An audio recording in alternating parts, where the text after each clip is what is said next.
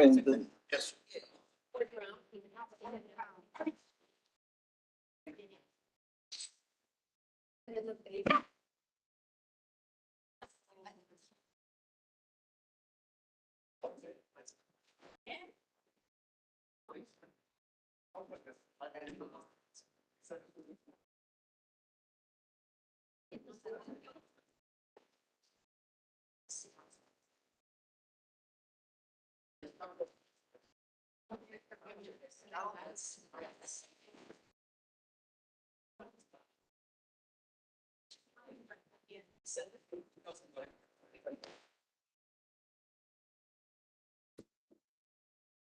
Good afternoon. Notice of a public meeting of the City Commission of the City of Brownsville. Pursuant to Chapter 551, Title 5 of the Texas Government Code, the Texas Open Meetings Act, notice is hereby given that the City Commission of the City of Brownsville, Texas, in accordance with Article 5, Section 12 of the Charter of said city, will convene a regular meeting on August the 1st, 2023, at 5 p.m. in the City Commission chambers located on the second floor of the Brownsville City Hall, Old Federal Building, located at 1001 East Elizabeth Street, Brownsville, Cameron County, Texas, 78520. Members of the public who submitted a public comment form will be permitted to offer public comments as provided by the agenda and as permitted by the presiding officer during the meeting. A recording of the meeting will be made and will be available to the public in accordance with Open Meetings Act. Mayor, it is 5:01. You may call the meeting to order. Thank you. You may proceed with roll call. Next item on the agenda is invocation, followed by the Pledge of Allegiance. Let's all stand for the prayer and please remain standing afterwards for the pledge. Father God, we thank you once again for your love, your grace, and your mercy. We thank you for the many blessings we have here in Brownsville. Father God, you are an awesome God, mighty and powerful. I ask you to help each one of us to really get to know who you are, who you really are. Give us a craving for your word in the Bible so that we can discern who you really are. Help us to understand your love and your judgment for each of us and the eternal blessings you have for those of us that do what you say. Lord God, I ask you to lead and guide our mayor and commissioners here today. Each person who presents anything, then let it be all for the very best for the city of Brownsville and to your glory. In the name of Jesus Christ, amen. Now we have a short moment of silence where we can all add our prayers to what has already been spoken.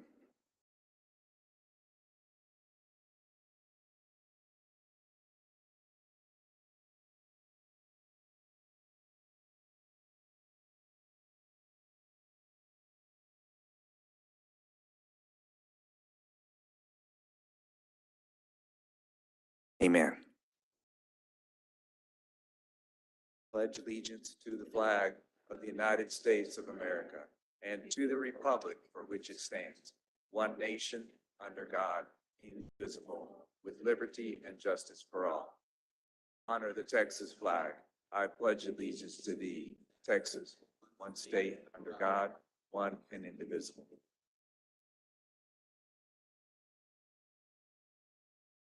Next item, we have proclamations. The first proclamation is recognizing Felicity Falk and Seville Pineda.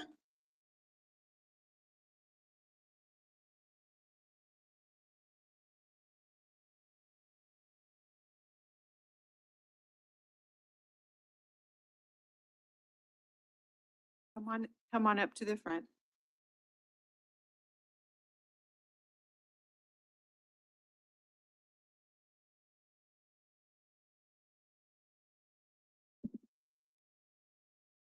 Welcome. This is a proclamation of the City Commission of Brownsville, Texas, recognizing and honoring Felicity Falk and Ziviel Pineda. Whereas Felicity and Ziviel recently completed their freshman year at Veterans Memorial Early College High School in Brownsville, Texas, on June 10th to the 15th, 2023, they competed and medaled in the National History Day contest in College Park, Maryland. Their history teacher sponsors were Alberto Guerrero and Guillermo Muller. And whereas the National History Day contest was established in 1974 to engage students every year in conducting original research on historical topics of interest in one of 5 categories: documentary, exhibit, paper, performance, or website. The National History Day contest theme for 2023 was Frontiers in History: People, Places, and Ideas. After completing a project, students compete in a series of contests beginning at the local level. The top students from all 50 states, Washington, D.C., U.S. territories, and international schools are invited to compete in the national contest. And whereas Felicity and Xavier joined more than 500,000 students globally who competed this past school year, they took part in the competitive Senior High School Division Group exhibit category with their project entitled The Hidden Bomb of World War II, Outwitting the Enigma Code. Their project was about the machine developed by Alan Turing and his team at Bletchley Park in England, which deciphered Germany's military code and changed the course of World War II. And whereas Felicity and Xavier's project won first place at the Brownsville Independent School District contest, first place at the Rio Grande Valley Regional Contest in Edinburgh, and first place at the state contest in Austin, their project also received a first place award in Austin from the Naval Order of the United States for advancing an important story to naval history. As a result, Felicity and Xavier were selected to attend the national contest in College Park, Maryland, on behalf of the state of Texas. And on June 15th, 2023, Felicity and Xavier won third place at the national contest against teams from around the nation and the world. They also made history as the first Brownsville Independent School District freshman to medal at the national contest. Their accomplishments have been recognized by Congressman Vicente Gonzalez, State Senator Morgan Lamantia, State Senator Mays Middleton, State Representative Aaron Gomez, and the Brownsville Independent School District. Felicity and Xavier represented the city of Brownsville and the state of Texas in an exemplary fashion at the national contest through their hard work and dedication, and with the support of their teachers and fellow students.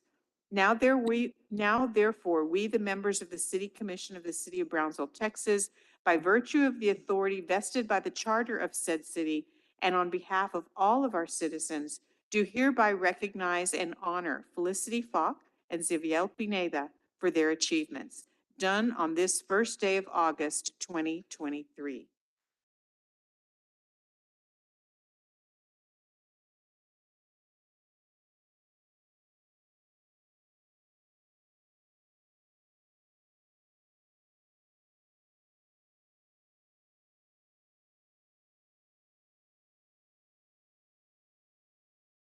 I think it's easier, right? Yeah.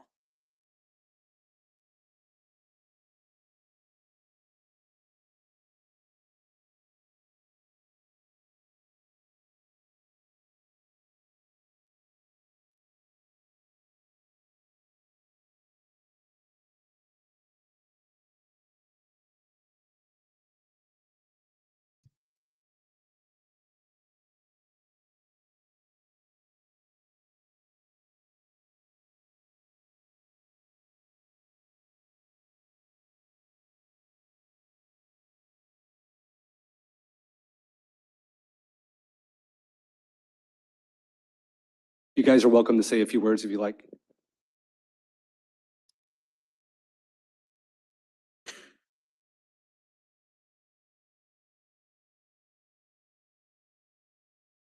We'd like to thank the City of Brownsville for this recognition, and we hope to advance in our future years of high school.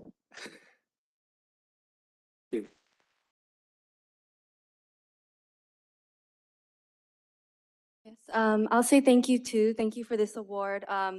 It really shows that our hard work, it really pays off for us, and it's going to be a memory that we will use to continue to strive for excellence. Thank you. Thank you.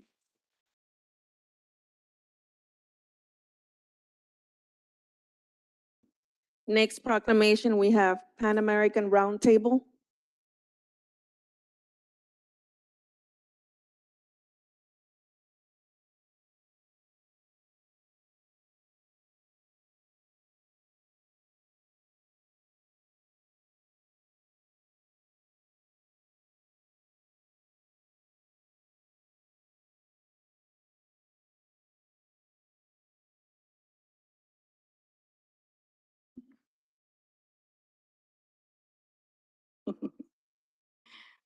I am excited and honored to be presenting this proclamation.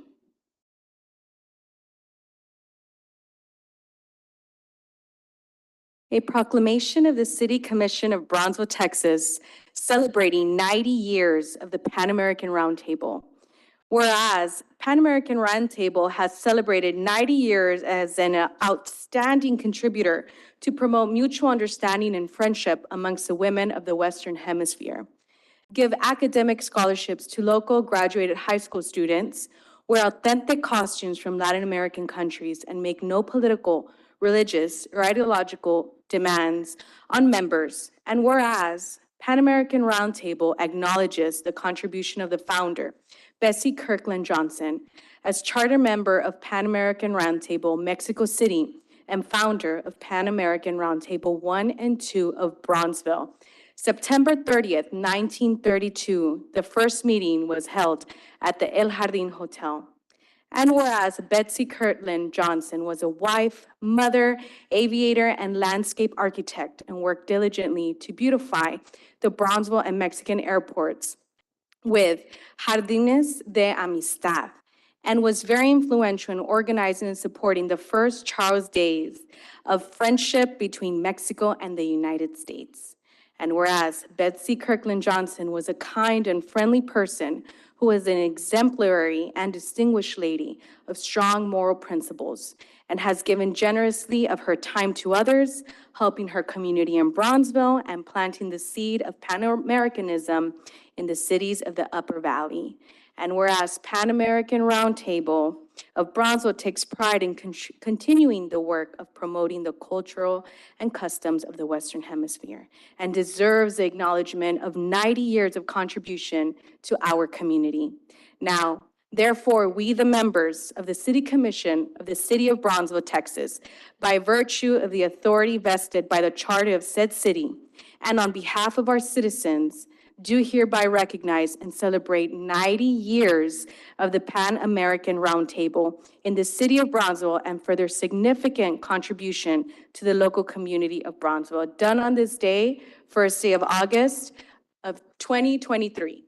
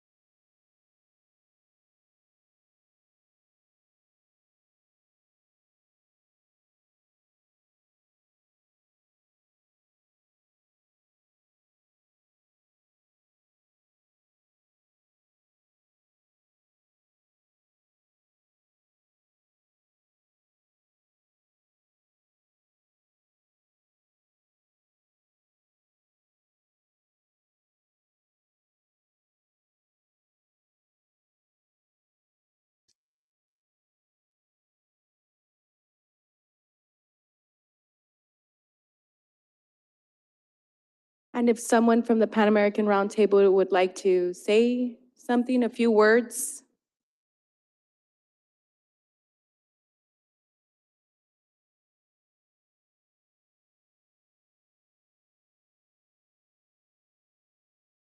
Well, on behalf of my sisters, the Pan American Roundtable from Brownsville, I'd like to thank the city and the city commissioner, Mayor Cowan, for this proclamation. It humbles us, and we hope God will allow us to serve our community that we much love so much for another 90 years.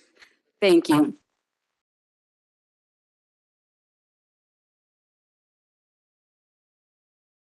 Next proclamation, we have Brownsville Cardinals Youth Flag Football Team.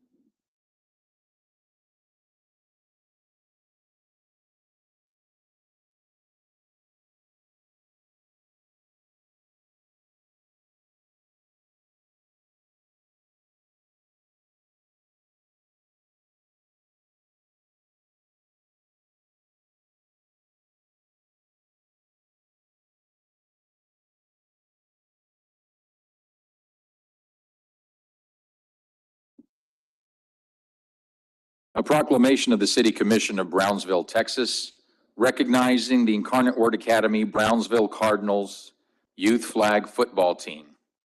Whereas the IWA Brownsville Cardinals Flag Football Team was established in 2018 for the purpose of teaching local youth fundamental skills which can be learned through team sports, and has provided coaching and instruction to over 100 youth in the Brownsville community through its program.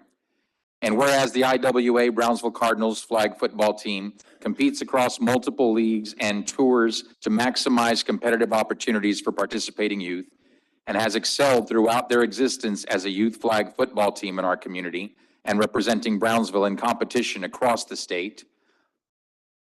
And whereas the IWA Brownsville Cardinals Flag Football Team has captured the South Texas Flag Football Championship, advancing them to compete in the national championships 5 times in previous years, and has successfully captured the national championship twice, including in 2023.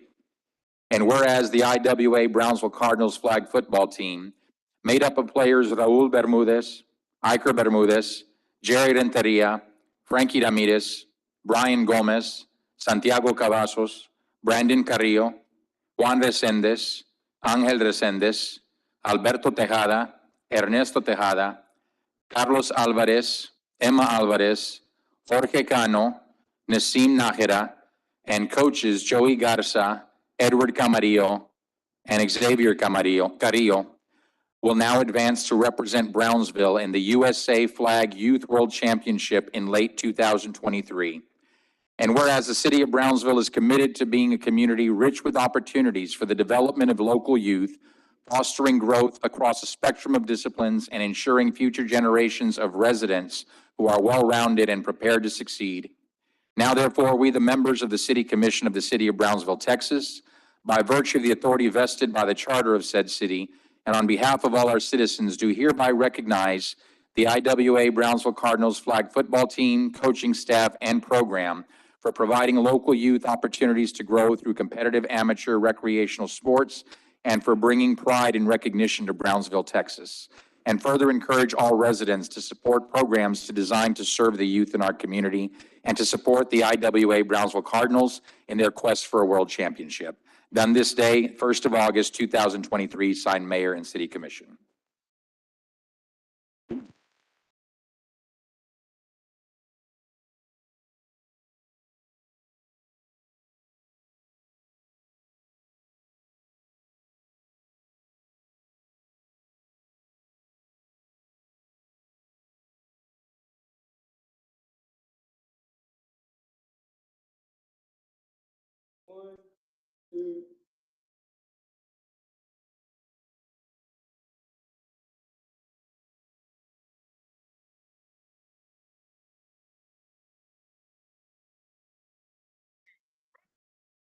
Best quarterbacks in the NFL. Just off the top of your head, would you say just best quarterback in the NFL? Saints don't play him. Joe Burrow. Saints don't play him. Josh Allen. Saints don't play him. They do play for Dak Prescott. Do not play Dak. Russell Wilson. They do not play Russell Aaron Rodgers. But Jalen Hurts.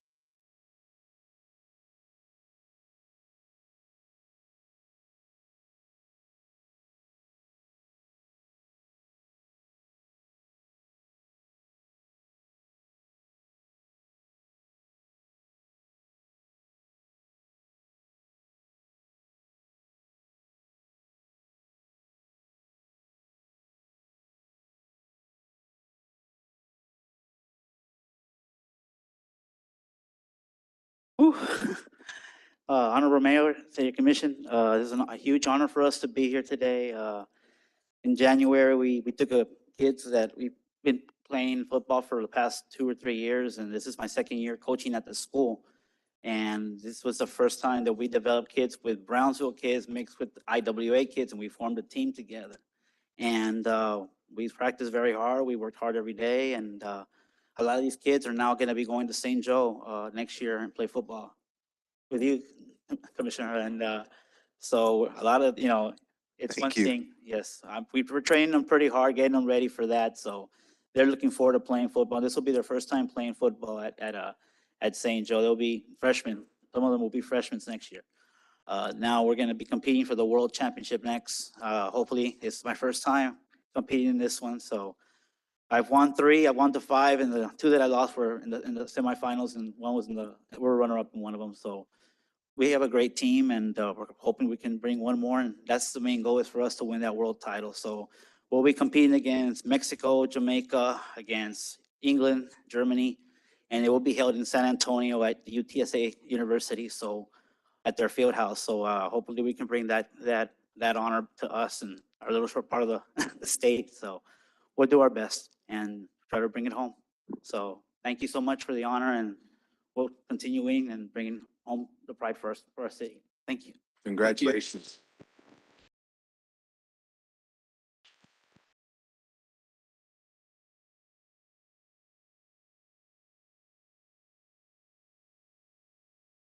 Next proclamation, we have recognizing telecommunicators Ida Villarreal, Sarai Benavides, Mary Blanco, and Officer Albert Vitureda.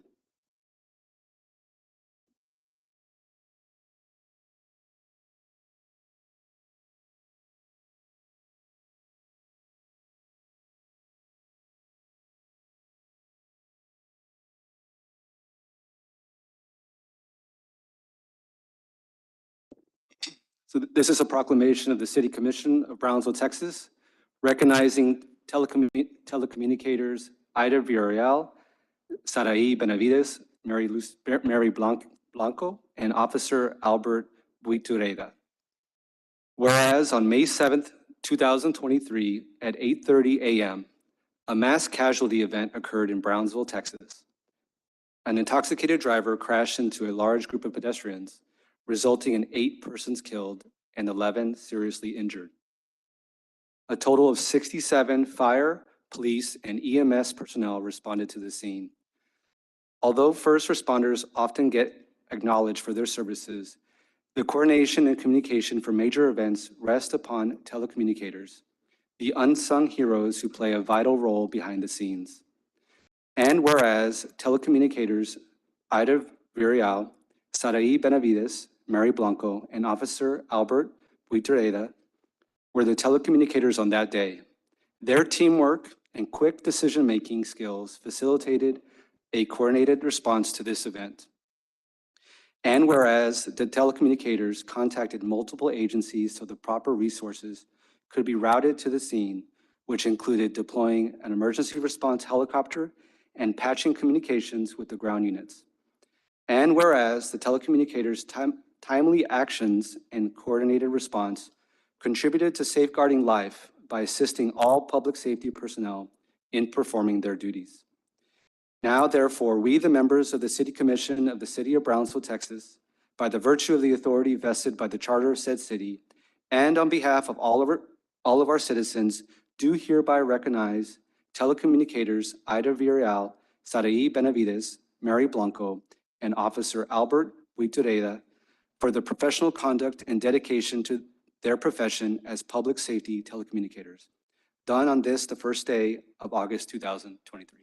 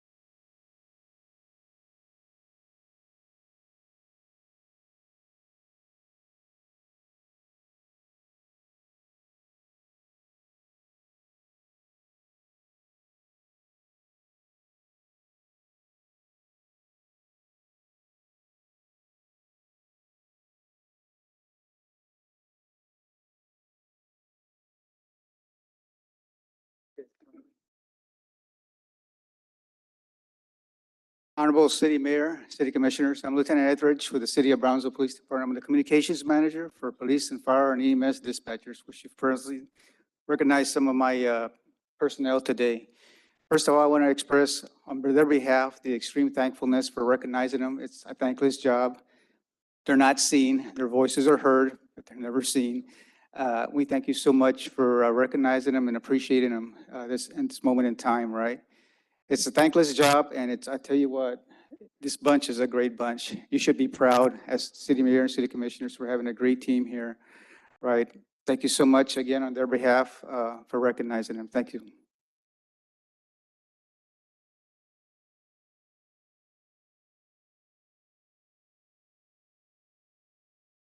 Next, we have public comment period. First public comment is C. Gonzalez.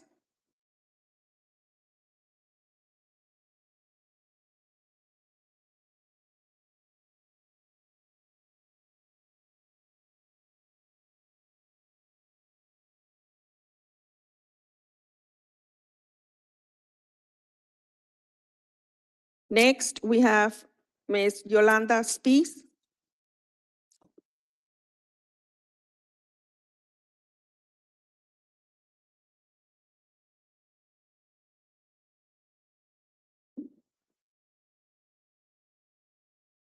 Yolanda Spies. We compensate employees to do a job. You all were elected to this position and received funds provided by the taxpayer for the position you have. If you refuse to do a job, what usually happens to an employee who refuses to do their job? In the immortal words of the former president, you're fired. Some of you have just come on board and you have anywhere from 18 months to 4 years to do the right by the Brownsville residents that you represent. I'm coming before you to request that you do something about police negligence and corruption.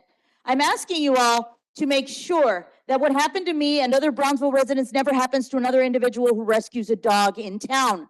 Train your officers to know the law and the procedure that was completely fumbled and mishandled by Officer Efrain Cervantes, then defended by police officers going up the ranks to chief of police.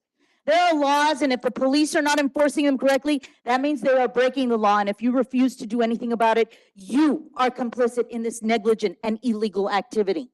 People are not stupid. If you don't represent them, you're not doing your job. If you're not doing your job, you should be fired. So I'm asking the entire commission and you, Mayor Cowan, to sit down and talk to me. It isn't inappropriate to request a sit down to fix a problem that affects Brownsville residents very negatively, and you just didn't do that. Like I said, if they don't know the law, they're breaking the law, and that's dangerous for Brownsville residents. Like I said, my case was just a dog, but next time it could be something bad like domestic abuse or something worse like murder or something happening to a child. We don't need a George Floyd-sized issue raining down on the city of Brownsville, and it's just a matter of time the way you all are carrying on. Or do you just not care because qualified immunity, right? Be proactive rather than reactive. Please sit down and talk with me before it's too late. It isn't easy to put it all down in under 3 minutes.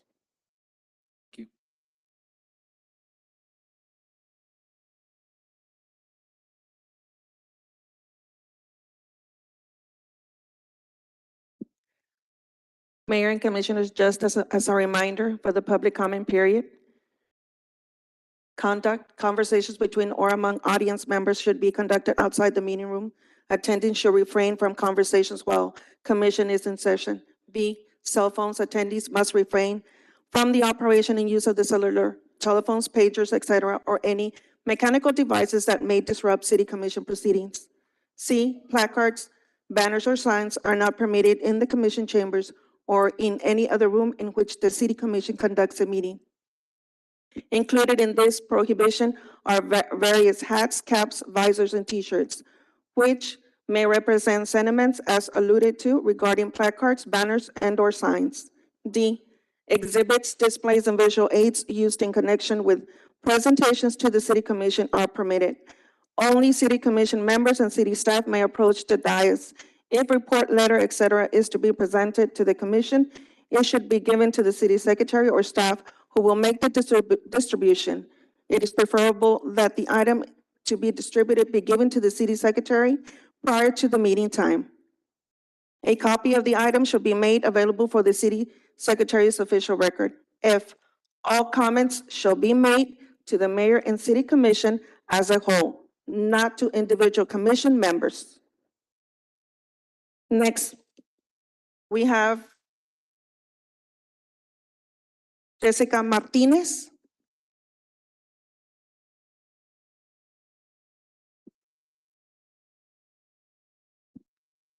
Next, we have Lenny Martinez.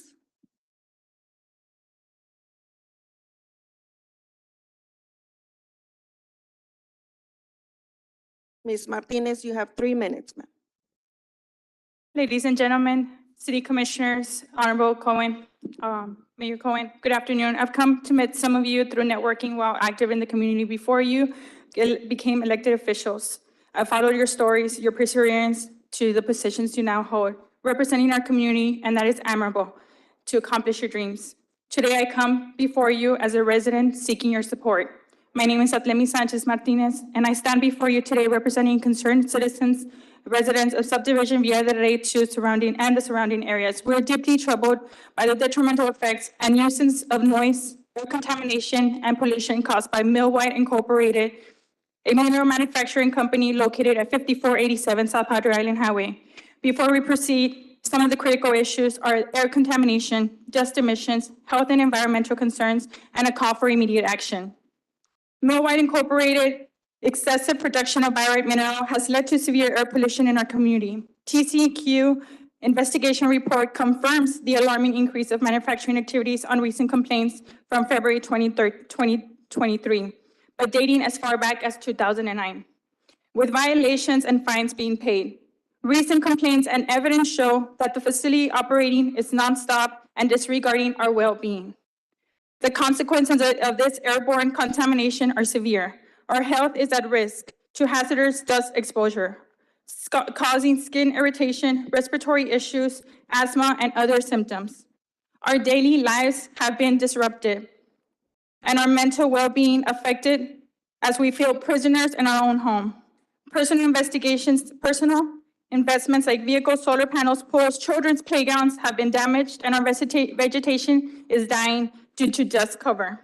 We demand accountability from Millwhite Incorporated and request the following immediate actions: that they cease manufacturing of all mineral substances and prevent further action, that they rezone the area and relocate the facility to outside city limits, and that they conduct an air quality study by the city and provide medical care for our residents. As a concerned citizen, we must take action to protect our health, homes, schools, environment from detrimental effects from Millwhite Incorporated high dust emissions. I urge you, city commissioners, fellow residents, to join us in signing our petition demanding immediate action to address pressing issues caused by Millwhite Incorporated. Together, we can make a difference, ensuring a safer and healthier community for all. City commissioner and mayors, some of you may already be aware of our situation and are already supporting our cause, and for that, we are forever grateful.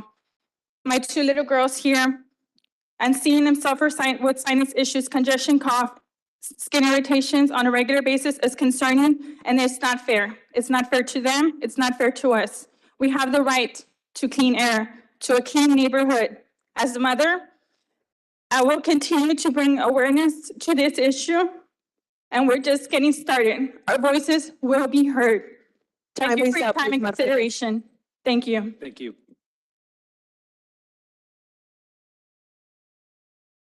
Next, we have Ezequiel Silva.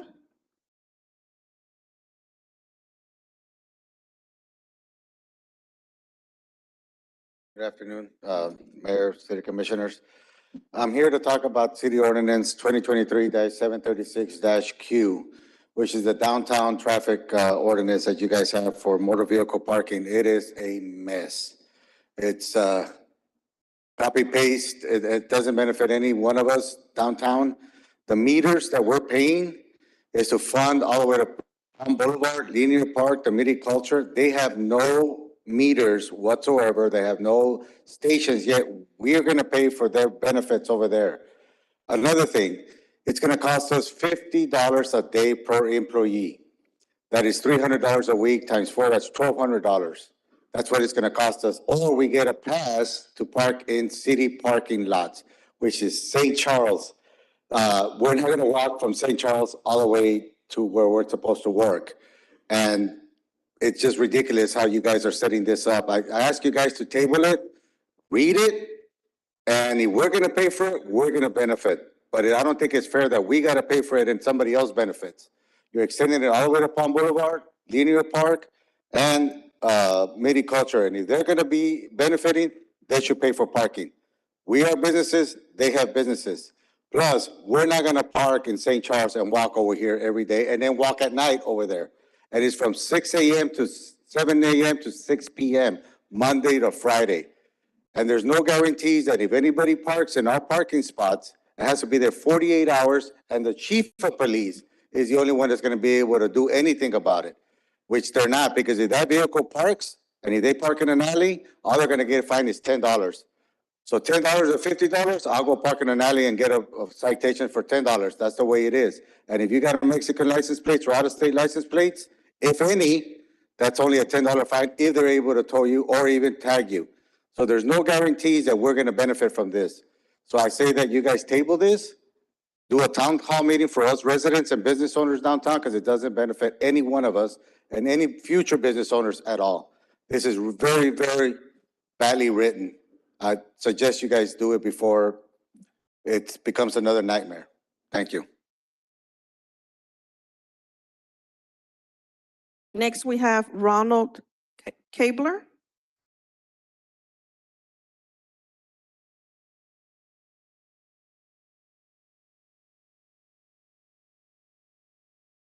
Good evening. My name is Ronald F. Kibler. I'm here tonight on behalf of Lamar Advertising. I'd first like to thank the mayor and the commission members for the opportunity to speak tonight. As a stakeholder, Lamar has had several meetings with staff related to ordinance number 2022-235-102, section 5.3 signs. We feel that those meetings have been very productive, and we've come to some mutually agreeable positions on the ordinance. We have submitted a framework to the commission that allows for new entry for new companies to come into the market, which seems to be a concern with some. And we've also continued with the framework of a 3-for-1 replacement that allows Lamar to, with the city's help, to take down older billboards within the community. We feel this is a great framework and has some opportunity to satisfy many that are concerned about this issue. It also creates an entry point that is a little slower and more reasonable at pace and won't allow too many billboards at one time to be built within the community. We feel it's a good solution. You guys have it in your packet tonight, and I appreciate your consideration on it. I'm more than willing to always meet with anybody here at the City of Brownsville or answer any questions, including tonight, if anything comes up related to this issue. And we hope to get a good resolution to this situation. Thank you very much, guys. Thank you. Next, we have Bernie Garcia.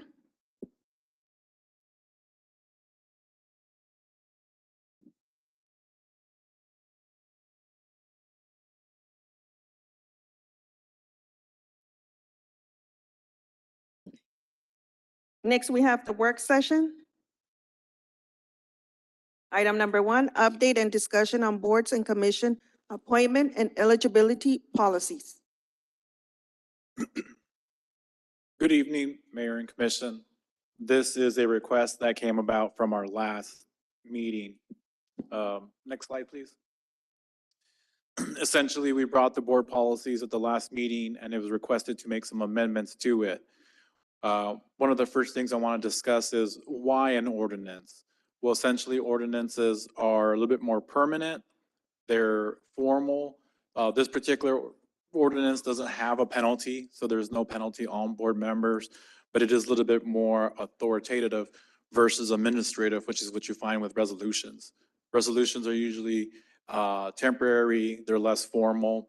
And examples of this is Unified Development Code, which does have penalties, is adopted by ordinance. And then the commission's rules on meetings and agendas of how those are posted, and the quorum that City Secretary read earlier is adopted by ordinance and is accessible to the public in Chapter 2 of the Code of Ordinances.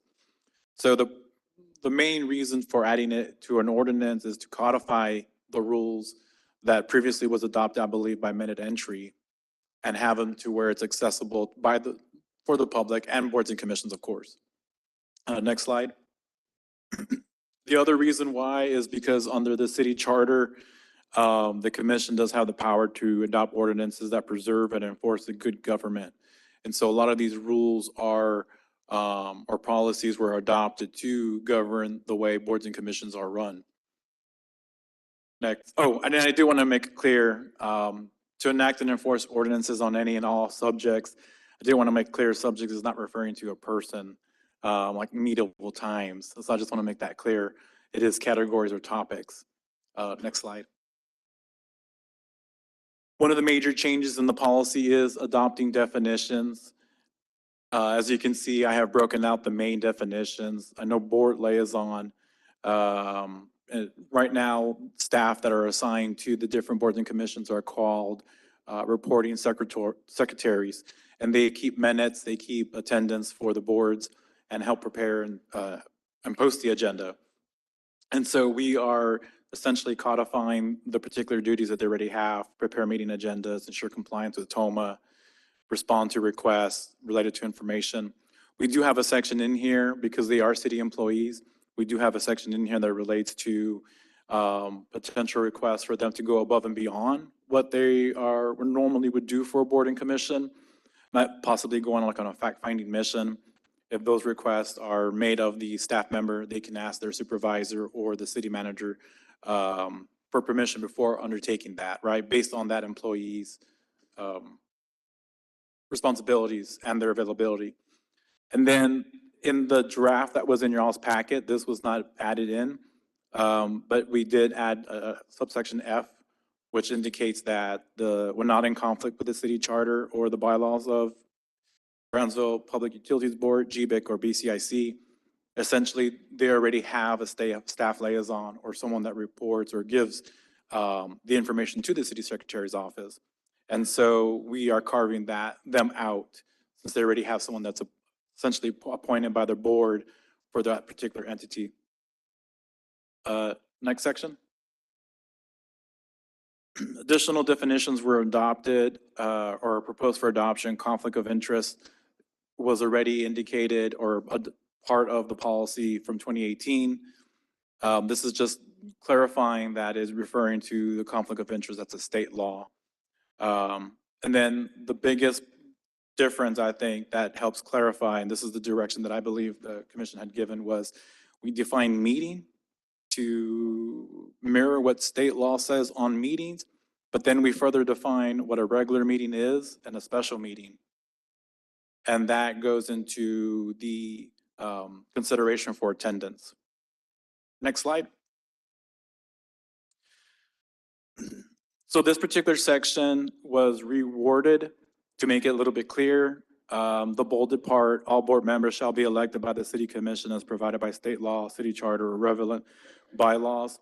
Board members are not really elected, they're appointed by commission. So we reworded a lot of the sections, but it essentially has the same,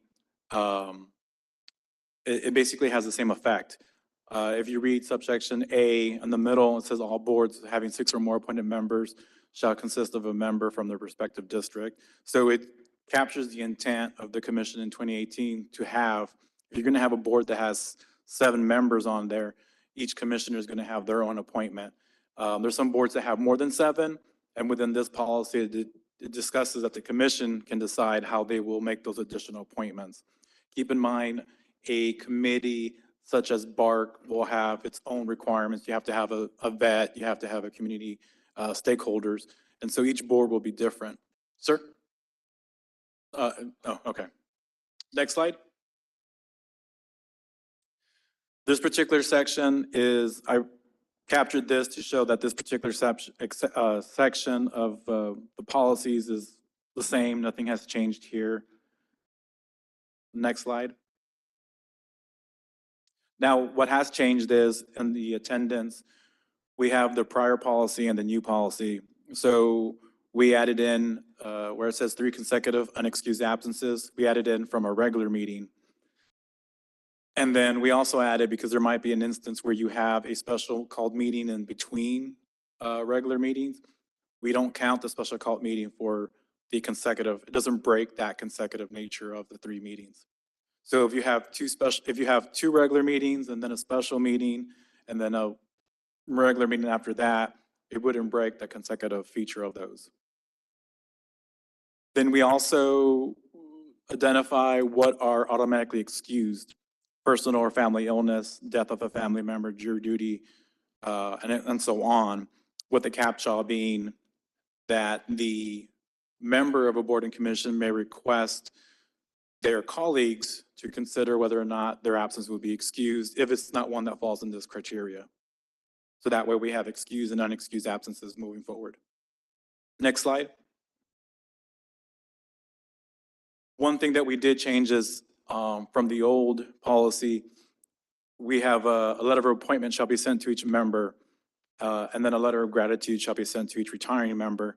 We wanted to give a little bit more substance to it, and so we have where the city secretary or board liaison would reach out to the individual would accept. If they're advisory board, it can be informal. If they're a board that is quasi-judicial or takes some kind of action, they would have their acceptance in writing. And then they would respond within 10 calendar days. That way the board liaison or city secretary knows that the commission member has agreed to serve. And if we need to come back because they decline, then we would come back. And we also, because it's already required, we added in that they have to take open government training and also follow their required personal financial statement. And all that comes into the board liaison or staff member, making sure that that commission member knows that these are the items that are required of them. Next slide. Under our charter, all officers of the city, and that includes boards and commission members, are supposed to take an oath of office. So this is just essentially adopting that provision and making it very clear. There was also a comment about requiring certain committees or commissions or boards to take training. Board of Adjustment, the Building Standards Commission, those are a couple of boards that you would want them to take training, as well as planning and zoning. And so it's incumbent on the board liaisons to encourage them to, their staff members would be encouraged to meet with the board as they get appointed, so they can kind of basically provide them an orientation and then also training. And some of the training can be provided by Go Skills, which is online, so they can take it at their leisure. Next slide. Finally, to mirror very much what City Commission has, we have them governed by Robert Rules of Order and board's bylaws. Our office will create a standard template for board bylaws. That way each board can develop their own bylaws or amend their bylaws to conform to these standards as you all amend them. They also may adopt special rules of procedure. And I think the biggest change too, based on comments from the last meeting, was advisory boards usually don't have a quorum, and then have not been able to meet based on what the policy has been. Advisory boards are not subject in state law to TOMA, so we would essentially be carving out advisory boards and allowing them to meet without a quorum, but still requiring them to post the agenda at least 72 hours before the stated meeting time so that the public has notice of the meeting. Next slide. And so essentially that is a breakdown of the changes. I understand it's a lot of information, and I think you all received the packet Friday. So tonight on the agenda, we do have the first reading. So this body can adopt the first reading, make recommendations, adopt the final at the second reading, or you can table it and then just, provide more direction. Does anybody have any questions? So my first question would be, because I know up to now, because it's been policy, and so we're not strictly bound by everything that's in policy, and we don't always operate strictly in accordance with that policy. By now going the route of making this ordinance, that changes that, does it not? Yes. Okay, and with that in mind, I know one of the first things for me is the application process.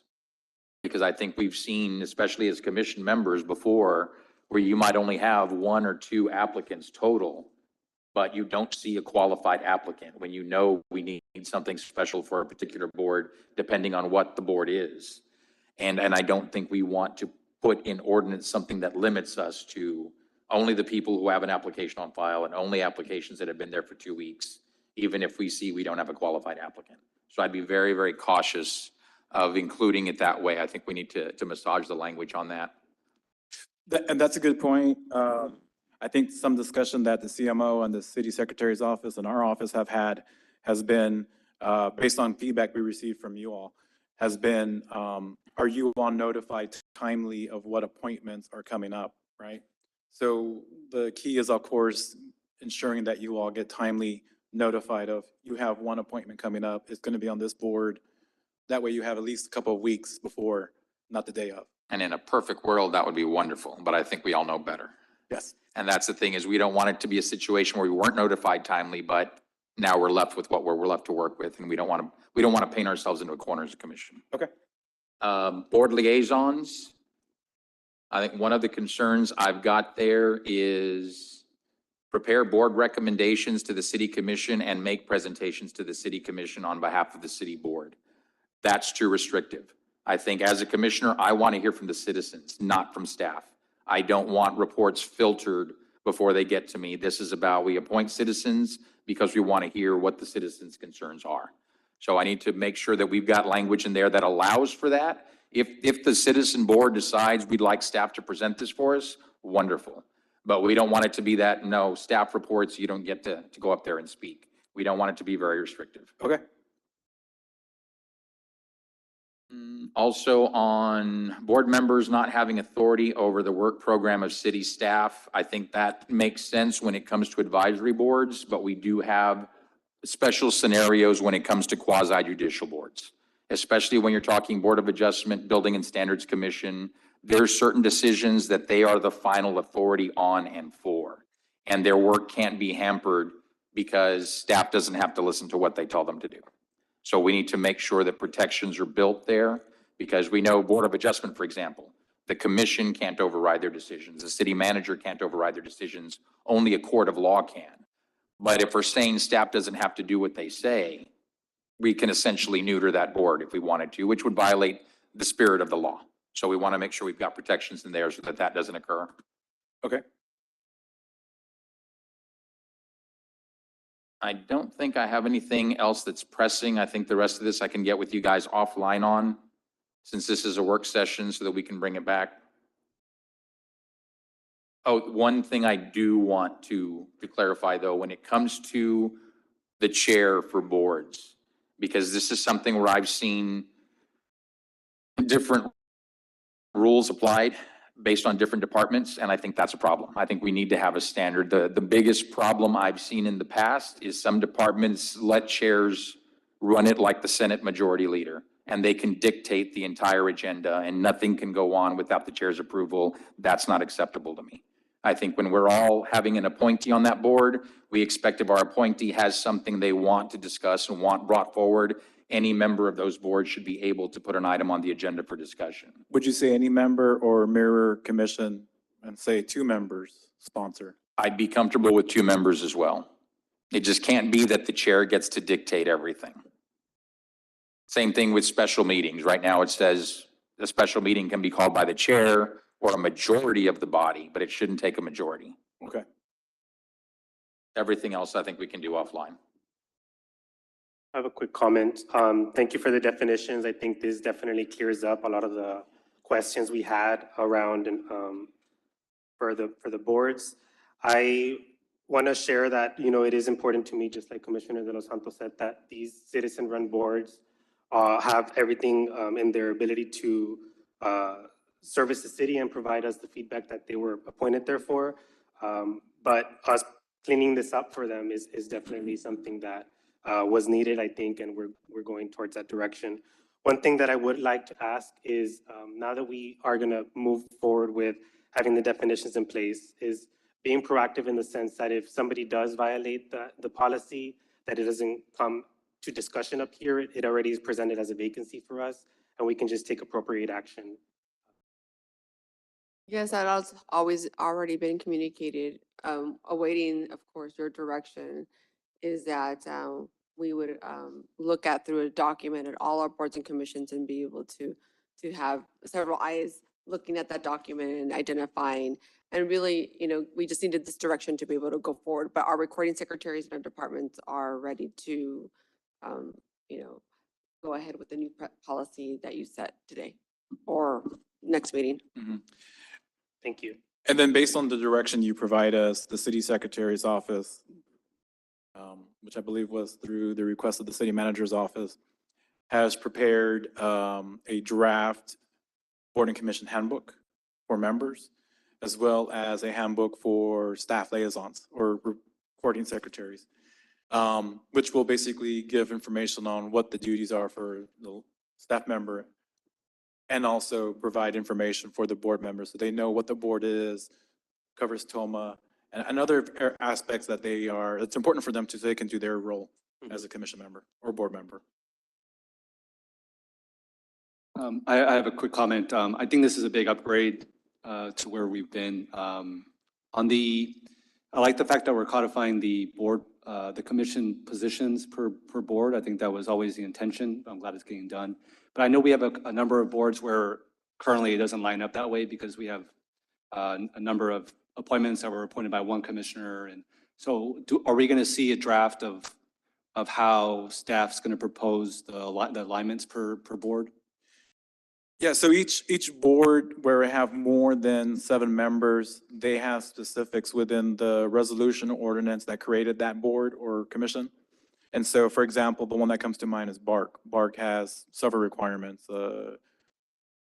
I think it's animal shelter representative, a vet. There's a whole bunch that I can't. I think there are 7-member boards that might have. But have, yeah. Yeah, that have that too. Yeah, so on those, the policy does state that each board that's 7 would have 1 appointment per commissioner or mayor. Now, it also states in there that if there's a board that has more than 7, the commission then would decide how they would make those. Maybe a commissioner will have 2 appointments for a particular board where we don't have already eligibility dictated by bylaws or the creating ordinance or resolution. I have a question. Go ahead. Who's gonna, in the liaison, is that person going to be responsible for the attendance? So that we don't fall into what happened last meeting where you look through all of the attendance records and then we find out that there's. Yeah, so right now the recording secretaries already take attendance for the different boards and commissions. And that is, as you saw last meeting, that is recorded and presented to the commission. However, at the last meeting, because there was, it didn't further define what meetings was, it was unclear whether or not 3 consecutive meetings included special meetings. And so this will make it very clear so that we don't have a situation, and also provides automatic excuses for some instances where someone is sick and is not able to attend a meeting or has to work, right? I guess my question is, for example, well, we got caught into the last meeting. I would hate to see attendance records. Like me, as a commissioner. I think that we should just be presented vacancies. Like, I would never like to personally see an attendance record of city boards. Yes, and who's that's in charge what of. we're doing. Yeah, so that's what we are moving towards. So you have how they're gonna report to you guys to have the vacancy and then we just get fined? Yes, sir. Just get told it, okay. Yes, and actually, going back to the mayor's comment, if there is a policy that is unclear after you've had more than 7 members, we can possibly go back to you and then you give us our criteria prior to us coming to you, right? Because if you've already appointed 7, there's another 4, we probably need to get that criteria from you all before we know, how to move forward. So we're gonna have to be getting some sort of. A good example would be like tonight, you're appointing alternates to some boards. So each one has already made an appointment, and now we have 4 alternates. So that's one instance where you can provide us direction as, will it be who makes those appointments? The mayor would, or? We arm wrestle for those. Yeah. So, I just had a question. Have you cleaned up all of the boards in terms of each spot for each commissioner? Or do you still have work to do that? I would defer to the city secretary's office, but I believe that for the most part, We're working on that aspect, yes. We're highlighting by district, that way each commissioner has an appointment to each board. Okay. Yeah. It's a working file. I imagine it's a huge undertaking. and I think the Brownsville Beautification Committee is one where we probably need to clean it up because there's more than what's needed in the ordinance for appointees. Just an additional comment on the training that you mentioned, especially when it comes to staff training for specialized boards like those that fall under Chapter 38. I'd like to see those trainings. Because I want to make sure that we're in agreement as commissioners with how we're training staff to support those boards. Understood. And on the minutes, on the absences, one, I would suggest that for those boards, at the start of their meeting where they're taking roll call and they're noting who's absent, I think it would be a good practice that they put in their minutes which ones are excused, which ones aren't, because they have already been previously notified by that board member. Rather than just collecting it on a spreadsheet, if it's in the minutes, that makes it that much easier to capture. And I don't disagree with my colleague, Commissioner Villarreal, but I would ask who's going to be auditing that process. Because it's great if all we ever see is we've got a vacancy on this board, it's time for the commission to fill it. But who's going to make sure that the ball's not getting dropped anywhere along the way? I think we need to look at, there need to be periodic audits, just to spot check and make sure that, yep, it was reported by the board member to staff, staff recorded it and reported it appropriately, they related to the city secretary's office so that what came to the commission was 100% accurate. Okay. We are already working on that. We've already sent our first email to recording secretaries. We will be auditing them, once a month. It's just because they usually have monthly meetings anyway. So Commissioner, we are doing pretty much everything that you've identified. Very good. Thank you. And I would also add just to, at any point, of course, any commissioner can ask for those records. So you can audit us. Well, thank you so much for this information. I know in the last meeting, there was a lot of uncertainty. So having your department clarify this and going in, I know was a lot of work. I know when I went through it, it was a lot to process, but most definitely we have a clear picture into the direction that we want to go in. So for future references to appointments, at least we have ordinances that we can fall back on. And just to comment on the attendance portion, the 75% of attendance rate would be for that 1 year, not within the whole term, correct? That's correct. Thank you for your clarification. I think that needs to be defined then, because my concern with that is, one, the only other 75% reference in these language right now is with regard to the entire term, which would be a 2-year term, and then not being able to be considered for reappointment. So at what point are we saying we're going to measure 75%? Can I measure it at 6 months? Can I measure it at 9 months? Or does it have to be a year? And I'm good with whatever the number is, but we need to set the standard in the policy if there's going to be a standard. Understood. And then plain devil's advocate to Commissioner Villarreal, comment about looking at attendance. I'll work on my Spanish, but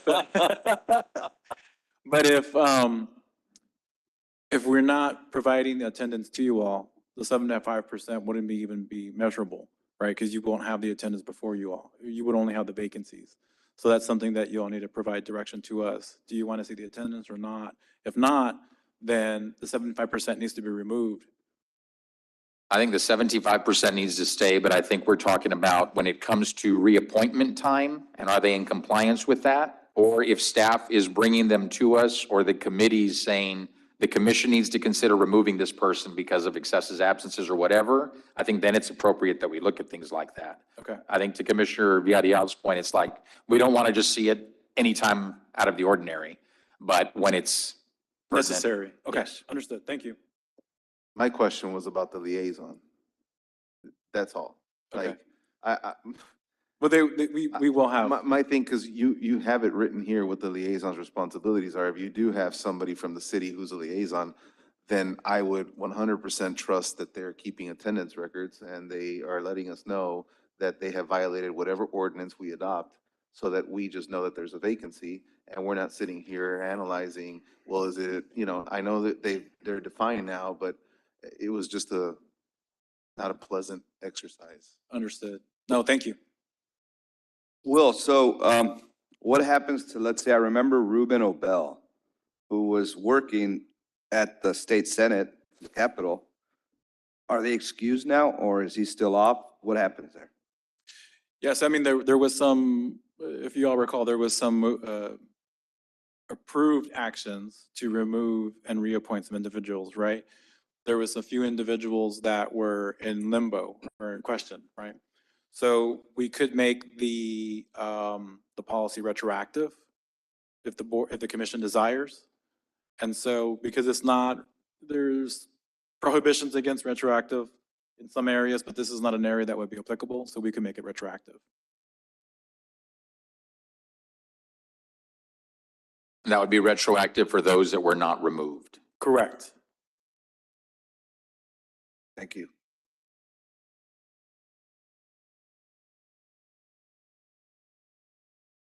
Now, the ones that are the ones that are demonstrated here, they are, it's not, is it the whole ordinance or you just selected what was changed from the ordinance? I Sorry. remember, what you're demonstrating here, is it the whole ordinance? Or from that ordinance, you just selected the? Yeah, so I in instances where I compared the two side by side, and I'll send the presentation out, my apologies for not sending it before. But in those instances where it's side by side, that's just showing that nothing has changed. I just want to be clear. A lot of the policy from 2018 remains. The few things that I have outlined as far as definitions, what's excused, the staff individuals and their duties, that is new.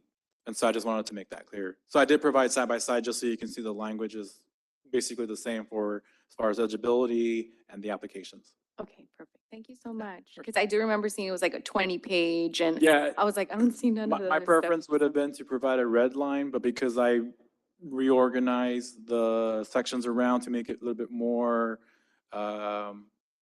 reasonable and common sense, to provide a red line would just not work because everything is rearranged. Thank you.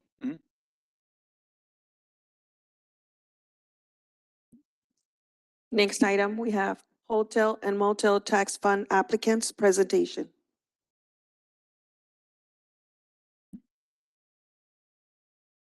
Good evening, Mayor Cowan, esteemed commissioners, and all those in attendance. I am Daphne Maldonado, serving as the Director of the Brownsville Convention and Visitors Bureau and Office of Space Commerce. Accompanying me is Ms. Mali Montesam, the CVB Tourism Coordinator. And today we are delighted to present the workshop for the hotel occupancy tax funding applications for fiscal year 2023-2024. This fiscal year's hot funds application was open from June 16 to July 19, giving applicants over a month to attend one of our workshops, contact the CVB with any questions or concerns, and complete their applications. Chapter 351 of the Texas Tax Code limits the use of hotel occupancy tax funds for uses that promote tourism and the convention and hotel industry, and that use is limited to the following categories. 1, constructing, improving, enlarging, equipping, repairing, operating, and maintaining a convention center or visitor information center.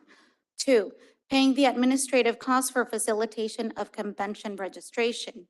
3, advertising and conducting promotional programs to attract tourists and convention delegates or registrants. 4, encouragement, promotion, improvement, and application of the arts. 5, funding historical restoration or preservation programs. 6, funding certain expenses, including promotional expenses directly related to a sporting event within counties with a population of under 1 million. 7, funding the enhancement and upgrading of existing sports facilities or sports fields for certain municipalities. 8, signage directing the public to sites and attractions that are visited frequently by hotel guests in the municipality. And 9, transportation services. This year we had 2 workshops. They were both hybrid. The first workshop was on the hotel occupancy tax funding application and policies. It was held on June the 23rd at the Brownsville Event Center, and we had 34 attendees. Our second workshop was a continuation of the first, and we had the Texas Hotel Lodging Association CEO and President Scott Joslove.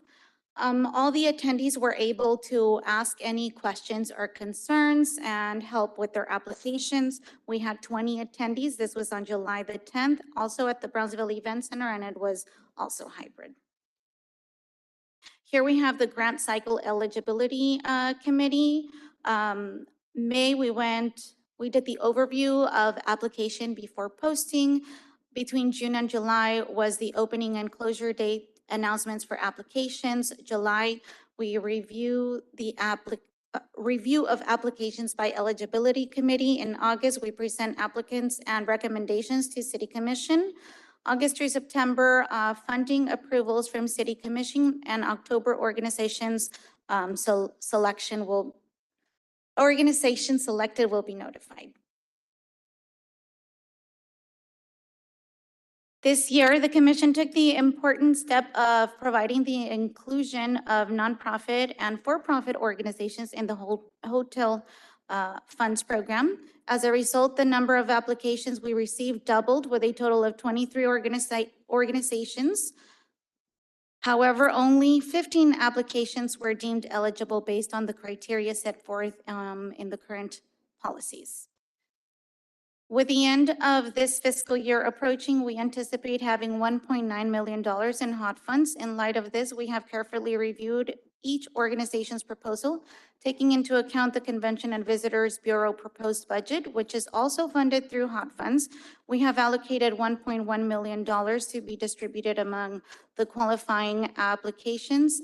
This financial support aims to complement these organizations and their events in a mutually beneficial manner. I do want to say that these applications were reviewed by the eligibility committee, and we did have a metric system which we rated them, and the following is what we concluded. The Gladys Porter Sue is proposed an amount of $500,000 allocated to cover administrative costs, salaries, and advertising expenses for their annual events. Brownsville Historical Association, we're recommending allocating $101,000 for advertising and promotion, as well as administrative expenses. This decision is based on the fact that they were previously awarded a one-time funding of $149,000, which has not been fully utilized yet. Currently, they have $123,909 remaining to spend in this last quarter. The Brownsville Museum of Fine Arts. This falls within the 15% allocation that should be dedicated to the promotion of the arts, covering salaries, administrative costs, advertising, and exhibitions. And we propose $80,000 out of the $100,000 they requested. For the Children's Museum of Brownsville, the budget allocation includes funds for production, advertising, and promotion of the museum programs, workshops, and exhibits, as well as salaries to support the staff and funds to acquire new exhibits. Mr. Amigo, the allocated budget covers various aspects of promoting the arts, including events such as Una Noche en Garibaldi, Taste of La Frontera, outside of Brownsville press conferences, and events during the Mr. Amigo Week, along with the Brownsville Matamoros 10K. Additionally, it supports the maintenance of a website and social media platforms to enhance visibility and outreach. For Charo Days, a sum of $67,000 has been allocated for advertising, as their application primarily focuses on expanding their outreach to out-of-town markets like San Antonio, Houston, Laredo, Corpus Christi, Dallas, Fort Worth, Austin, and international markets such as Monterrey, and Mexico City. Their proposed budget mainly comprises advertising expenses, which aligns with their goal of promoting and attracting visitors to the area. Brownsville Society for Performing Arts allocation falls within the 15% designated for promoting the arts.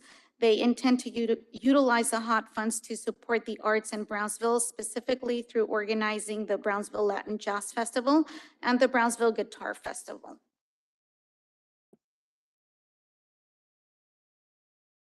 The Midi Cultural District. The organization is also classified under the Promotion of the Arts category, and the committee recommends HOT funds for advertising their district.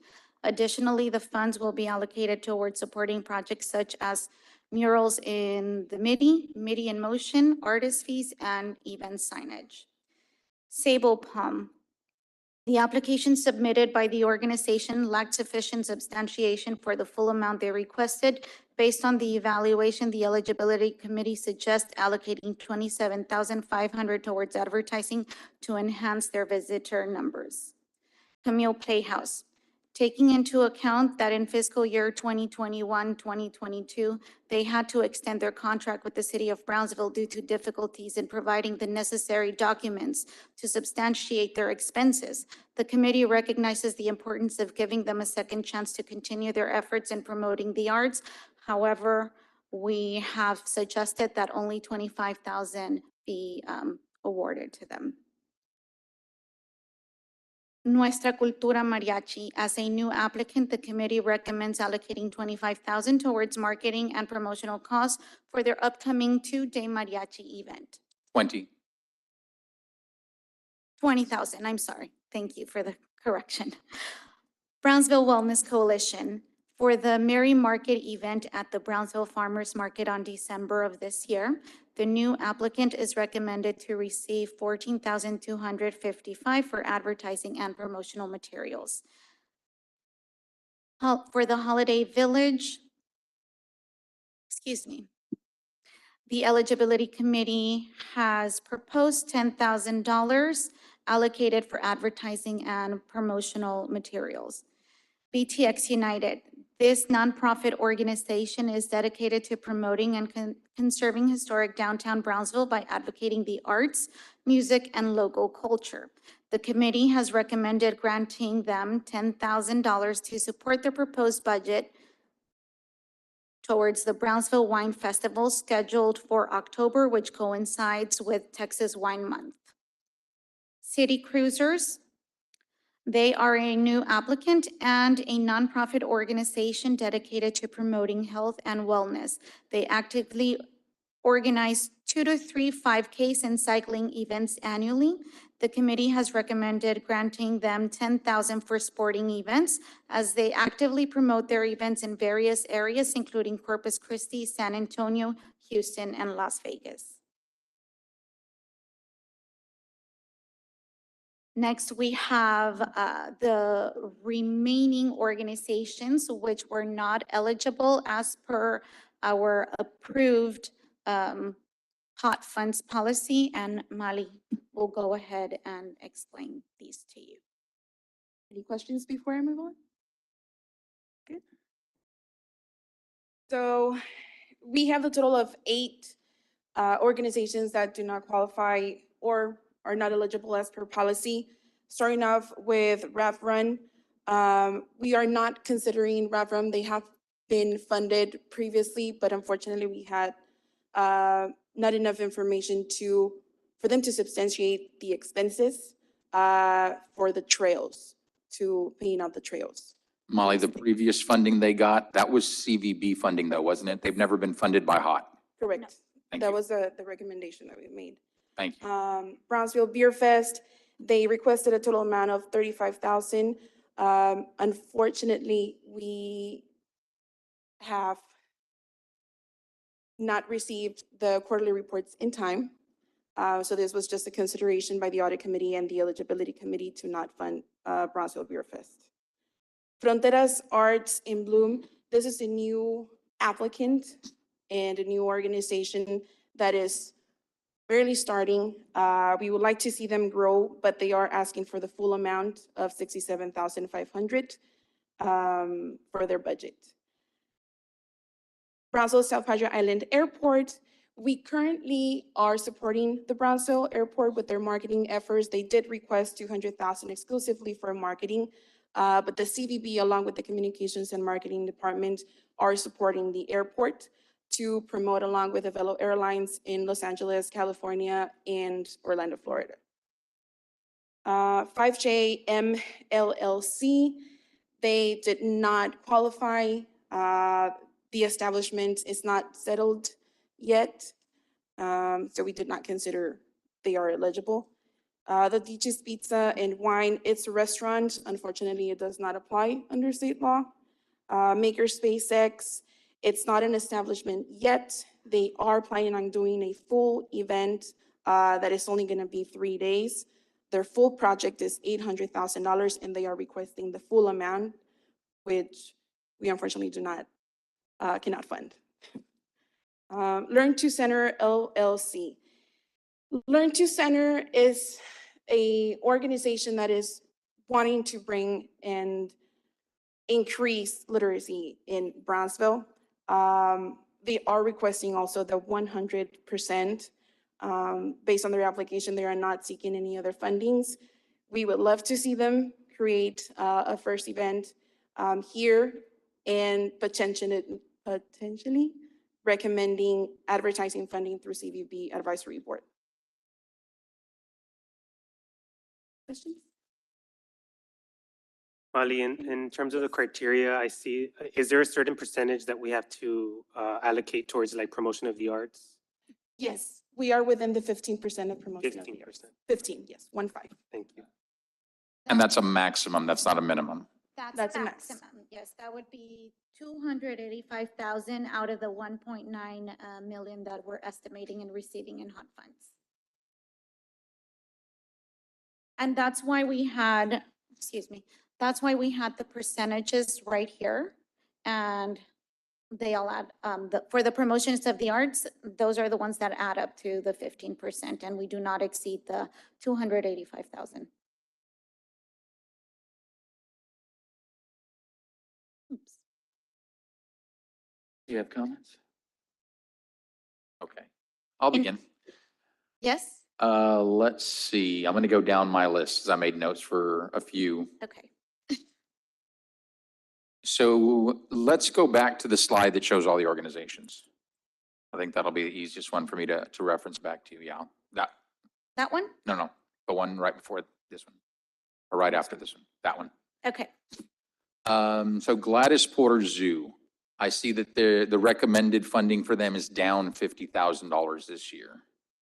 Can you speak to the rationale for that? I mean, and I did look at other applications, and on a lot of these, I agree with you guys 100% on what the recommendation is based on what I saw in the application.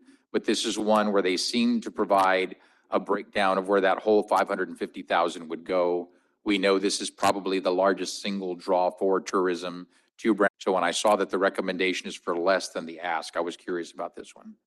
Well, this was due to the fact that we wanted to spread the wealth along with those other organizations that were eligible. And that's mainly why, because it was the largest amount. Okay, and I understand the good intentions you guys have there. I'm just not sure that's where I would cut, only because, again, it's our number one draw. And this is just a recommendation from the eligibility committee. At the end of the day, commission has full authority as to what will be awarded. Absolutely, and let's see, Well, Brownsville, go ahead. If I could interrupt, we don't have full authority. We have regulations and that we need to follow. So we don't have full authority. I just want everybody out there to know, we can't just redline this however we feel like it. We have to stay within the law. I retract what I said. And that's why we approved the policy. You all did amend the policy, and that was very helpful to staff and the evaluation committee.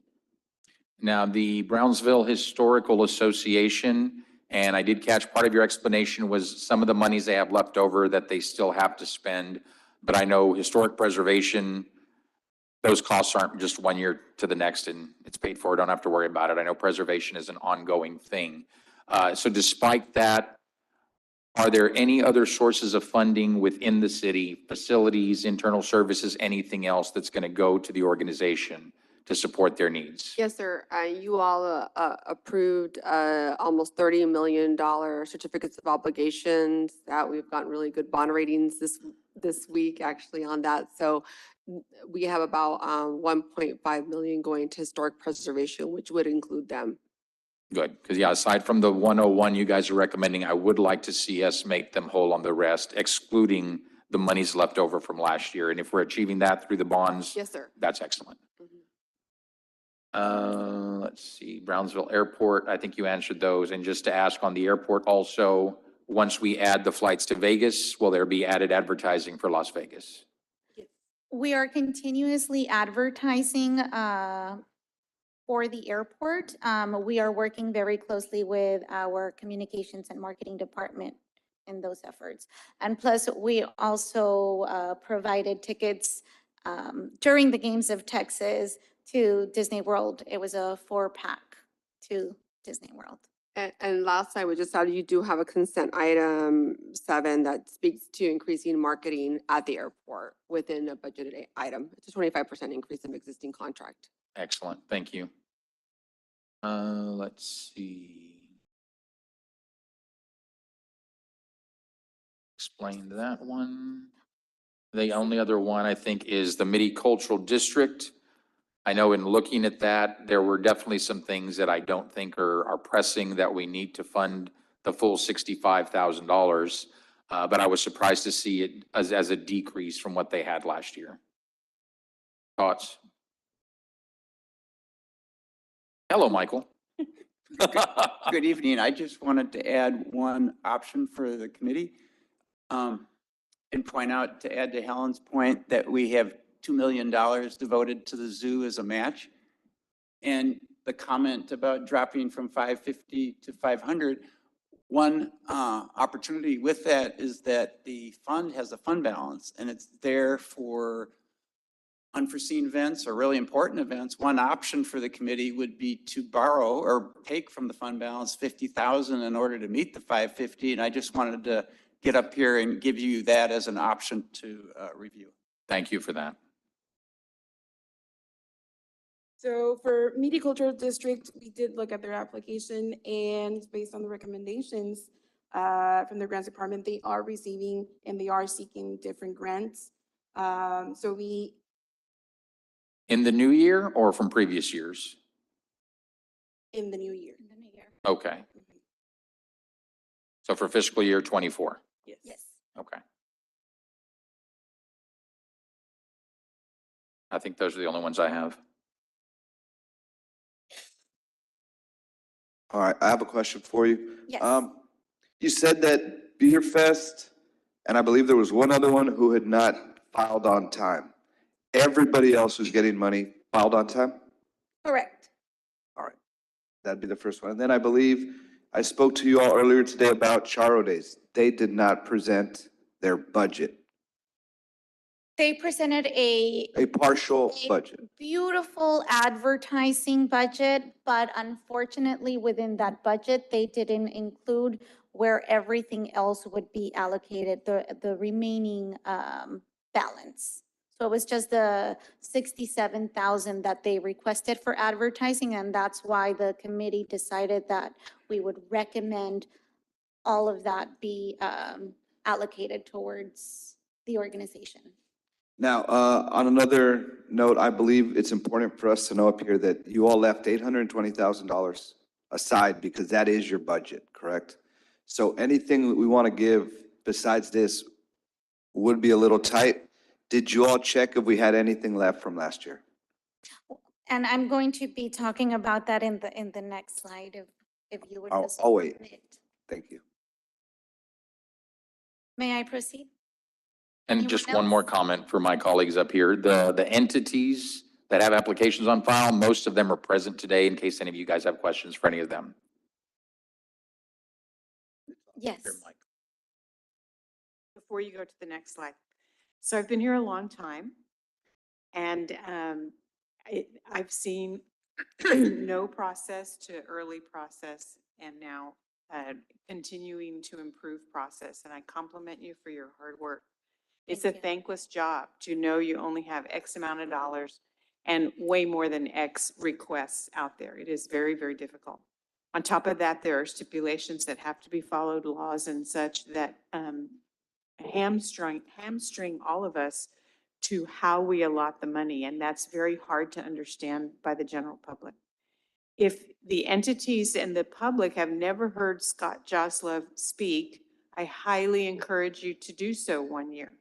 I've been listening to Scott for over a decade, and he teaches me something each and every time I sit to hear him speak. He's very generous with his time. He's very accomplished and hands down the expert, probably not just in Texas, but across the United States. So if you have questions next year or even this year about how the money was allotted or what you can apply for next year, I highly, highly, highly encourage you to contact Scott with these ladies' help and communicate with him. He's very approachable, and I guarantee you'll learn a lot and your applications will improve as well. So I just wanted to lend my thanks and offer my congratulations for another difficult year, and keep up the improvements and the good work that you're doing. Well, thank you so much for your kind words. We really appreciate it. And also, thank you so much for explaining what hot tax funds are utilized for. There's a misconception that this could be utilized for roads or sidewalks. And so the educational portion of this is extremely important because there could be misinformation on there. So thank you for clarifying that. And my question for you is the total from the eligibility committee recommendations were what again? 1.1 And then the rest would go where to? to the Convention and Visitors Bureau, so we can run the Convention and Visitors Bureau.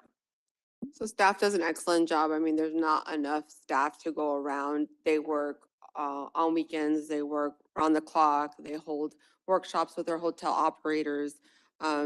Even they came in on Saturday to meet with SpaceX and really get their pain points. I mean, they're readily available, and so that funding is to pay for salaries, most of it salaries and personnel needed to be able to run that CVB center. And as you know, we will be relocating to Adams when the building's complete, but there's a lot of activity now that we'll have more space, even some event space outdoors. It's very important for us to staff them. We have, you know, a lot of activities and events going on, so we're really excited about this coming year. And Commissioner, just so you're aware, while we don't look at that amount and how it's spent specifically as part of the HOT process, that is part of the annual budget. So all those breakdowns are in there, and that's where we as a commission scrutinize what CVB is planning to do with that money. And I think it's great, I pointed out, just because we may know that, other people may not know that, and that also is for consideration. So it's good that we know, but it's also good for the public to know, and that's why I bring it forth. Thank you, and I really appreciate that you make that point, because in the last 2 years, the CPB has only received 41% of the HOT funds. We haven't received an increase, and for this upcoming fiscal year, we are requesting a simple 1% increase. It's not much. We want the wealth to be spread with our community. We want the community to grow, and we want to promote tourism for the city of Brownsville. I have a quick comment, and I thank you guys for all your hard work on this, and it is a very hard and tedious job to go through and decide who gets what. But I really think this should be a data-driven process, and I think it would be helpful. I know some of the data is provided to us in our packets, but for the public's sake, you know, what kind of volume do each of these organizations drive to our community in terms of visitors? And we don't see any of that on these slides, right? And I know, the zoo, for example, brings in, they have 650,000 people that come to the zoo every year, right? So, well, how many of that, what does that represent in terms of, like an ROI for our community, right? And I think that data needs to be part of this presentation. I really think that that's very helpful for us. Yes. And I think for the community and for everyone here to show that this is why we're allocating these funds, because it produces this impact.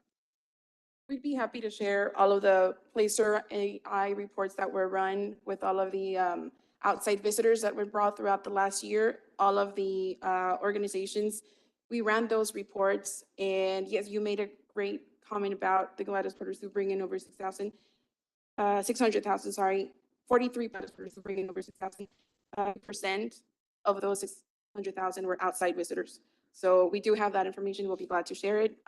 Also, maybe on the website. We can Exhibits. coordinate later on as to where it would be best to provide that information on which platform you would like for us to share that information. And just like a side comment, like on the sable palms, for example, birding is a huge economic driver for us, right? A lot of tourism, people spend a fortune on birding.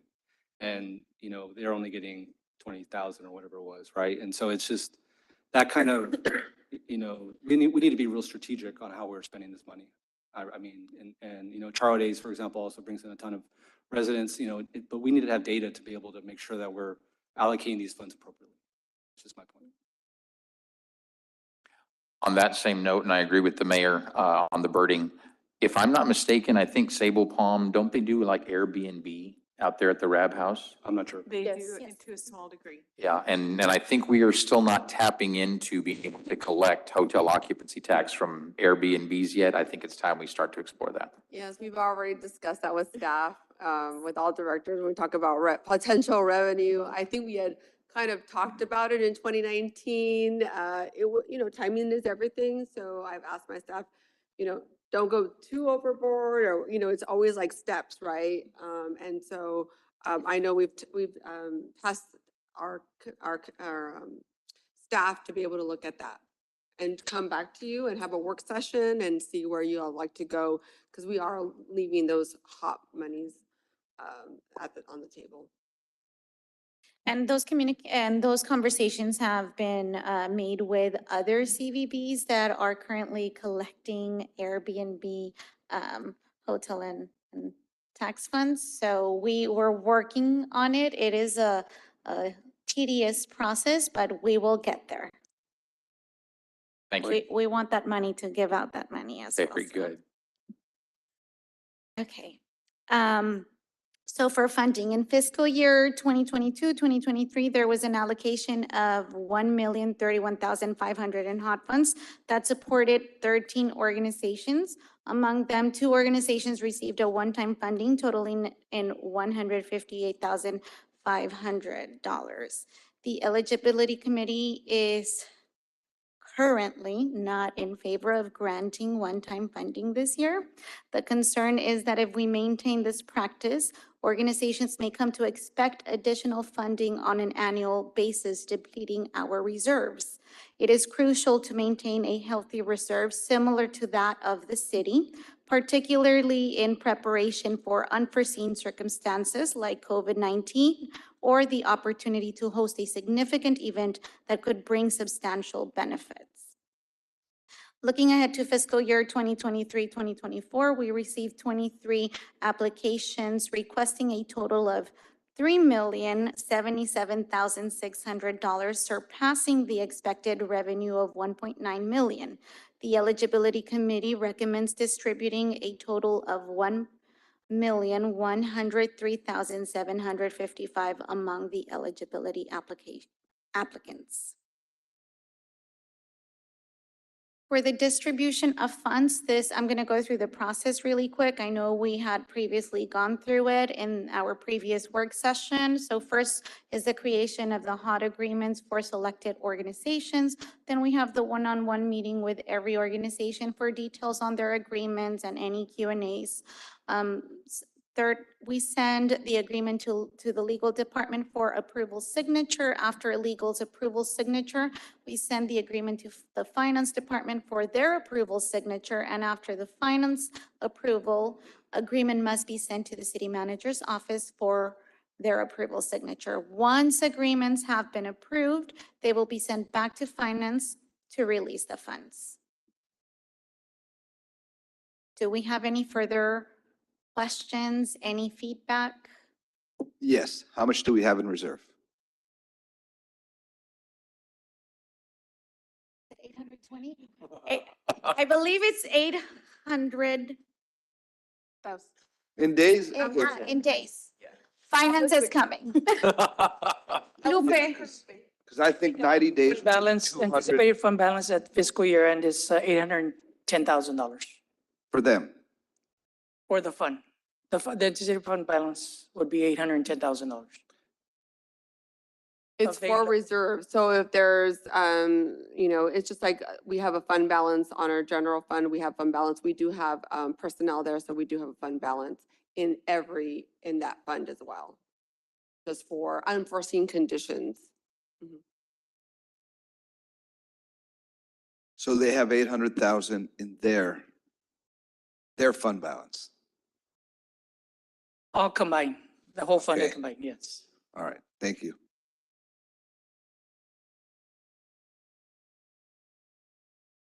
If we don't have any further questions or feedback, we would like to thank you for your time and we hope you take this into consideration.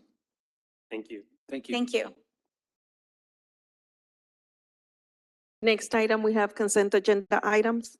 Motion to approve? All Second. right, we have a motion to second. Any further discussion? Mayor, I've got a question on one, and I do need to have number one pulled for correction to minutes. But the other one I had a question on, I just wanted to make sure Commissioner Macias didn't have anything on number 13. Okay, then I move to approve 2 through 14. All right. Pull out number one. All right, we have a Thank motion to approve 2 through 13 and pull 1 from the consent. It's already a motion and a second. Do we All need right, to we have to redo. Or we already had a motion and a second, so we have to, Yeah, I'm sorry. I think, did you want to pull 13? No, you wanted. Commissioner De Okay. Los Santos. But I want to pull number one. pull 1. Number one, yeah. Yes, you would need to amend your motion. So I'm going to amend the motion to approve excluding number one. Second. All right, we have a motion and a second. Any further discussion? If not, all those in favor, please say aye. Aye. All those opposed say nay. Ayes have it, motion carries. And on the minutes for July 11th, under public hearing number 3, I see we mentioned that Dr. Gowan left the room, but we do not mention when she returned to the meeting. And I know we did that. We had a couple of folks that left the meeting at different points. We always mention when they came back. So I just wanted to make sure we correct that. Be Thank sure that it says I rolled out of. And I'll move to approve number 1 with that correction. All right, we have a motion. Do we have a second? Second. All right, motion and a second. Any further discussion? If not, all those in favor, please say aye. Aye. All those opposed say nay. Ayes have it, motion carries. Next item, we have public hearings. Public hearing number 1, public hearing in action on first reading of ordinance number 2023-1724, adopting city board policies. Motion to approve. Second. It's a public. There is a public hearing, I'm sorry. For the public hearing, anyone here that would, to speak on this item? Motion to. Right. Motion to close public hearing. Second. We have a motion and a second. Any further discussion? Not all those in favor, please say aye. Aye. All those opposed say nay. Ayes have it, public hearing closed. Move to approve. Second. We have a motion and a second. Any further discussion? If not, all those in favor, please say aye. Aye. All those opposed say nay. Ayes have it, motion carries. Public hearing number 2, public hearing in action on first reading on ordinance number 235-2023-014 to rezone from agricultural to residential suburban to allow a duplex subdivision on a 30.67 acre tract of land out of Block 4 Chicago Gardens subdivision located on South Minnesota Avenue. Good evening, Honorable Mayor, Commissioners. So this petition is to upzone a property from agricultural zoning to residential suburban. The proposed use is a duplex subdivision, and the property is fronting South Minnesota Avenue. This is a 200-foot buffer map. There were 75 mailouts and 0 written opposition. This is a zoning map. To the north, there's R2. To the south, more agricultural and some multifamily zoning, which is R3, some LI to the east, and R3 and R2 to the west. This is another aerial view. And P&Z did recommend approval to rezone from agricultural to residential suburban R2. Any questions?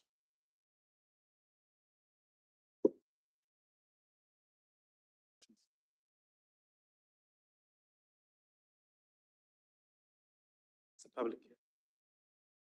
Okay, this is a public hearing. Is there anyone here that wishes to speak on this item? I'll move to close. Second. We have a motion and a second to close. Any further discussion? If not, all those in favor, please say aye. Aye. All those opposed say nay. Ayes have it, public hearing closed. Move to approve. We have a motion Second. and a second. Any further discussion? If not, all those in favor, please say aye. Aye. Aye. All those opposed say nay. Ayes have it, motion carries. Item number 3, public hearing and action on first reading on ordinance number 235-2023-015 to rezone from agricultural to residential, single-family to allow a single-family residence on a 0.333 acre tract of land out of Lot 1, Block 1, Villanueva subdivision located at 2893 Old Military Highway. So this property is owned agricultural. The request to rezone is residential single family. The reason why they have to rezone, even though that the agricultural zoning allows a single family home, is the restriction on lot sizes. The parent tract is about 7 acres. They're wanting to sell off a portion for an existing home that's already built out. So I'll show you in the area when we get to it. So the current zoning is agricultural, proposed zoning is R1, and the proposed use will be single-family dwelling. And it is fronting Villanueva Street. And so this would be the parcel that would be sold off and where the existing house would remain. Again, it's just for the purpose of complying with the size regulations that each district has. There was a 200-foot, this is a 200-foot buffer map. There were 9 mailouts and 0 written opposition. The zoning that predominates in the area is residential estate. There's some agriculture and commercial corridor to the north. Another aerial view. And P&Z did recommend approval to rezone from agricultural to residential single family. Any questions? Questions, comments? All right, this is a public hearing. Is there anyone here that wishes to speak on this item? All right, I'll entertain Move a to motion close. We have a motion. Do we have a second? Second. Motion and a second. Any further discussion? If not, all those in favor, please say aye. Aye. All those opposed say nay. Ayes have it, public hearing closed. Move to approve. We have a motion and a second to approve. Any further discussion? If not, all those in favor, please say aye. Aye. All those opposed say nay. Ayes have it, motion carries. Item number 4, public hearing and action on first reading on ordinance number 235-2023-016 to rezone from residential single-family to residential suburban to allow a duplex subdivision on 23.136 acres out of Block 148 El Jardín subdivision, Espiritu Santo Grant, located on the intersection of Robindale Road and Morrison Road. The current zoning of this property is residential single family. The applicant is requesting to upzone to residential suburban for the purpose of building a duplex subdivision. The property is fronting Robindale Road and Morrison Road. This is the 200-foot buffer map. There were 17 mailouts and 0 written opposition. And as you can see, the area is predominantly undeveloped. The zoning in the area is primarily residential single family. There is some multifamily zoning or R3 to the southwest and the ETJ to the east.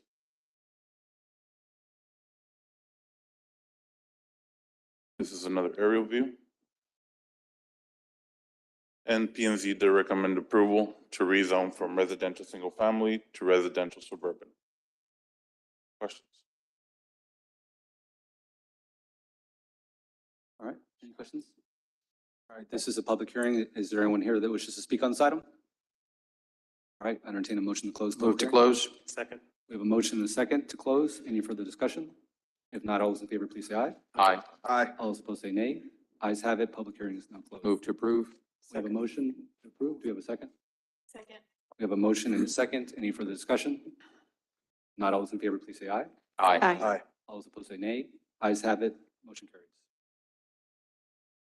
Item number 5, public hearing and action on first reading on ordinance number 235-2023-017 to rezone from residential estate to residential transition to allow a multifamily development on a 7.62 acre tract out of Block 180 El Jardín subdivision shares 19 and 27 Espiritu Santo Grant located 2400 Dr. Hugh Emerson Road.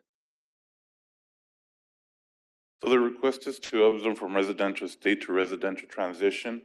The proposed use will be for a multifamily development, and the property is fronting Dr. Hugh Emerson Road. This is a 200-foot buffer map. There were 12 mailouts and 0 written opposition. The zoning in the area is residential estate. There's residential single-family to the north, to the west, and some to the far east. There's some light industrial as well to the northeast and commercial corridor. This is another aerial view. And P&Z did recommend approval to rezone from residential estate to residential transition. Questions? Questions? All right, this is a public hearing. Is there anyone here that wishes to speak on this item? Not, I'll entertain a motion to close. the Move to public hearing. close. Second. We have a motion and a second. Any further discussion? If not, all those in favor, please say aye. Aye. All opposed say nay. Ayes have it, public hearing is not closed. To approve. We have a motion to approve. We have a Second. Motion and a second. Any further discussion? Not, all those in favor, please say aye. Aye. Aye. All those opposed say nay. Ayes have it, motion carries. Item number 6, public hearing and action on first reading on ordinance number 235-2023-905 to rezone from residential suburban to residential single-family to allow a single-family subdivision for El Naranjal subdivision sections 1 to 6 located on Boca Chica Boulevard. So to provide some background on this case, El Naranjal subdivision is an existing single-family development mixed in with some duplexes on some sections. Before the UDC was adopted, this entire area was zoned residential single-family, basically only allowing single-family development. As the subdivision grew, the developer started wanting to incorporate duplexes within certain sections. For that reason, when the UDC was adopted and when the map was redone in a proactive sense, staff decided to rezone the entire subdivision to R2 to allow the duplex development without them having to come back to go through the zoning process. Now, the developer is asking if we could change back the zoning because there are some sections that are in violation of deed restrictions. And so just to avoid any conflict between the developer and the buyers, they're just wanting to change that zoning back to what it used to be. And so as they move forward with other sections of the subdivision, they will be doing on a case-by-case basis the rezonings for duplexes. So the current zoning, after the adoption of the UDC as residential suburban R2, the request is to rezone down to residential single family. And as mentioned, it is an existing single family subdivision. This is the 200-foot buffer map. There were 1,074 mailouts. There was 0 written opposition. However, we did receive, or we had members of the neighborhood attend to know what the change was about. As you can see, the zoning that predominates is residential suburban. There is some regional center to the north and residential single family to the north as well. Everything else surrounding is the ETJ. And this is another aerial map. And P&Z did recommend the approval to rezone from residential suburban to residential single family. Questions? Martin, Yes. one quick question. When you speak to the developer having to, has future projects that are going to be happening, does that mean they're going to have to come before us, case by case? Right. So they're going to be doing entire clusters so that that entire cluster can be rezoned. Yes, they're not going to be going lot by lot, but cluster by cluster. Okay, thank you. All right, any further comments, questions? All right, this is a public hearing. Is there anyone here that wishes to speak on this item? All right, if not, I'll entertain a motion to close public Move to hearing. close. Second. We have a motion and a second to close. Any further discussion? If not, all those in favor, please say aye. Aye. All opposed, say nay. Ayes have it, public hearing is not closed. Move to approve. We have a motion to approve. Do we have a second? Second. We have a motion and a second. Any further discussion? If not, all those in favor, please say aye. Aye. All those opposed, say nay. Ayes have it. Item number 7, public hearing and action on first reading on ordinance number 235-2023-906 to rezone from traditional neighborhood and traditional neighborhood mixed use to light industrial to allow the expansion of an existing laboratory facility on lots 1, 2, 10, 11, and 12, Block 71-A, Stillman Extension Subdivision, located at 305 West Levy Street. So this rezone will be, well, similar to the previous case. It's city initiated. Again, prior to the UDC, these properties did have a light industrial zoning. So we're just bringing them back to grant them or to bring it before you to see if we give them back that zoning or not. It's for the expansion of a existing Serafi Labs, and the property is fronting West Levy Street. This is a 200-foot buffer map. There were 43 mailouts and 0 written opposition. This is a zoning map. There's traditional neighborhood in the area, some traditional neighborhood mixed use, and traditional neighborhood corridor. This is another aerial view. And P&Z did recommend approval to rezone from traditional neighborhood and traditional neighborhood mixed use to light industrial. What does Safari or Serafi Labs do exactly? They're a facility that does laboratory research and also laboratory tests kits. And basically they do research and put the lab tests together at that facility. And does that include a lot of people coming in? I'm concerned for traffic. No, No, not really. it's not an in and out patient thing. And when you talk about traditional, could you educate me on traditional neighborhood mixed use? What exactly does that mean? You can provide examples. Yes, traditional neighborhood and traditional neighborhood mixed use basically is a zoning that is dedicated for a mixture of residential and commercial uses. Now, like I mentioned, before the UDC, these properties did have a light industrial zoning.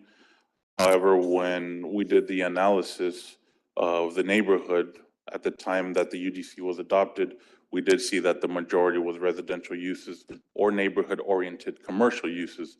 And for that reason, this zoning was assigned to these properties and to other properties that were surrounding. Now, given that they want to expand the use, the existing use, which is a lab, and also incorporate some site components to the facility to be able to load their merchandise into these freight vehicles and ship them off to wherever it is that they need to. And what exactly is light industrial? Well, light industrial would permit the freight component. That's because it was limited to very light commercial uses based on the zoning, the current zoning that the property has. They wouldn't have been able to incorporate that use. Light industrial is also when you don't really The fabrication is very, it may be some assembling, but it's not you're creating a new product, which can have more environmental. So heavy industrials, when you consider more of a heavy industrial, it may have more environmental permits, but light industrial normally is kind of your, it can be medical lab, it can be some assembly. It doesn't have that much, has less impact on the environment. I bring up these questions because earlier today during public comment, there was a lady here and she was with her children. And some individuals stood up, they were a neighborhood, and they expressed concerns how the rezoning have affected that neighborhood. And she talked about the noise nuisance, the air contaminants. And I bring up those concerns and these questions only because of that, just to be considering of the people that are living nearby and just ensuring that what we're approving is not causing additional distress to the people that live there 24/7. Right, and just to point out, I believe this is a facility that has been around for 40+ years. So they It's a have different- been, It's not that kind of a lab. Yeah, would you like to speak to it? Because I think nobody even knows it's there, and Mr. Sarafi, can you? please?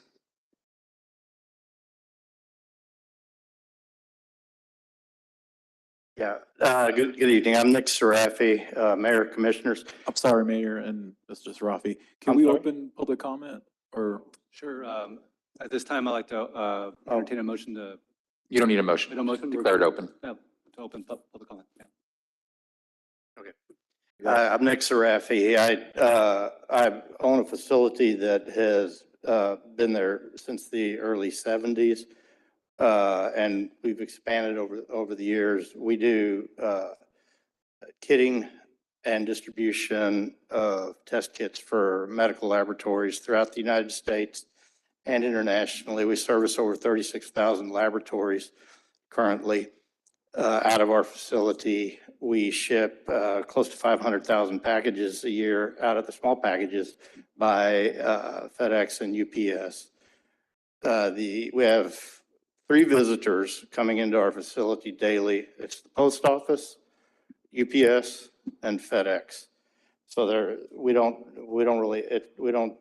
deal with the general public.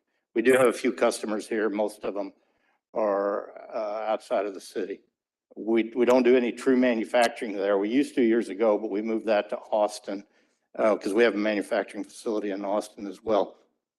But so vial components come into our facility and we package custom kits for the individual laboratories and they're shipped out. We need more freezer space. I don't know, some of you know that there is no freezer space available in Brownsville.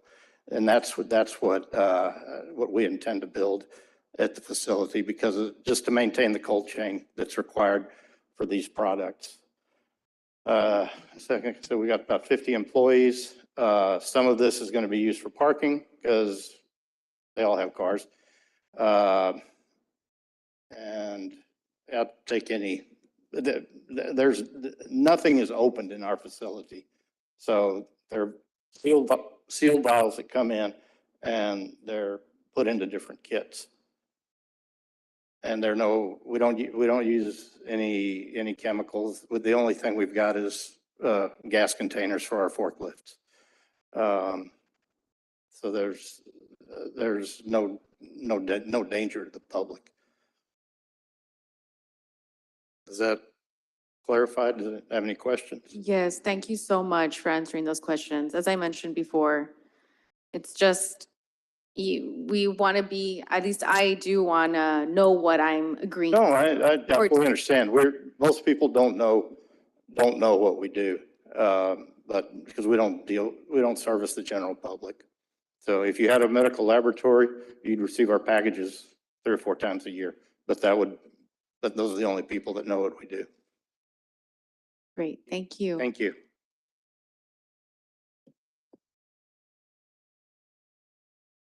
Mayor, if there's no one else, I'll move to close the public hearing. Second. We have a motion to close and a second. Any further discussion? If not, all those in favor, please say aye. Aye. All those opposed say nay. Ayes have it. Public hearing is not closed. Move to approve. Second. We have a motion and a second to approve. Any further discussion? If not, all those in favor, please say aye. Aye. All those opposed say nay. Ayes Thank you, have it. Martin. Motion carries. Item number 8, public hearing and action on first reading on ordinance number 2023-1723 to amend the Code of Ordinances by repealing and replacing Article 5, unsafe, dilapidated buildings and structures, Division 2, Building and Standards Commission, Section 18-238, appointment term, subsection A, to establish that the Building and Standards Commission shall be composed of 7 regular board members and 4 alternate board members, all with the same powers and duties and dealing with related matters as shown in Exhibit A. Good evening, Honorable Mayor, City Commissioners. My name is Omar Ochoa with the Planning Department. Here to present for your consideration a text amendment to subsection 8 regarding the appointment and term for the Building and Standards Commission. This is to establish the Building and Standards Commission board composition to be 7 regular board members and 4 alternate board members. This is the original text showing 5 regular members and 2 alternate members. This is the proposed amendment, changing that to 7 regular members and 4 alternate members, also including the language to alternate members having the same powers and duties as those assigned to regular members. Staff recommends the approval of this subsection. If you have any questions? This is a public hearing. Is there anyone here that wishes to speak on this item? All right, Move to close. we have a motion to close. Do we have a second? Second. We have a motion and a second. Any further discussion? If not, all those in favor, please say aye. Aye. All those opposed say nay. Ayes have it. Public hearing is now closed. Move to approve. We have a motion to approve. Do we have a second? Second. We have a motion and a second. Any further discussion? If not, all those in favor, please say aye. Aye. Aye. All those opposed say nay. Ayes have it. Motion carries. Thank you. Thank you. Item number 9, public hearing and action on first reading on ordinance number 2023-736-Q, an ordinance of the City Commission of the City of Brownsville repealing and replacing Chapter 98, Traffic and Vehicles, in its entirety of the City of Brownsville Code of Ordinances and providing for a penalty clause not to exceed $500 and providing for an effective date. Good evening, Honorable Mayor and City Commission. Once again, I have the privilege to be here with you, presenting what it has been kind of like a good practice on the chapter. As you recall, we started this practice a few months now. So why are we here tonight? Basically, is to now bring it to you, the attention to the Chapter 98 as an ordinance. We listened to the citizens' feedback back last year and year before about what else can we do when it comes to payment, different ways to do it, so on and so forth. We wanted to create some sort of a ordinance and system that will provide those efforts in downtown. Back in December, we came for the first, step, which was the proposing in the fee increase through the master fee schedule. And then tonight is basically going through some of the proposed changes that several people reviewed together with legal department. So these departments are Engineering Public Works, the Traffic Department Division, City Manager's Office, of course, my team, myself, Rockstar, Jennifer, from the legal team, Will, Police Department, Sergeant De Leon, and also Downtown Manager Alan Garces. So this is the people and departments who actually took the time to review it and making sure that not only we were able to increase the fee, but also how can we align that whole chapter into this. And again, this is a whole chapter of the charter, not just a section of it. So it was a huge task, and we were able to come out tonight with that. I'd like to thank staff and legal, and Jen did an excellent job. I mean, we would meet weeks and weeks and weeks to go through this. It's almost like our Unified Development Code. It hadn't been looked at in 30 years. So we had items like you must insert a coin, right, in the meter. So there was obsolete language. So you're going from the last century to the 21st century. And with that there's a lot of fine, detailed codes that you have to update. So thank you, staff, for that exercise. Thank you. And this is just a short timeline, just to kind of memorialize again all the efforts and things that we have done so far since December. As you might recall, we came on May as a workshop. We listened to your feedback, we apply it. Hopefully, we did the right thing as a group to be here tonight and propose what we thought was the right fit for your feedback. So, one of the feedback that we listened loud and clear was make sure that we have educational series, right? Something that we let people know that this is coming, how the parking stations work, and so on and so forth. So we did that also in, in collaboration with our communications and marketing department. We had a media coverage day.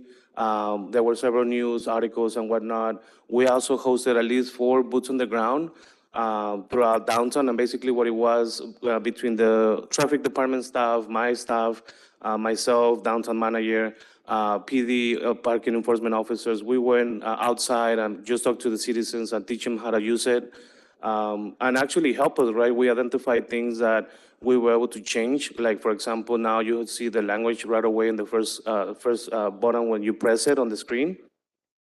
So through that, that was kind of part of the workshop, the feedback. Then we continue meeting with Jennifer and the group, making sure that, like I said, we not only fixing or changing the parking stations, as Ms. Ramirez stated. The current policy shows that you can only pay with quarters and dimes, and shows that it was only the mechanism of the parking meter system. Now we're going to able to see that you can pay through text messages, credit card, Apple Pay, Google Pay, so on and so forth. So now that's kind of like how we came up with the exercise, and now we're here tonight.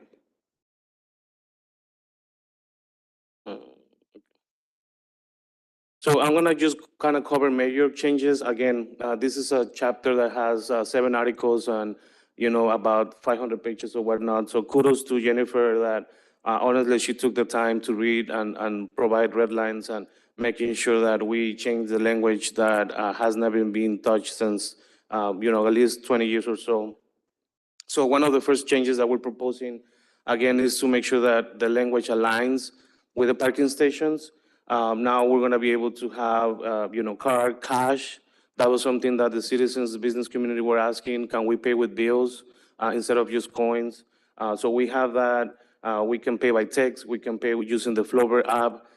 We can pay with Apple Pay, Google Pay, credit cards, so on and so forth. Now you can pay up to 4 hours. And, just right before this meeting, I asked my staff to kind of help me on making sure that it's still working the way it should be.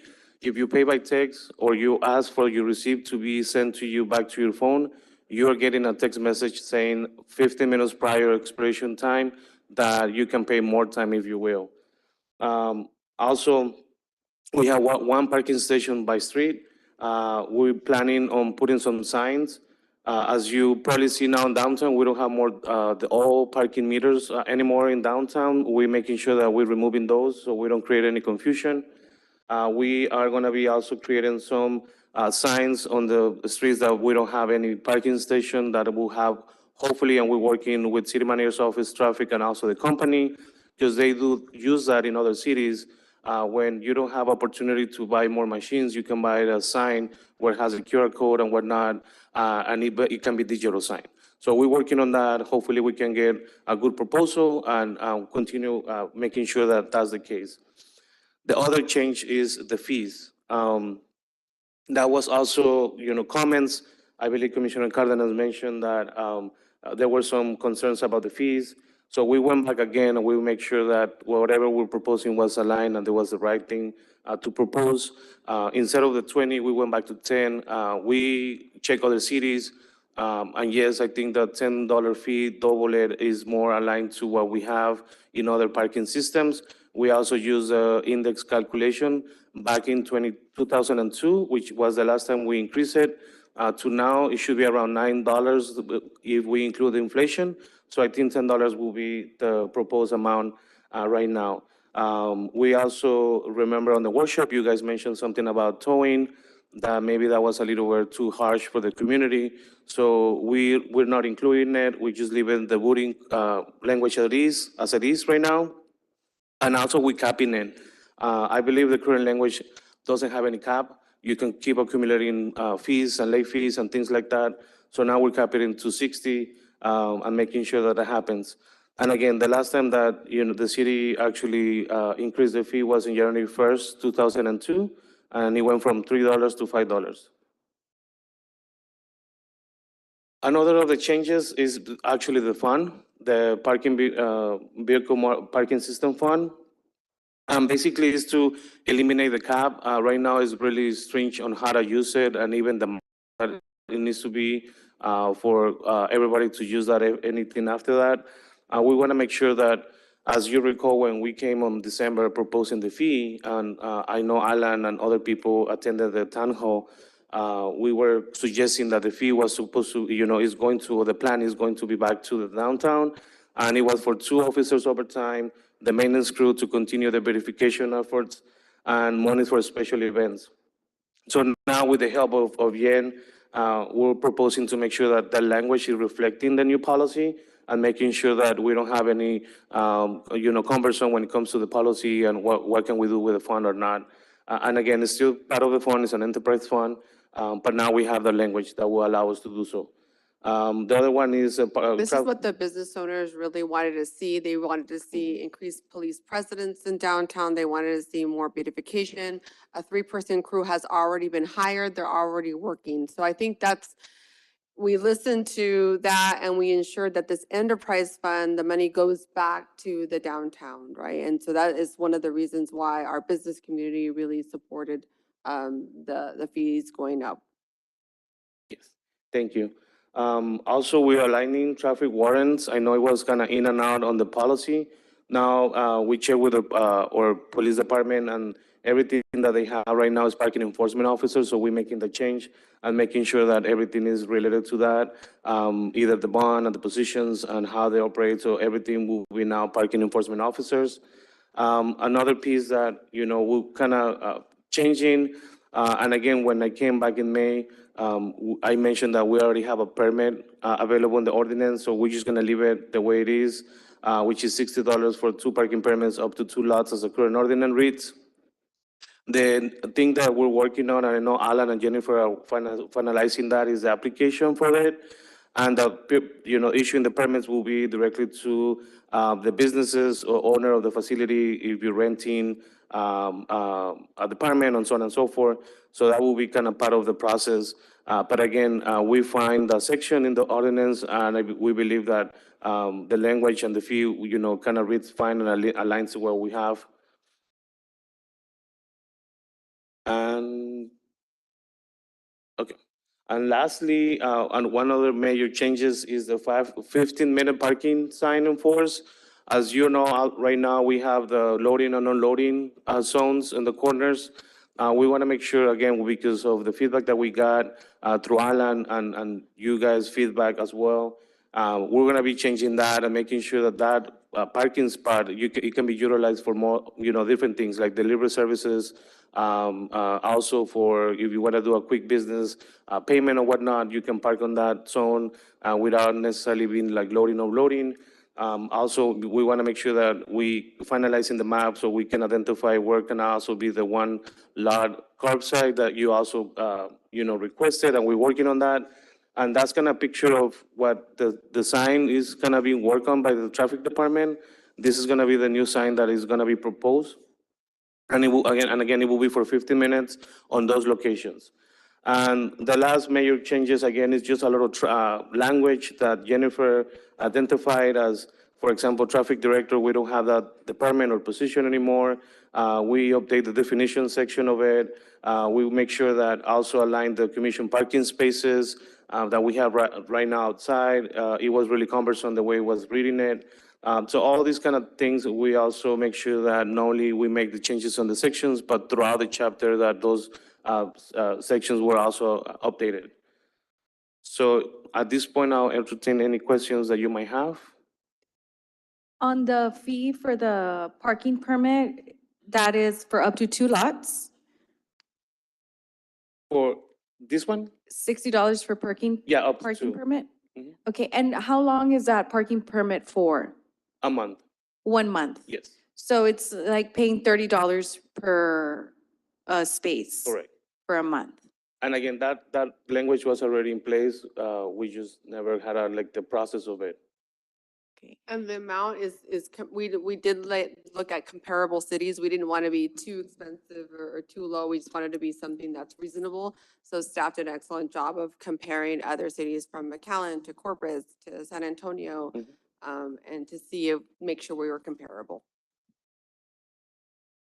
And they can park anywhere that's available with that permit? What was that? And they can park anywhere that's available with that permit? With this permit will be for the city-owned parking lots that we have throughout the downtown. So just referencing our public comment period. So it would be in which parking areas? We have several. We have one in Jefferson, Washington, I believe one small one in Adams. We have a couple in St. Charles throughout. And like I said, all these changes, if whatever sections of the ordinance or the whole ordinance gets approved, the traffic department and the downtown manager is working on came up with a new map so we can identify exactly where the parking station is, where the curbside location is going to be, where the new or no the offer parking lot is going to be, and so on and so forth. So we have some city-owned lots, and we currently lease them. What we've been doing is surveying the lots, seeing when they're used, when they're not used. We currently lease out some areas of our parking structure, but we want to be, we have been requested by some businesses to be able to lease out like 1 or 2 spaces. And sometimes it works out because some of them was more of an evening use versus the daytime use. So we are looking at that. So being the ability of a business to be able to lease out a couple of spaces, giving them that as an option. I know we commissioned or I believe your office commissioned a parking study, right? So there's Is a that- couple of has that things been going completed? on. So there's a couple of things. One thing is what we have and then surveying what we have and all the spaces that we have. We've also commissioned a parking study to see if we can possibly in the future build another parking structure, given all the possible, looking in the future, right? And so we did commission a parking study to see, if we can save money and use one of our properties, what would that look like? And so we have commissioned that. And now it's more of initial analysis. We're not gonna, but normally it's $20,000 a parking space for a parking structure. But that's something that we are looking at in the next years as we grow out our downtown. And on that same topic, Robert, does this permit allow you to park inside the parking garage at no cost? The permit that is proposed right now, and that will be something that based on the study, we can accommodate it as well. I had do you happen to have a map of where all of those pay stations are gonna go? Yes, like I said, we already are working on the map. We just want to make sure that whatever is approved tonight is accurate. And again, back in Maine, we were ready to listen to your feedback, so I appreciate all the feedback. One of them was also the curbsides. I know we have COVID-19 options or whatnot, so also once this passes, we want to make sure that we updated that, not only as enforcement aspect, but also on the map.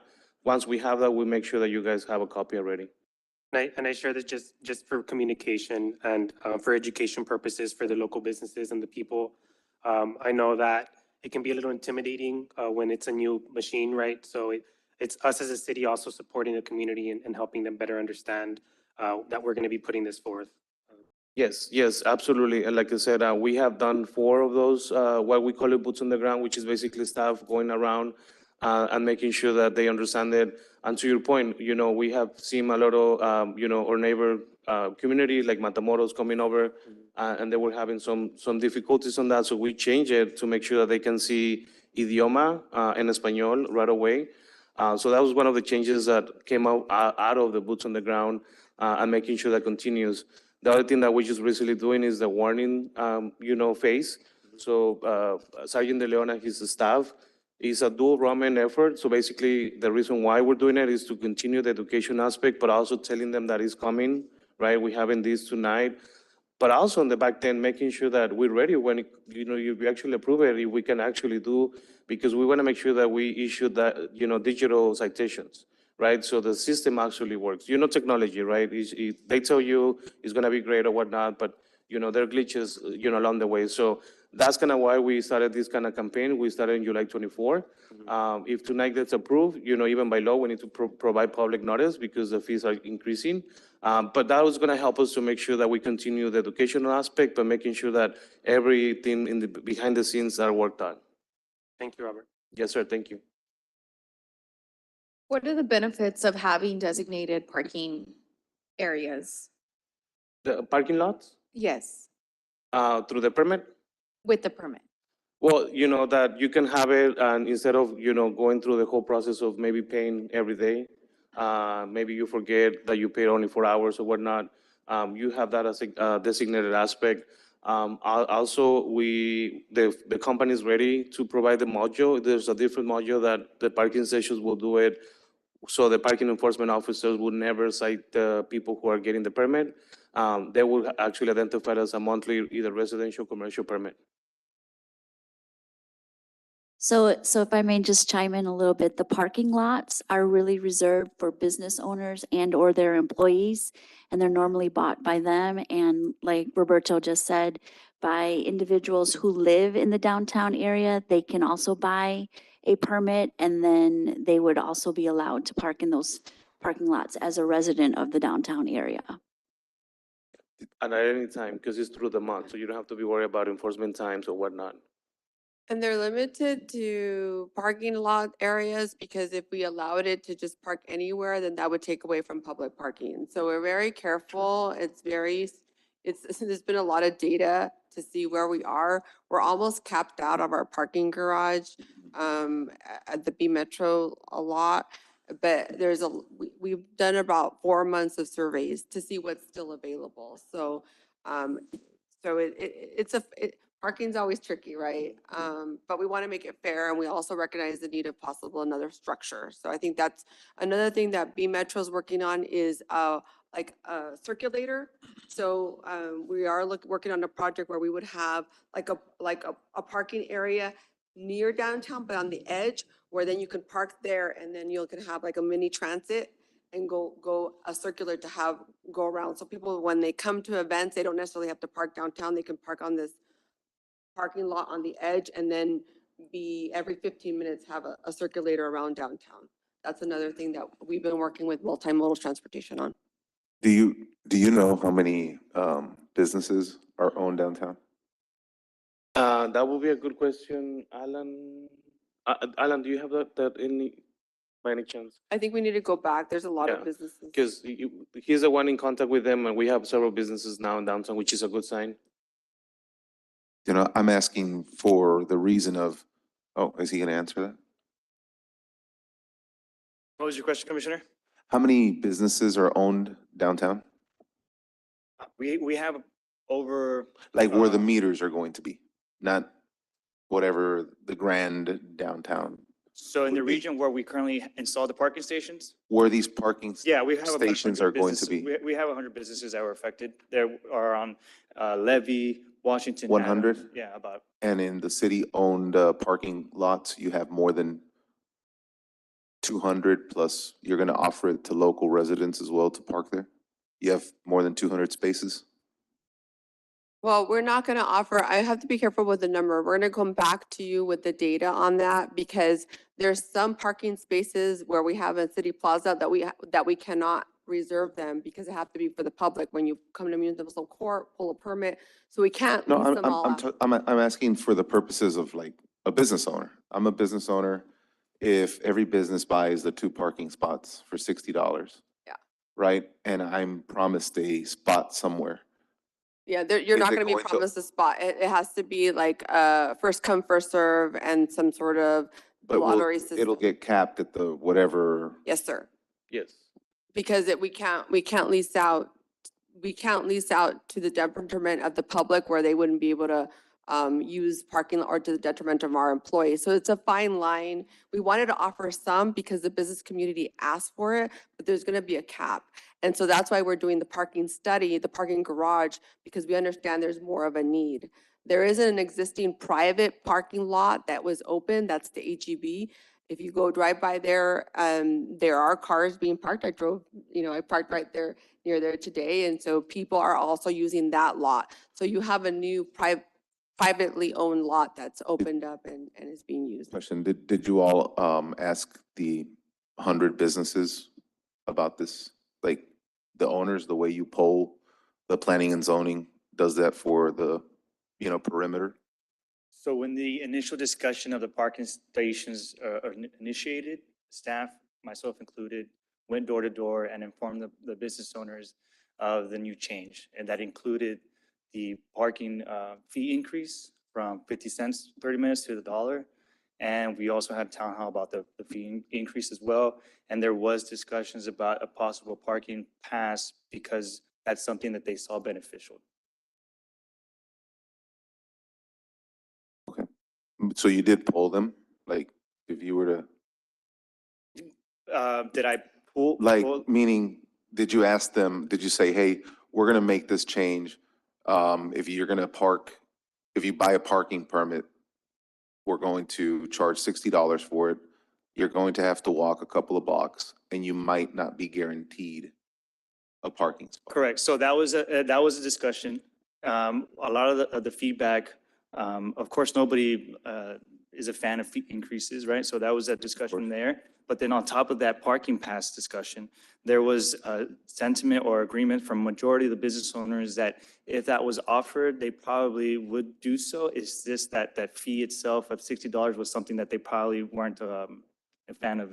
I think we initially talked about $80 and we actually came down from my recollection to 60. So we obtained feedback, but really, it was initial feedback. So did we poll each one? No, we did not. But did we have town halls and then also talk to individual and get their feedback? Yes, we did. So I'd like to add something on here. We're supposed to be paying right now for parking. We're not enforcing it, but it's been there. Yes. It's 50 cents an hour. It's $4 a day. It's $20 a week. It's $80 a month. So it's actually better off for a business owner, but they did speak about the amount of spots. They don't know the number yet. There isn't a number yet. We don't know the number. Is it growing pains? Yes. The first I've heard about going to Palm Boulevard and this, I heard today. I was under the understanding everything that we get from here goes to downtown. I don't know where exactly that is considered to be the end. I think we gotta work through that. I know we have another hearing for this. What else can I say? Yes, there was meetings with businesses downtown. Commissioner De Los Santos was there with me. At the time, Commissioner Martinez was also there. We've spoke to several of them. All of them? No, definitely not all. No. I mean, I see one shaking his head right here saying no, but several were spoken to. I don't think you're ever able to speak to 100% of the people. It just doesn't happen. What else can I say about it? I don't remember where else. I mean, because we've been going through this for almost a year now, I think. Longer. More than that. So, yeah, basically what's going on is we're doubling the cost. And with this doubling of cost, we're bringing in more police officers downtown for the nightlife, enforcing parking. Meaning enforcing parking so that you can bring more police officers? Yes, and the idea is to have money for cleaning sidewalks, striping streets, which sometimes are not done very often. So there's a lot of things that it's for. That was the idea of it. I don't know if I can answer anything else, or maybe Roy remembers something that I'm not remembering at the moment. But basically, that's where that number came from. And I think by not having spaces being occupied solely for employees or owners, having their vehicles away, it can also bring in more traffic into the area. And I know a lot of the times that's a discouragement in shopping around here or grabbing a quick bite or something to drink because they're like, I don't want to walk 3 blocks.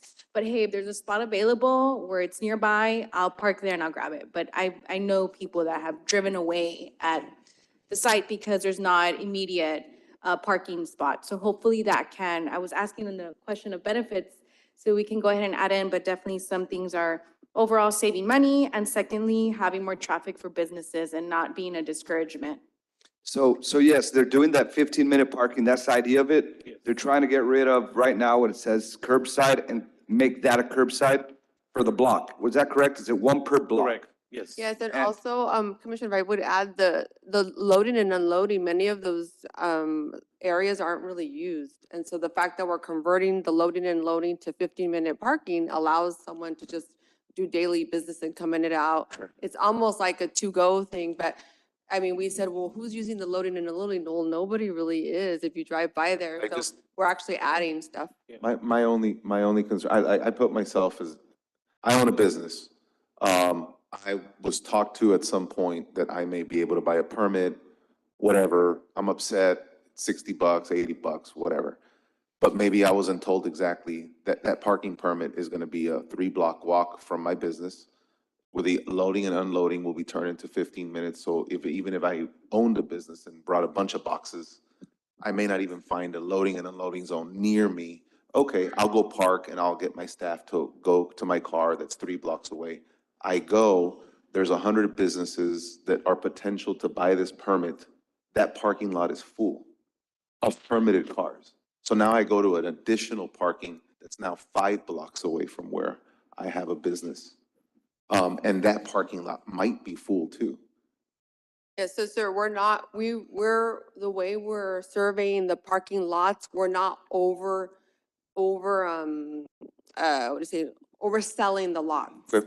So we've been doing monthly surveys to understand what's that cap per lot. Just like if you have any parking lot in Austin or downtown or Corpus, you see the public parking and then you see the reserve parking.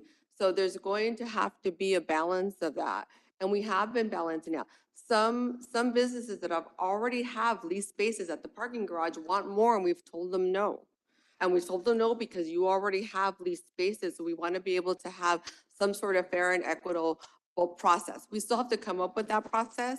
But what I would say is what we have done is surveyed the parking spaces that we have to see where it's that. Because we have employees that work here that do walk 2-3 blocks and they're fine walking 2-3 blocks. I mean, our own employees. So, I'd also say we're a walkable downtown community. Not everyone's gonna get a spot right in front. And that's what most downtowns are, walkable communities. So if I may interject, Helen's done some long-range planning with our CIP process. So she has a vision out for the future. And one of the things that we modeled was a parking garage. And the parking garage that we looked at in modeling was 4 levels high, a little bit higher than the 20,000 that Helen mentioned. We were given 30 by our financial advisor, 30,000 per space. And that would be funded through the bond offering. And it would be a little bit over for 120 spaces, a little bit over $4 million. You could work it into your debt issuance. And then, what comes first, the chicken or the egg, right? You have to have that infrastructure to get more retail downtown for the growth. So I think she's got a viable solution long-term that also mixes well with these parking meters. And it's just going to take time. Maybe it becomes an objective for next year's CO offering. So I have comments? Sure.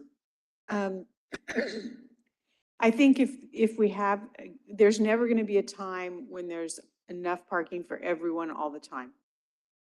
And there's definitely never going to be a time where all the shop owners get to park in front of their shops. Because that would be wrong, right? You should leave the spots the closest to your shop for your customers so that they can come in and out. And those spots should turn over quickly so that there's room for the next customer and the next customer and the next customer. Have you considered, because there's this fallacy or this misconception that walking 4 blocks downtown is such a pain in the butt. It's actually quite pleasant, assuming it's not 100 degrees outside, but it's actually quite pleasant and you can see other stores and shops as you go, maybe pick up a cup of coffee or a pastry or whatever. Have you considered taking the shop owners on walks around town to show them while you're talking to them, this is where you might park and this is where your store is. And instead of in their mind imagining it, actually walk the walk with them And they may find that they got there faster than they anticipated with a pleasant journey along the way. So I would suggest you consider that. I can definitely go back and visit some of these business owners and see if they're willing to do so. I know I do that recently. I mean, some may be stubborn and say no. but Yeah. You could make it fun. You could say you're going for a walk and you're gonna, hit this place and this place and this place along Absolutely. the way. And they may find that they had a pleasant time.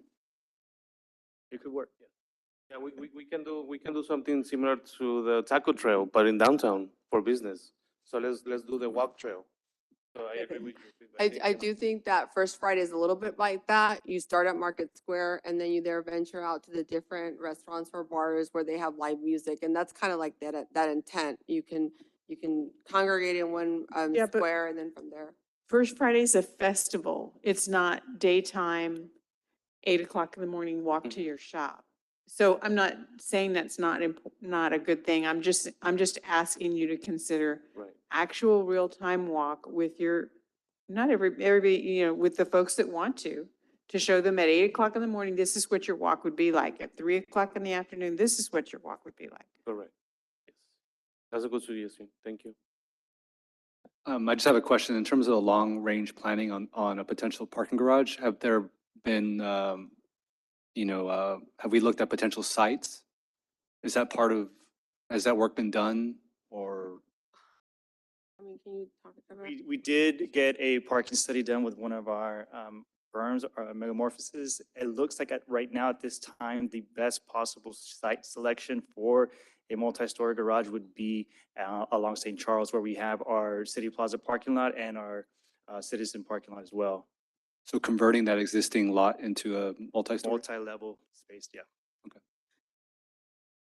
I would say, Mayor, that as you possibly do the Zoo Master Plan, the expansion, and if there's some sort of collaboration there, you may want a hotel with a parking structure there. And so you have two edges and then some sort of circular between those edges. So we just wanted to show the community that we are starting to look at that, but we still have a ways to go as to finding that sweet spot of where should it be located, right? Yeah, I just think the longer we wait on something like this, the costs just go, increase every We year. were It's actually gonna be just more analyzing expensive. current property that the city owns, but Yeah. as we move forward, we could possibly look at other options where the city could potentially purchase, but I completely agree with you, Mayor. Thank you. Now, most of my comments I sent in offline, but I've got two things I do want to touch on. First, the 15-minute loading zones, and I want to confirm, that's not one per block, that's at the end of each block, isn't it? At the end, where the current loading and unloading zones. There's Okay. some mid-block, there's some on the corners, they're a little bit all over the place. So some blocks are longer, so there are some midpoint and there's some on the corners. And we expect that'll be true in the future, right? That we expect the what? That'll remain true in the future? Or are we talking about eliminating current loading and unloading zones? What is the proposed right now is the loading and unloading will be replaced for that, and also looking at what can we have the curbside zone. But you can still load and unload in yeah. 15-minute parking. We're Oh, just not, absolutely. right now, it's just loading and unloading, that's all you can do. I just know I feel like sometimes I see it at both ends of the block. And I want to make sure if we're going to get rid of anything else that we're keeping one at each end of the block because of course the distance. Yes. Enforcement of that. I want to make sure that we're very diligent in how we do that because I would hate situations where business owners see someone abusing it and call for enforcement. Then, how do we prove it's already been 15 minutes? We need to make sure whether we're coordinating with PD to look at traffic cams, whatever it is, that if someone's already in violation, we don't need to wait for code enforcement to show up and now wait another 15 minutes. If they're already in violation, we need to be able to get that moved.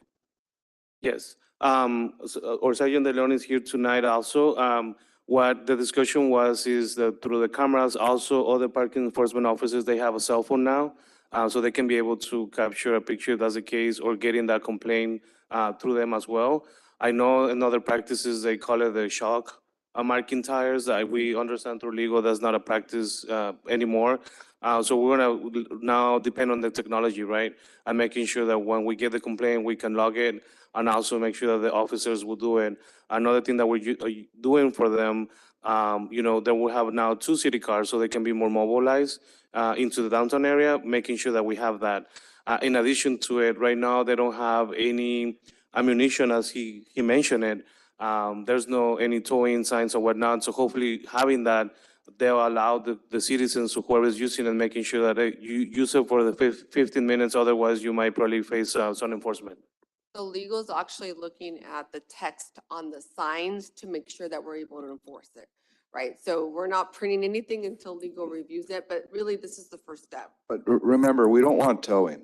Right. We want a boot, no towing. Yes. And that's going to add one more for me, but, because I know I saw the language in there that refers to if they've got 3 unpaid tickets, then it's subject to being booted. How are we measuring that? So if I got a ticket Monday, Tuesday, Wednesday, and I'm parking on Thursday, I assume I've got 10 days or whatever it is to show up in court and pay. But because I've got one Monday, Tuesday, Wednesday, technically I've got 3 unpaid tickets right now. Does that mean on Thursday I'm getting booted, or is it after my 10 days had lapsed, now it's considered an unpaid ticket? How are we measuring that? That's a process. Jen? So that's kind of like a double question, right? So the first part of that question is, the measurement would go from the day that you receive the ticket. Yes, you have 10 days to pay. If you have not made arrangements within that 10 days to pay by contacting municipal court, setting it up for a pretrial, or wanting to fight it, then that would not be an unresolved, or that would be an unresolved ticket. But if you've made those arrangements and said that you wanted to fight it, then that is, it would not be in that category. It's basically those types of situations in which you get your ticket, you do nothing about it, and let's say another 10, 15 days goes by, and you haven't done anything, and your fees keep accumulating. Those are the unresolved ones. Very Yeah, good. and they will be marked at the municipal court system through Encode. Once they pass the 10 days, they can run a report, and they will say that's a delinquent ticket or unpaid ticket. Because even for the booting, they need to have a judgment of a warrant. So even then, that's the system that we use. So we're not changing the process. Very good. So you would not see that. And my last one, this is for downtown residents. I know right now we let them purchase a parking permit, and I believe some of them have assigned spaces. Will that continue to be true?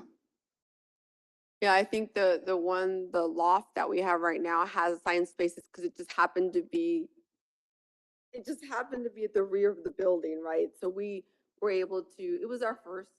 And I'm good with it. so I we- just want to make sure I understand. So we would have to look at on a case by case scenario if that exists. If it doesn't, if there's not a lot right adjacent to it, then we wouldn't have that. Let's look at it. What I want to make sure of is if we're selling somebody a permit that tells them you have an assigned space and it's yours, that we're able to enforce and support them. Because I think we've seen scenarios right now where someone parks in their spot, but we don't have the right signage up, so we can't tow. So what is that person paying for? And I want to make sure if they have to park on the street because somebody's in the spot they've paid for, that we're not them finding them for parking illegally. There needs to be some type of method where they've got some relief. If either we need to be able to tow if someone's in the spot that they've paid for, or we need to allow them to park without penalty if we're not giving them the space that they paid for. And we need to look at refunding monies if we're not delivering on our obligation. Yes. Commissioner De Los Santos, that's exactly my concern with a business owner. I just want to make sure that if they pay for a parking pass, they're going to have a place to park. And that's why I asked, if there's 100 businesses and you get 200 spots, do we have 200 spaces? Well, and that's why they're not going to sell 200 spots. We're saying if we know we've got. So the answer is, I hope that if a business owner buys a parking permit, that they will have a place to park. Well, somewhat. You've got to think about it this way though, because like one of the lots is the St. Charles lot, which is at City Plaza. Correct. So let's say it's a day that we've got municipal court.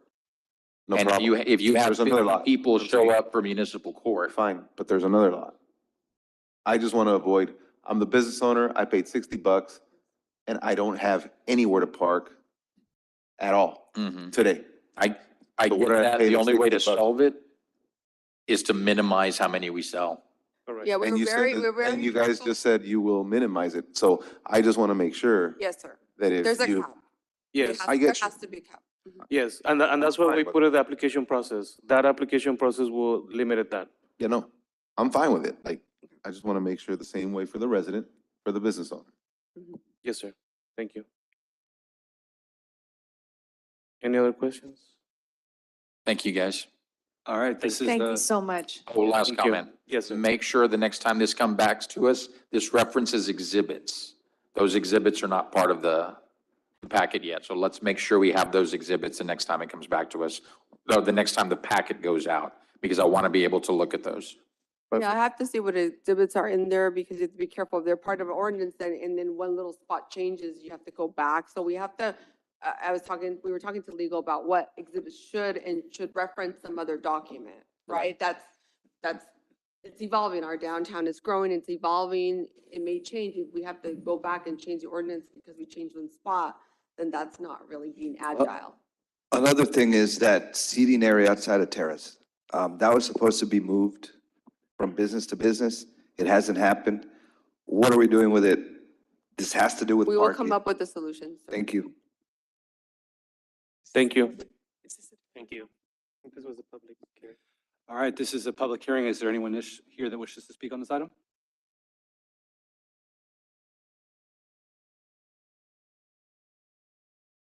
Oh, okay. Hi. Right off of, the city ordinance.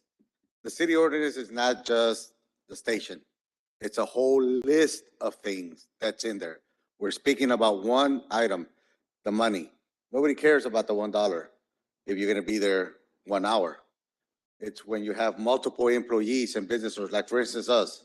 In my one business, there's 5 of us, okay? That's $300 a week, a week. Now, where am I gonna force my employees to pay $50 a week? Now, $60 is what we're saying, but it's a limit of 3 people per business. It's in your city charter right now, up for grabs. 98-378, each business owner or renter may apply for a maximum of 3 permits. That is it. If you qualify, if you get there on time. Other than that, you're done. And it's not 3 blocks. It's not 3 city blocks. It's 3 city blocks from where I'm standing right now. Where I'm at, it's actually 9, because you got to go 1, 2, 3, 1, 2, 3, 1, 2, 3. Okay, so I'm not just walking around the corner here. And if you're an employee or you're a business owner, you're not going to walk around to see what's selling. You're there to work. You're going to work an 8-hour shift or a 10-hour shift. You don't want to walk around and see what's up. You want to get to point A and point B, do your shift and leave.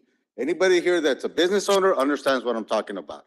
Number 1. Number 2, if you're a business owner, you don't want your employees to take their sweet ass time to get to work. You want them there on time.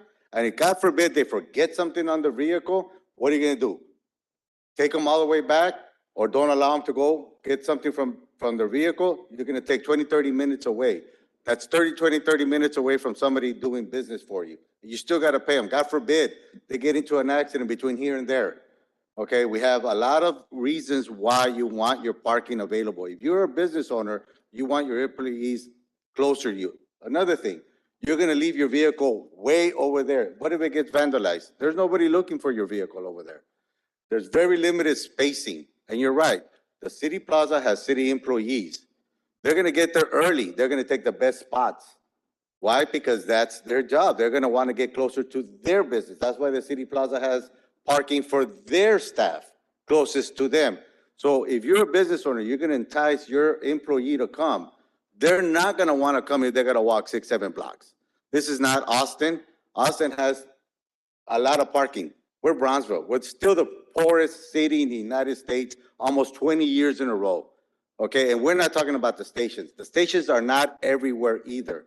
And yes, Commissioner, it goes all the way to Palm Boulevard, near Park and Midi-Cultural, which they don't have stations to pay. But yet the burden of payment is ours, but their benefit, and they reap the benefit. We don't have the patrolling that we have right now. We don't have even the stripes. We don't have the curbside, but we've had meters for the longest time.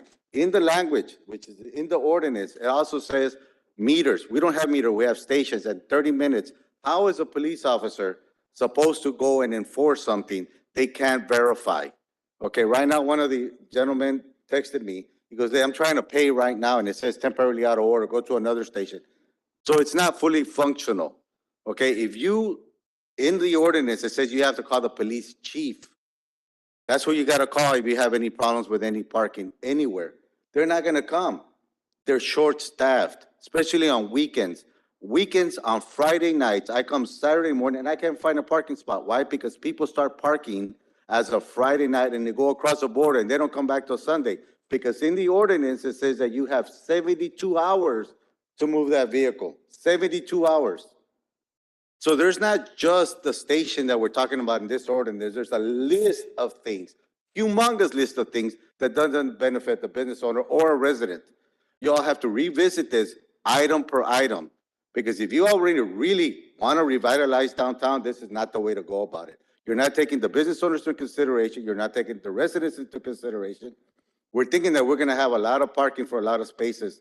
And yes, Commissioner, the outside seating has been there for the longest time, but they're going to get the 15-minute parking. We do not have equality. Also, alley parking. That's another thing on the ordinance. If you're 10 feet from the edge, you could park in the alley. Well, guess what? I have a trash can, but the people down the corner don't. So they park 4 of their vehicles right now in the alley. I can't get through or out. But because they don't want to have their employees park at St. Charles or anywhere else, they use the alley. There's a lot of things that are not being enforced. Look at this ordinance, really, look at this ordinance. It's not really good made. It's a lot of copy paste from previous ordinances that doesn't reflect us right now. And the growth that's happening is not reflecting this ordinance. I ask you guys to really look at this. I'm not just talking because I'm talking. It only took me about an hour earlier today to really look at it. I don't know what town hall you guys had, but this is not about the money. This is about parking. This is about equality. This is about alley parking. This is about having businesses and employees besides the customers. There's a lot of things that need to be taken into consideration. Not just we have a new station that's charging us $1. The $60 is great if it was close to us. I don't mind paying. I just don't want to pay and go walk 9 blocks. And that's me. If you're in Adams Street or you're on Madison Street, which some of those people don't have those stations, they have the parking lot. They already said that it's already packed. We can't even rent there. So what options do I have? Either pay or pay what? $300 a week? My employees are not going to want to pay that. I have to do it. And what is that going to cost me? To increase my rates. Somehow, some of the money is going to come back. That's $300 or $1,200 a month. That's more than my electric bill. Take into consideration, really look at this before you guys approve it. Thank you.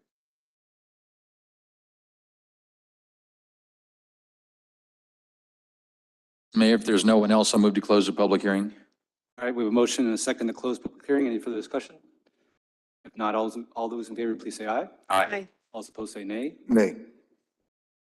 Ayes have it. Public hearing is closed. I'll move to approve first reading. All right. Second. Motion and a second to approve.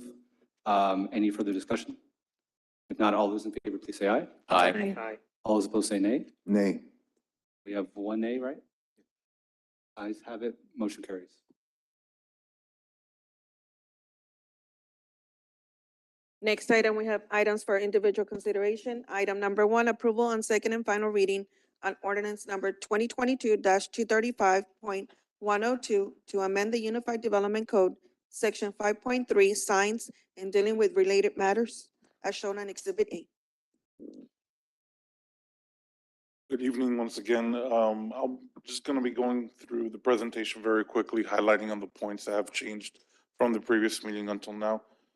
So since our last meeting, we have had additional efforts put into the study and to the analysis of the data for the different distance parameters that were requested. We have increased our hours of GIS development. Now we're over 160 hours. And from last meeting until now, we did hire a code enforcement officer, so those are good news, Mr. Luzosa, who's here.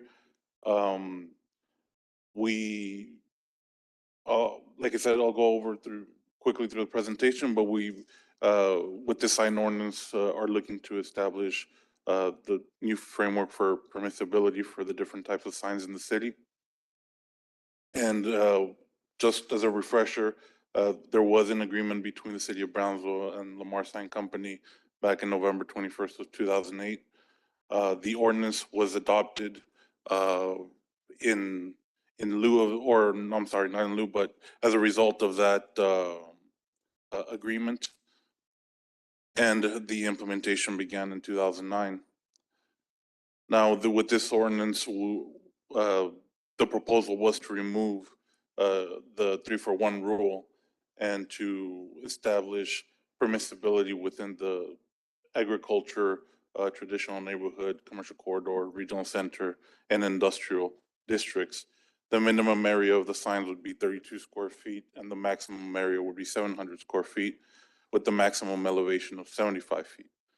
And the maximum number of signs would be 1 per property frontage on a highway or major arterial.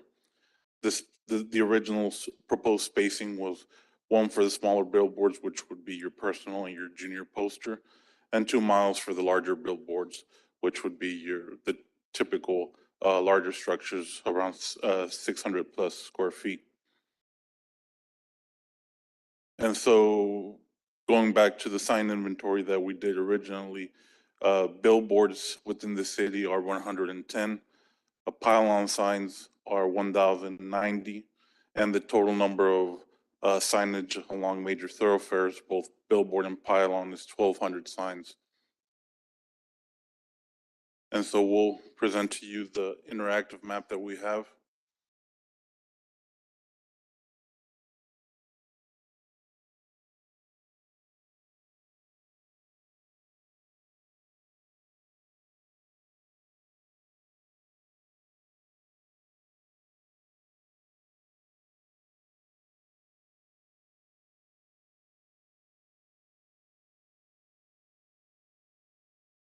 So we did do an interval of, or starting with the interval of 2 miles and 1 mile, 2 miles for the larger signs and 1 mile for the smaller signs.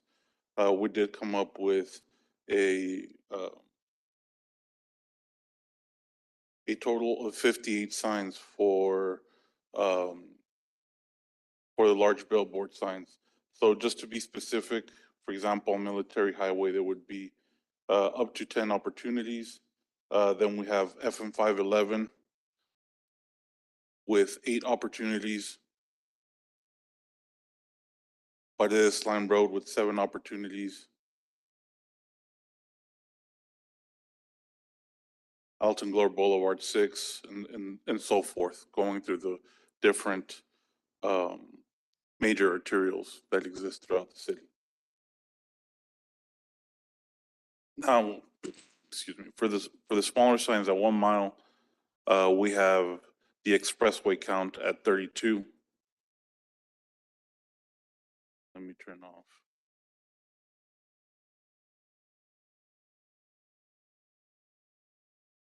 We have Military Highway at 19. Paredes Line Road at 17. FM 511 at 17. Boca Chica 14. And so forth, Alton Glore 13. Now, if you wish, we can show you smaller intervals. I don't know if that's something you would want to see. We did have a reduced interval of 1.5 miles, which we can pull up so that you can visualize how many opportunities that would be throughout the city.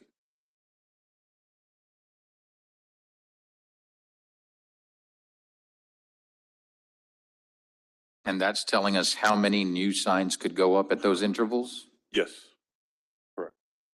Brian, can you fix where it says NO and 13? Because I think you have the total, right, on top? So you can see total new billboards would be how many and how many small signs? Oh, there you go.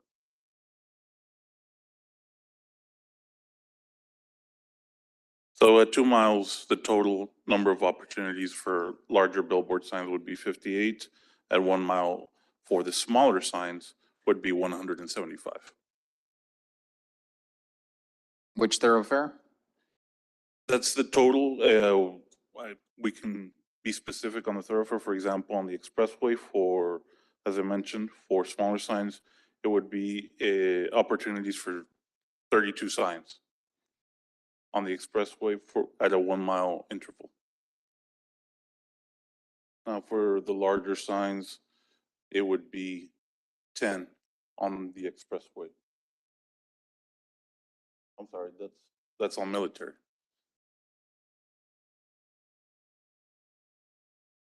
On the expressway, we would have 4, and that would be on the northern part of Brownsville, north of FM 511.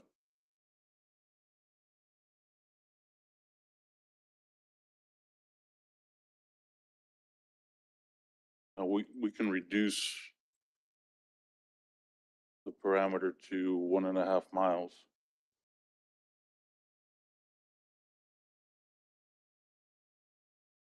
And that would increase the number of total opportunities from 58 to 95 for larger billboards.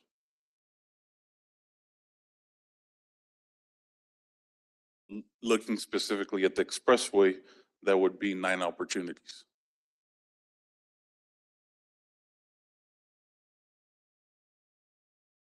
With the majority of those also being north of 511.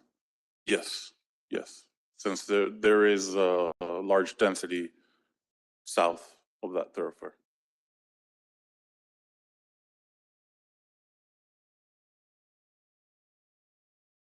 So Martin, which are you advocating for? Which are you recommending, the 1 mile or the 2 mile?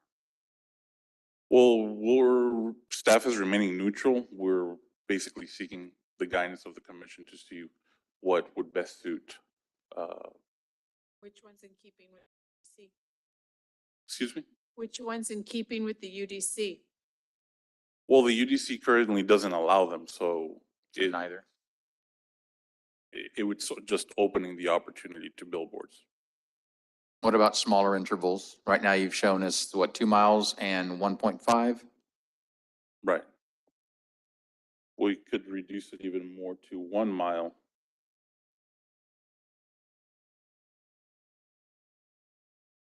And that increases the number from 58 all the way to 163 for larger billboards. That 163 is citywide? That's citywide. Now, if we want to look at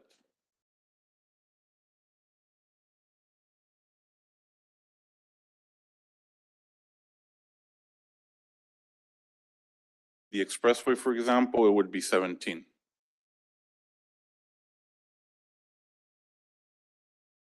And out of those 17, yeah, see, once we're talking about past Rancho Viejo, I'm not real interested in that right now.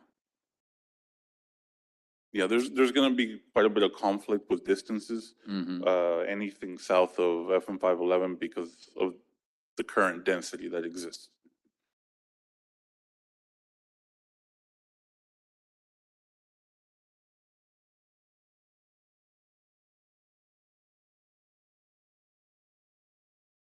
That's a lot of signs. And I'm very concerned about sign pollution with those numbers. And I'm very hesitant to go against the UDC because I fought very hard to get the UDC. But that's my opinion. That's a lot of signs. That's almost 200 new signs. How can And that- let me how can that rephrase that. go The unnoticed? UDC allows them, if there's a removal of 3, you can relocate 1 or create a new one for every 3 that are removed. But they're not openly permitted to where anyone can just come in and choose a site and co-locate a sign.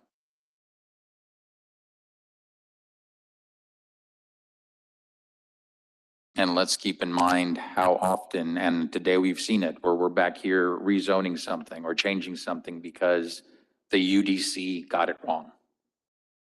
We've seen a lot of problems that got created by that, and I can speak firsthand, where as a citizen on a board, wanted input and was not afforded those opportunities. And so mistakes were made. I get that. I mean, nothing's perfect, Yeah. let's be honest, but the UDC was sorely needed. And I can speak to Yes. that personally. The fact, the trouble with these signs is you open it up and you're gonna get a lot of signs. And if we change it later on, I think Commissioner Macias asked this last time, those signs are not gonna come down, they're gonna be grandfathered in. So whatever goes in, we're gonna have to live with. And I worry about that. Should there be a means to petition for a particular sign in a particular place? I would go with that, but to open it up this far, I'm concerned with that. But I'm just one person. So I don't disagree with that. In fact, that's sort of in line with what I wanted to recommend tonight, because I agree with you. We don't want to turn this into the Wild West where it can just open up wide. What I'd like to see is, one, any applications or petitions for a new sign that, let's say we're going to open this up for the next 6 months. Number one, any new petition or application has to come to the city commission for approval. That way we're looking at these on a case-by-case basis to determine what impact we're having. Two, I do not agree, and I think staff is on board with this, removing this 3-for-1. Because especially when we're talking about competition, no one else out there has 3 signs that they own that they can take down for off-premise advertising except Lamar. Yeah, but nobody owns all 10 of those. The next thing I would propose is, when we're talking digital, and let's be real, digital is what companies are going to invest their money in.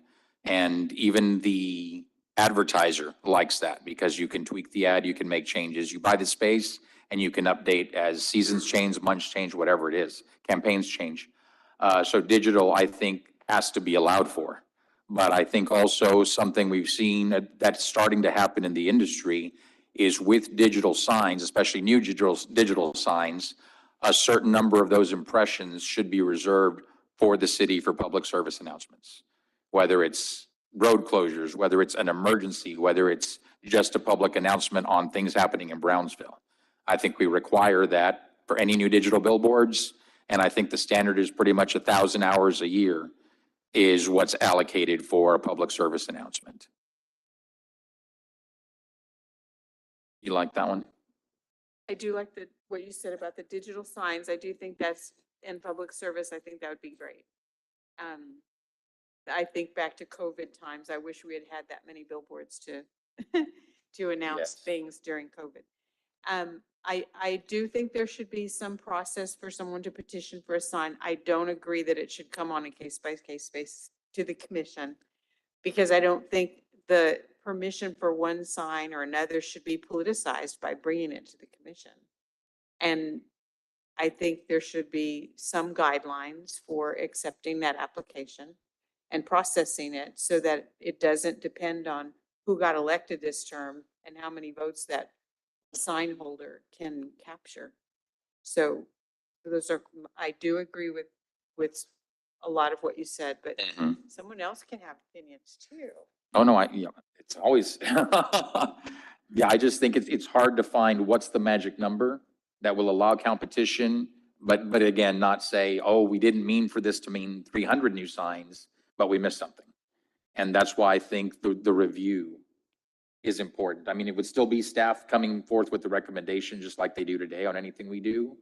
But just like things have to come to us for approval and we consider the staff recommendation, I think, and again, we're talking about 6 months. That let's see what this looks like for 6 months. Let's see how many applications even come in. And we listen to staff recommendations and what they base a recommendation on. And I'm sure that is going to be proximity to other signs. I don't think staff has recommended anything. They said they're remaining neutral. No, on this, they're being neutral, but just like we've seen with everything like P&Z, rezoning, everything else, it shows you what P&Z recommends, it shows you what staff recommends. So staff is capable of making recommendations. They're saying what we want to set the parameters at for these changes. They're staying neutral on what parameters we set. But if we say, okay, we're going to open it up case by case basis, Staff can make their recommendations. I don't think they're saying they would not make a recommendation in that case. I think we would need some parameters as to what to base the recommendations on. Mhm. So if we just open it up with no regulations, then they can come and not, Right. not I think that they would, want to put one in a subdivision. I don't know, or right adjacent to a residential subdivision, a big sign or on a small street. So that would be a concern, but we would want some sort of parameters, that you all maybe can agree on, if we're gonna go to that route. Well, and that's the challenge is because we're just getting the data tonight. Again, we didn't get it Friday with the packet to be able to review this and think about what should the number be. And it's real easy when we see, well, this means 160 new signs. That sounds like a crazy amount of new signs to put in Brownsville. But when you look at 150 of those are north of Rancho Viejo, well, no, we're not talking about 150 signs in Brownsville. And that's the problem. Do you think that these applications should go through a particular committee first or through staff? Well, if it's going to be similar as zoning cases, it would be through planning and zoning commission and then eventually to you so that you can vote on it and make a decision as to whether it's adequate for, let's say, spacing. Maybe the spacing can be the case-by-case basis parameter that you look at. And everything else remains the same because it's just coherent with what industry standards have currently. And in many areas, Martin, especially whether it's the interstate or state-funded roads like Boca Chica and things of that nature, TxDOT rules apply.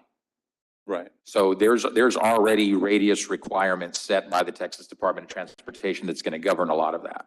Yes, but they don't really govern, the distance requirements are very, very reduced. I think they're only 300 feet. So that would be every They're lot. what? I think they're only like 300 feet of distance in some areas. So which is not a mile, Right. mile and a half or 2 miles. So TxDOT has illumination and we went even through it with Lamar and directly with TxDOT. So there's some regulations that they do have and the others are just like 300 feet. They don't really get into the distance. And I think the 300 is too close. I think we start, if we're talking small and if we're talking city streets, not state roads, then if we're talking, you want to be at least a football field apart. 300 is definitely too small. And Commissioner, to your point, I think with codes, sometimes you get 90% right and you get 10% wrong. So, I mean, if you like to, we can kind of pilot this code and try it for, if you'd like, for 6 months and see how it works. And you all have the ability to amend a code or change a code if it's not working. I mean, that's if you'd like to consider that option. So I'd recommend, because if, 300, I agree is too small. I think if we're talking a small sign, like we see, like lawyers advertising personal injury, just the small signs, 500 feet.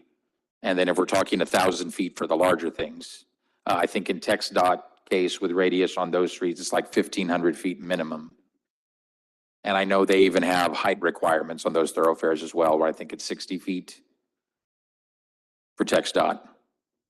But I'd like us to try this. Again, we can run it through P and Z or another board of our choosing, and then we get final approval on it.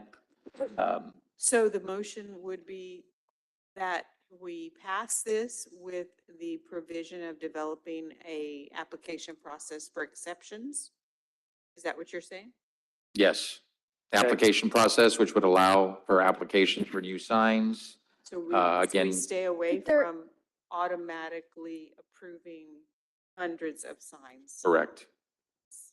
Could But- there also be a sort, I worry about the whole grandfathered in, and let's say another building tries to come in and the sign is a disturbance to them. Could there be a clause or some sort of provision that at the discretion of the commission, it could be removed? So like that, Highly unlikely.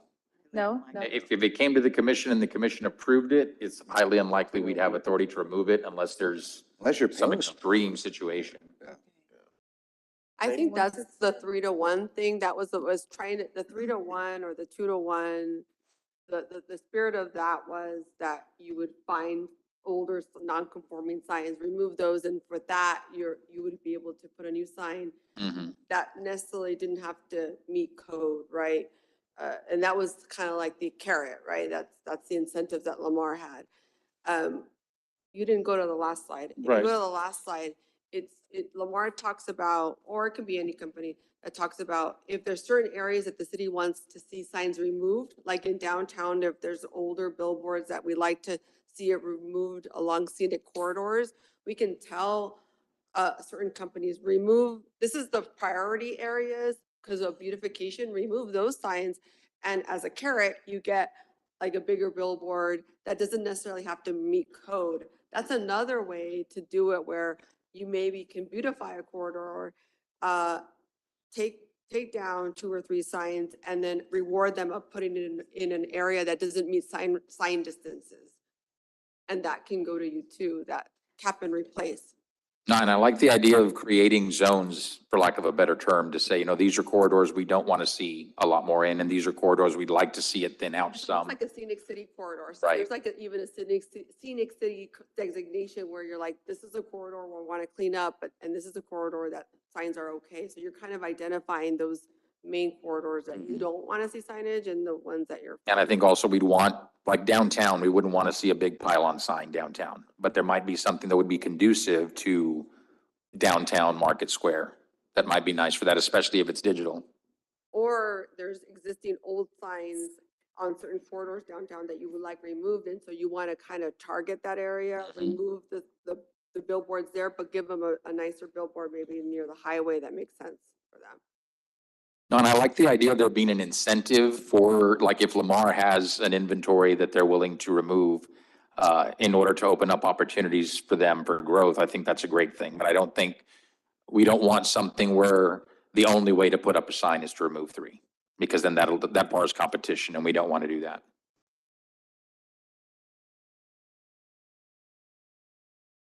Other thoughts?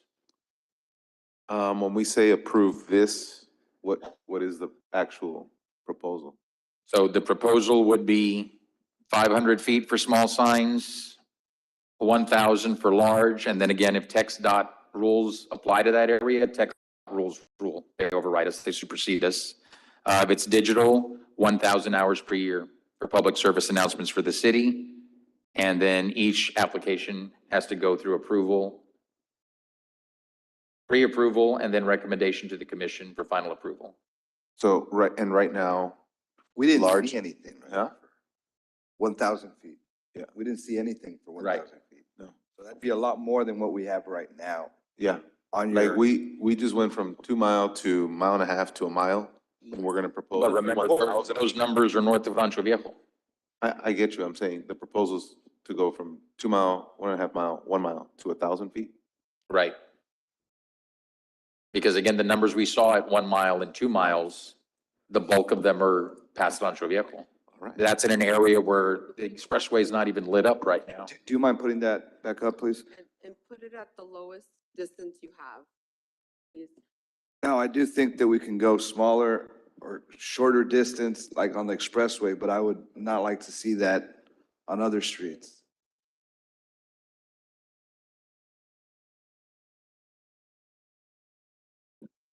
But I do think that going from 110 signs right now to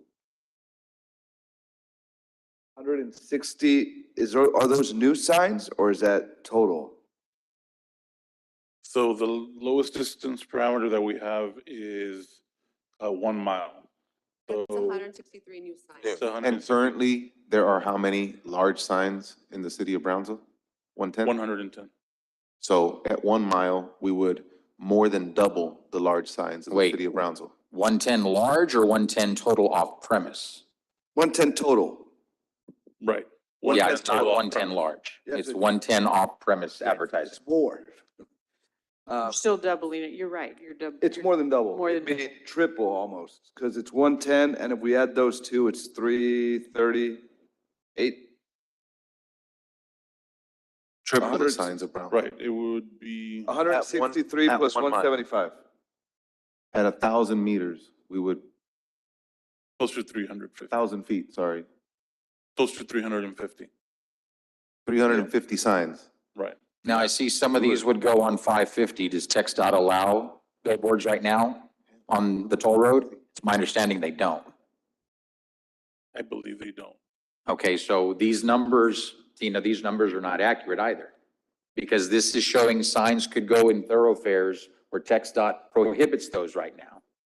So that's not an accurate number. How would that number look with 110? I mean, I'm sorry, with 1.5? I understand where you're going. with it, Yeah. But let's.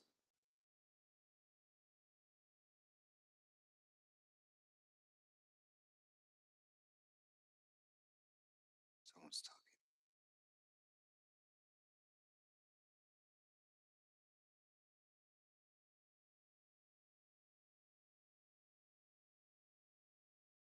Would be 95.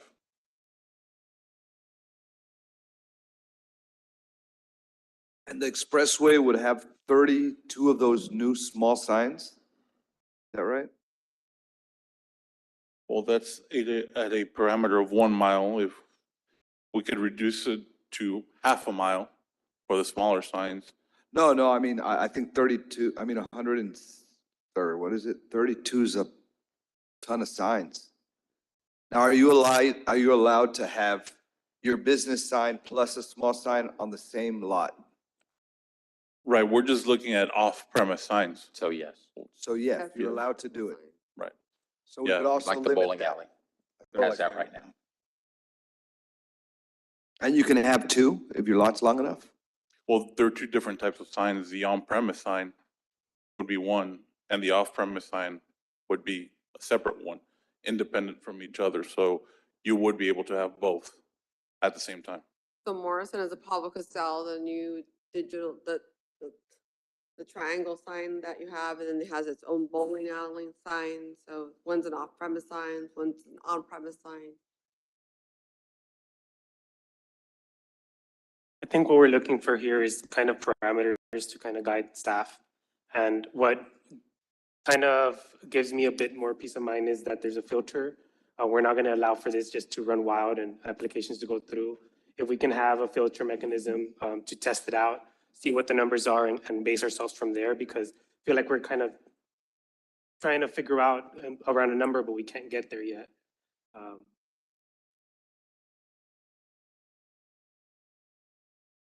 You know, I'm more interested in cleaning up the old signs that are dilapidated. You know, I think that's a real eyesore. I think there's no way right now for the city to really take those down. And I think whatever we do with this needs to be connected to that, to really beautify the city, because adding more signs to our city does not beautify it. It makes it worse. And so I just don't, I don't know where this is coming from, because, you know, I don't think the citizens or businesses I'm not getting calls about, hey, I need more opportunities to advertise, or, you know, I think whoever's going to come in and put more signs will likely sell to Lamar anyway. And so it's not something that's in our control. Like, this is a market issue.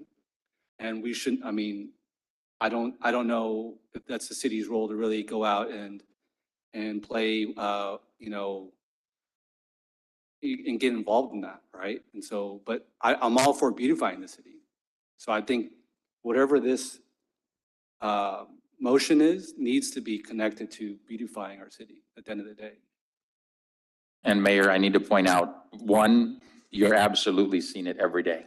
Every sandwich board, every temporary sign, every sign that's put up without a permit that we're not enforcing right now because we haven't had code enforcement, every single one of those is a business saying, I want to advertise, but I can't afford $3,000, $4,000, $5,000 a month, or it's not cost effective for my little taqueria to pay what Valley Regional or Valley Baptist or anybody else is paying for these mega billboards. I don't So think that's where we're seeing it I from don't think them. that's going to change. I think those prices are still. But it makes it a lot easier to enforce when they have opportunities. For what? And when we're talking about the market and whether or not it's the city's role, what the city's doing today is saying no one else but Lamar can put up new signs, because only Lamar can take down 3 to put up 1. So we are absolutely regulating the market as a city, and we're ensuring no competition. And that should not be our role. Well, I agree with that. But at the same time, I don't want to see this getting out of control. I mean, I think That's why each one should come to us. What's that? That's why each one should come to us. That ensures it doesn't get out of control. And I mean, you look at some of these, that's out there on Southmost past Monsi's. That's where I grew up. Nobody's going to put a billboard out there. But that's that number that we're afraid of this is a lot of new signs. No, I know. That's Is the in poten- areas that that's the nobody's going to potential. build That's in. the maximum potential. That's the Yeah. potential. Right. But the safeguard is the commission, is planning and zoning will review. No, I think that's a good safeguard. I really do. Yeah. Yeah, I'm okay with that. But at the end of the day, I want to be able to enforce the removal of dilapidated signs in our city, because I think that's a real problem. Right, and in the code currently, there is a section for dilapidated signs and addressing the potential removal. But as mentioned, we did not have someone to enforce it. Now, And No, we have a code enforcement's gonna enforcement. take time. I mean, there's a lot of, we need to educate, I think, our businesses on that. And then we talked about when we approved a code enforcement, it's not gonna be from one day to the next. To be realistic, we have a lot of probably illegal, non-conforming signs. And signs in the right of way. And it took us months to even hire one person. We finally, luckily, we got someone from within that wanted to take that on and knows the codes. But part of that will be education, and then from there,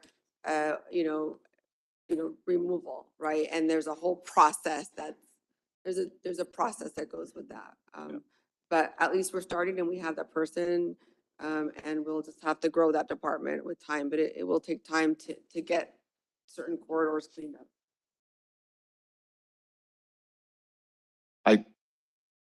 Their sentiments, you, Mayor, about beautifying Brownsville and Commissioner Gowan. I fear, I just got elected, so I know that one of the biggest criticisms of this commission is the compadrismo system. And I just fear that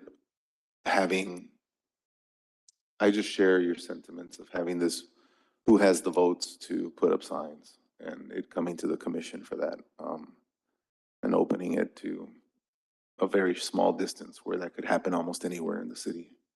So those are my feelings. Yeah, but the problem with that, Commissioner, is that like on other things, you're willing to abdicate and say, I trust them 100%. But here, you're not willing to have trust with the commission that we're going to do what's right for Brownsville. I disagree with that. I'm sorry, that's what I thought you just said. And let me point out also, like, Board of Adjustment is a perfect example. There's a burden you have to meet first. You have to show that there's a hardship to be able to be even considered for a variance, for example. Just because you can prove there's a hardship, that doesn't mean you're guaranteed a variance. That means if a hardship is there, the board now has the discretion to say yes and under what conditions. It's the same concept here. It's that can we agree to create the disagree. possibility. It's allowed. We all have a vote here. We could agree to disagree. Yeah. Okay.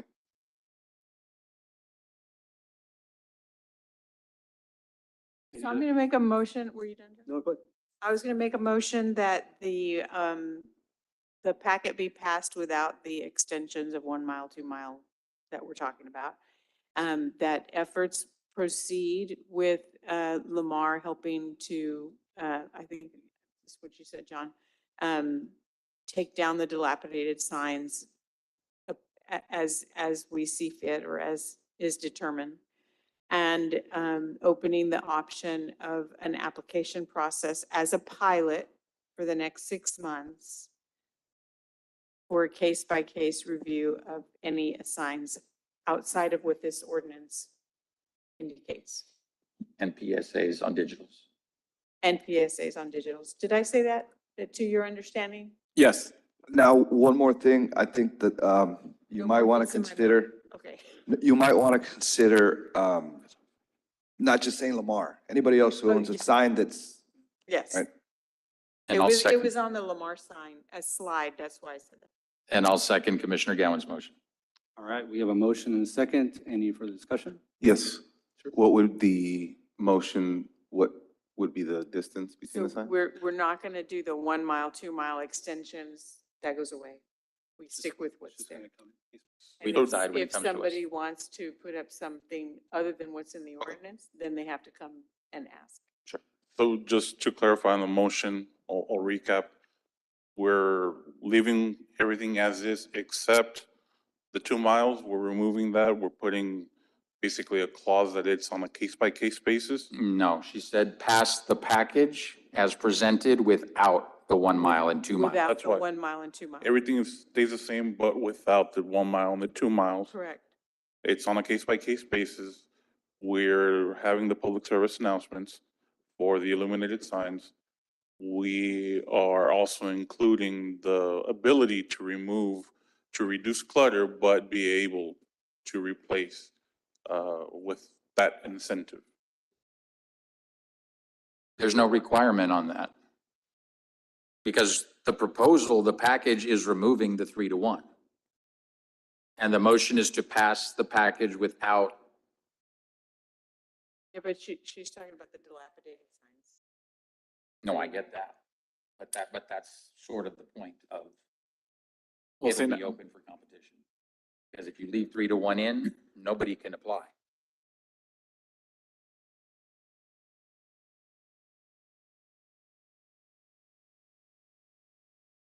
Yeah, so when you, just for my clarification, I'm sorry. For, when you mentioned packet, you mean the ordinance as presented with the exception of those 2 provisions? Yes. The distance? Yes. And adding the digital, the public service And adding the- announcement. And on the case-by-case basis, would you be okay with us developing for the pilot program some criteria where it's not? Absolutely. Okay. Yeah, and it goes to P and Z, some application would not just come to us. It would go to staff, it would go to P and Z, did you tell me? Did you say? Right, just like a zoning case, they would go through P and Z, then the Right, city. and then just like any other zoning change, they would bring it to us for consideration. Okay.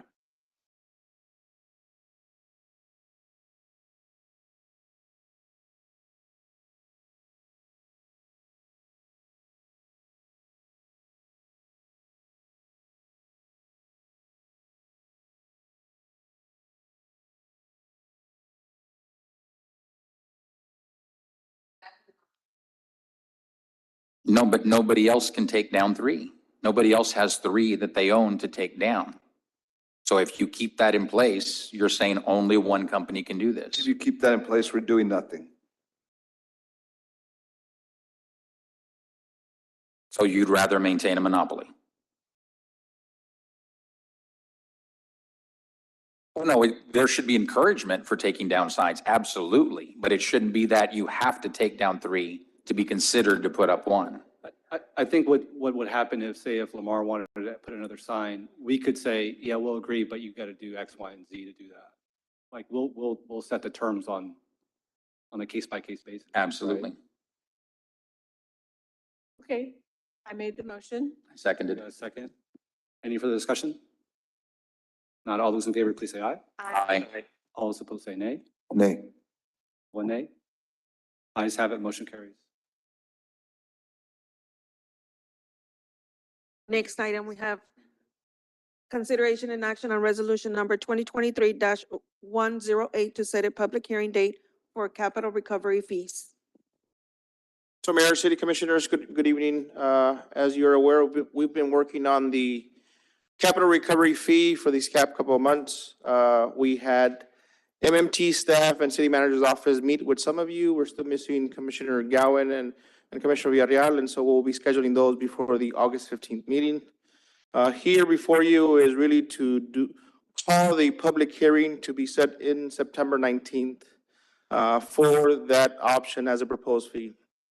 So today's staff asked to approve this resolution to call that meeting. I'll move to approve. Second. All right, we have a motion and a second. Any further discussion? Not all those in favor, please say aye. Aye. All those opposed say nay. Ayes have it, motion carries. Thank you.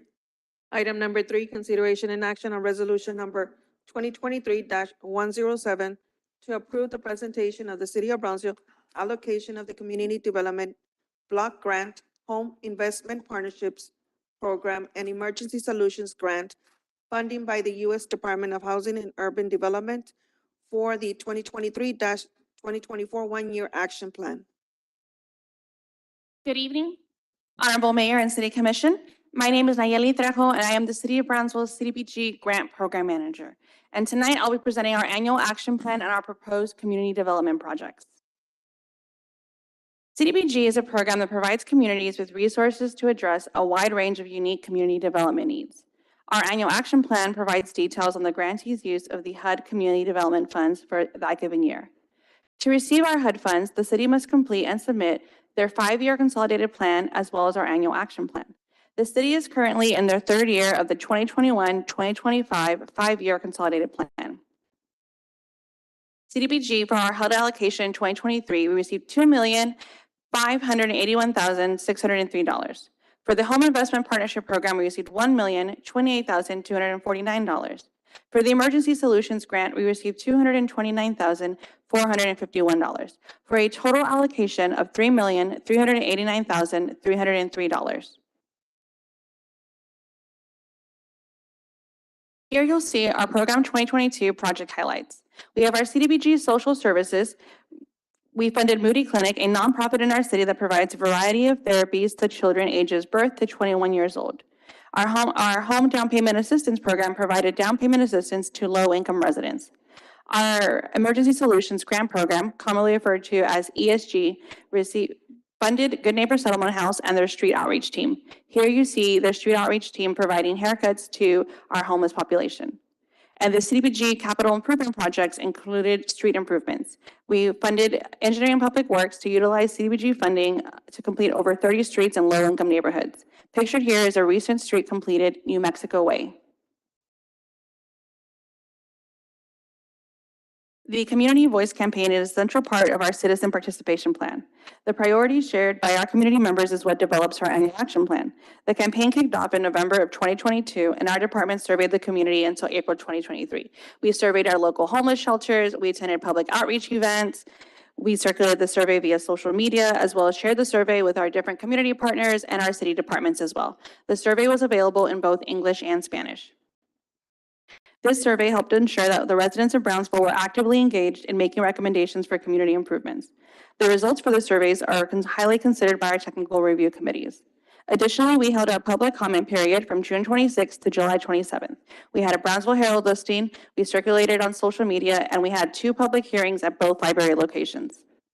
The priorities resulting from the Community Voice Campaign were services and facilities for abused and neglected children, street improvements, flood and drainage improvements, services for battered and abused spouses, mental health services, healthcare services and facilities, centers and services for persons with disabilities, water and sewer improvements, hunger and hunger relief services, and transportation. Our department received a total of 28 applications for a total of $8,804,429.91.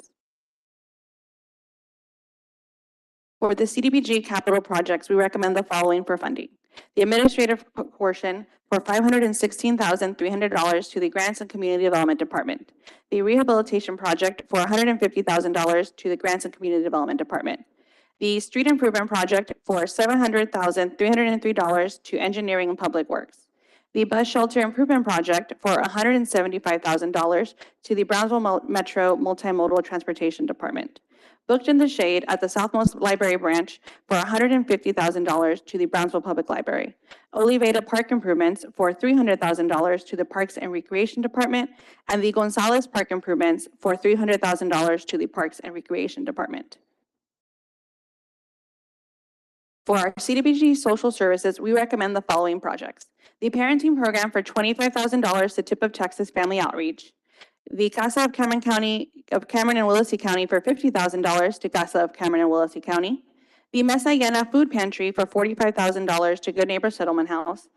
Therapy services for children for $20,000 to Moody Clinic. Senior home delivered meals for $80,000 to Amigos del Valle. And patient hospice care for $70,000 to Sunshine Haven. For Emergency Solutions Grant, we recommend the following projects. The Grants and Community Development Department for the administration of the grant for $17,208.83. The Good Neighbor Settlement House Street Outreach Program for $20,000. The Good Neighbor Settlement House HMIS Program for $10,000. The Good Neighbor Settlement House Emergency Shelter Operations for $30,000. The Bishop Enrique San Pedro Ozanam Center for their HMIS program for $10,000. The Ozanam Center Rapid Rehousing Program for $13,571.57. The Ozanam Center Emergency Shelter Operations for $37,670.60. Friendship of Women for their HMIS program for $10,000. Friendship of Women for their Rapid Rehousing Program for $31,000. Friendship of Women for their Emergency Shelter Operations for $50,000. The Home Investment Partnership Program, we recommend the following projects for funding. The Home Administration for Grants and Community Development Department, $102,824.90. Brownsville Affordable Home Ownership Corporation's Affordable Homes Program, $498,000. CDCB Community Development Corporation of Brownsville, their Down Payment Assistance Program, $427,424.10. This is our timeline of how we did our, This is the timeline we had of our public notice and our public comment period. We kicked off our public notice in the Brownsville Herald. It had a 30-day comment period from June 26th to July 27th. We held 2 public hearings on July 13th and July 20th at our 2 different library branches. Today, we come here requesting your approval of our plan, and then pending your approval, we will submit our annual action plan to HUD no later than August 15, 2023. HUD has approximately 45 days to review our plan and provide their feedback and their approval. Once we receive their approval, we sign agreements and move forward to release a notice of proceed to our grantees. Thank you for your consideration today. Any questions? Any questions or comments? Good. All right. Move to approve. We have a motion to approve and a second. Any further discussion? If not, all those in favor, please say aye. Aye. All those opposed say nay. Ayes have it, motion carries. Thank you so much. Thank you so much. Yes, sir. Item number 4, consideration and action to acknowledge the Cameron Appraisal District Chief Appraiser certification of the City of Brownsville's 2023 tax roll. Good evening, Mayor and City Commissioners. We have 4 companion items I'd like to acknowledge with the truth and taxation process this evening. And we will start with where the process begins when the city receives the property tax assessed values from Cameron Appraisal District. And the document says that we received it on July 24th, but we actually got it on the 27th. And it was a full court press to get everything done accurately and timely for this meeting, but we did it, so I'm very happy. If you look at the numbers that we're acknowledging here, is that the approved market value was 13.5 billion rounded. The net taxable value was 10.0 billion. And then, believe it or not, there's still $618,000 worth of property tax appraisals that are under protest. And so those are the key numbers that we received from the appraisal district. And so with that, that's the first agenda item. I'll move to approve the acknowledgement. Second. All right, we have a motion and a second. Any further discussion? If not, all those in favor, please say aye. Aye. All those opposed say nay.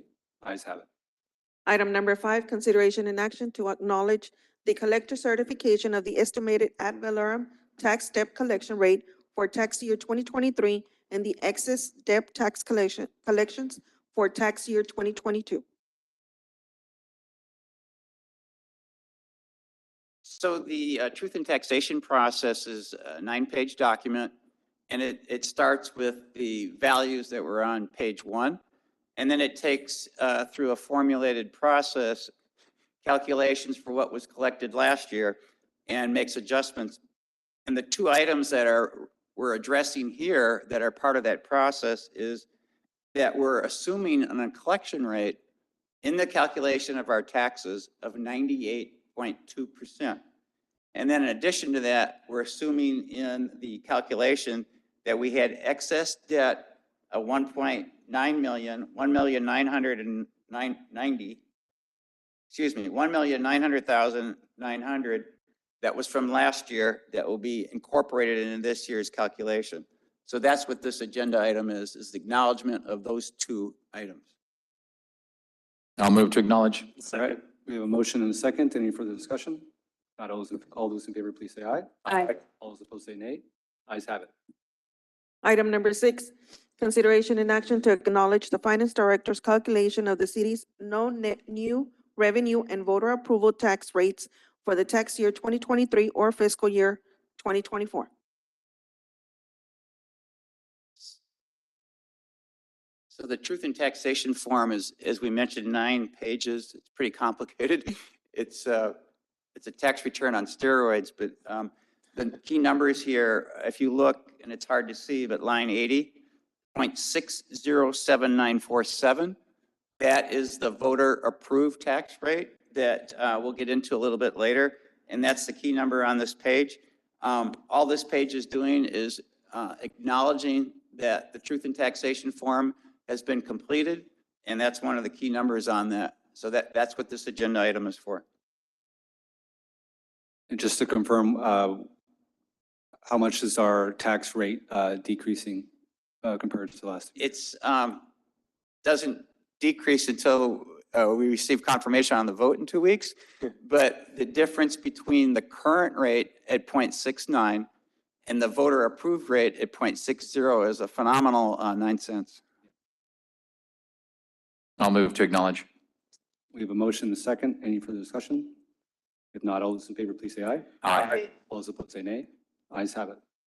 Item number 7, consideration and action to discuss a possible ad valorem tax rate increase and to authorize a public hearing on August 15, 2023 to discuss the proposed ad valorem tax rate that will exceed the no new revenue tax rate. So this chart's a little bit complicated, and I want to simplify it the best I can.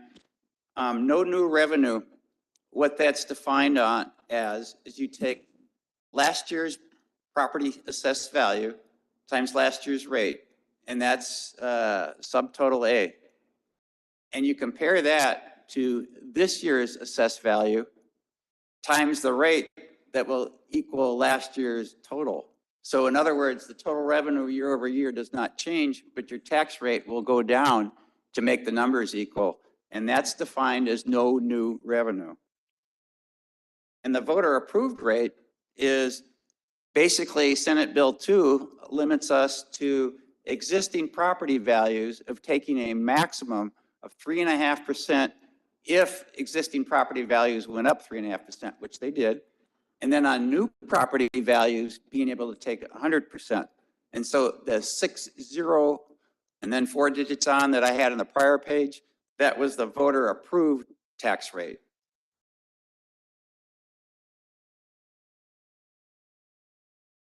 And all this page does is basically simplify what we just talked about, the 3.5 on existing and then new properties at 100%. And Mayor, to your question earlier, this walks us through the no new revenue rate is 0.4927. And this year's rate is 0.691919. And when you look at these rates, they have 2 components. They have an M&O component, which is basically the operations. And then you have the INS rate, which is debt. And that debt rate actually includes the $29.6 million bond offering that was approved 3 weeks ago. So if you look down on the bottom, the rate that we're proposing, and by law, we have to state the differences between voter approved and no new revenue is 0.607987. So it's a 15% decrease? Significant. If you go back over a 10-year period for the city, it's fluctuated 0.69, 0.70, but just a fractional change. And so this year we're going down 9 cents versus a fractional change. And if you look at the Valley, going into this year, we were over 20 cents higher than McAllen, and now we're closing the gap. I don't know where their rates will be, but not only does this impact businesses wanting to move here, it impacts, relocation of people wanting to move here. It's fantastic news for the city. And so here are the rates again. The 3.69, 0.549 is no new revenue, and the voter approved rate is 0.607.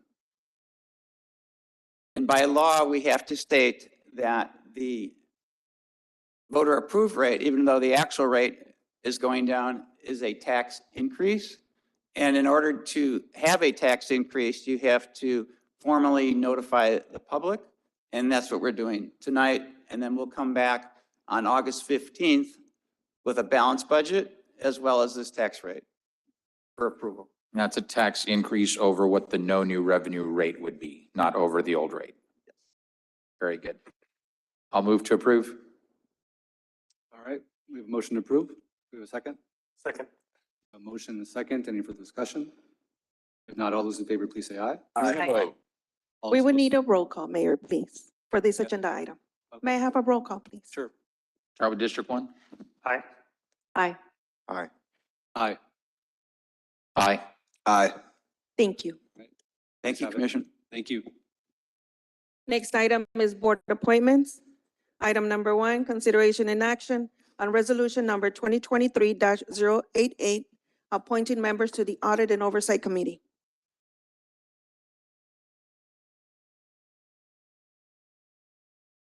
This one is as per our city charter that was amended back in 2021, as per the section 28A. The board of members increased to 5 members to this board. So we do have 2 vacancies. All right. I'd like to serve on this board, so I'll nominate Roy de los Santos. All right, we have a motion to appoint Commissioner De Los Santos. We have a second. Second. We have a motion and a second. Any further discussion? If not, all those in favor, please say aye. Aye. All those opposed say nay. Ayes have it, motion carries. You said there was 2 vacancies, but these aren't dedicated to like any commissioner, right? Because this is a board that's governed by charter, and I know the mayor's already expressed that at the next opportunity, he wants the charter amendment to allow us to increase the size of this board to 7, so that every member of the commission will have 1 pick. Right now, because charter sets it at 5, there's no 1 seat per commission member.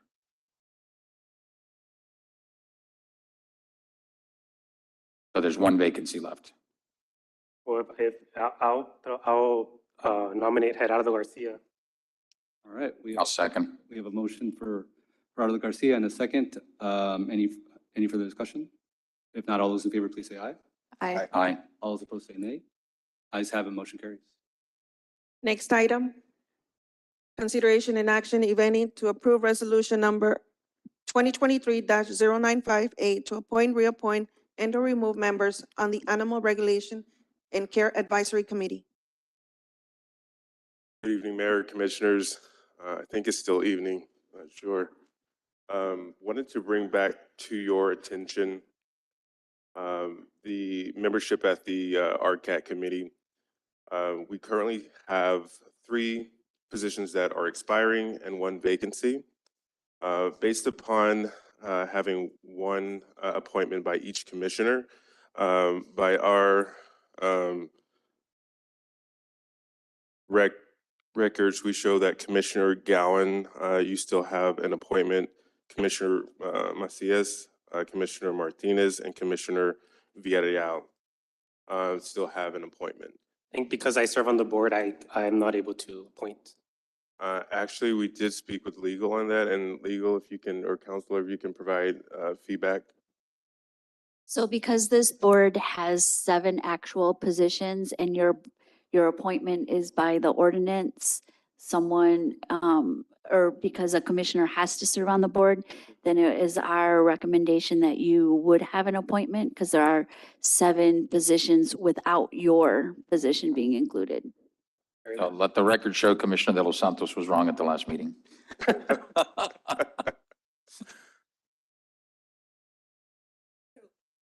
So I have an appointment, but I'm not ready with that appointment, but you said I have an appointment. Okay. Yes, Commissioner, that's correct. I have an appointment, correct? Yes, that's correct. I would like to appoint Sandra Garza. Sandra Garcia, okay. Thank you, Commissioner. Second. We have a motion and a second. Any further discussion? If not, all those in favor, please say aye. Aye. Aye. All those opposed say nay. Ayes have it, motion carries.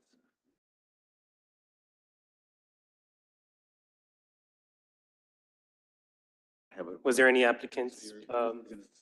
Yes, I apologize. There were 3 applicants. I'd like to save my appointment for the next meeting, if I may, now that I know that I can appoint.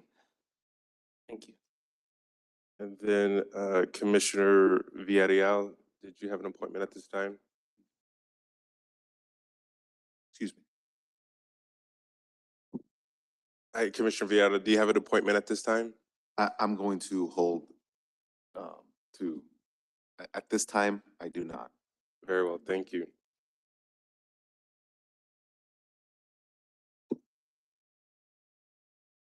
Thank you, Antonio.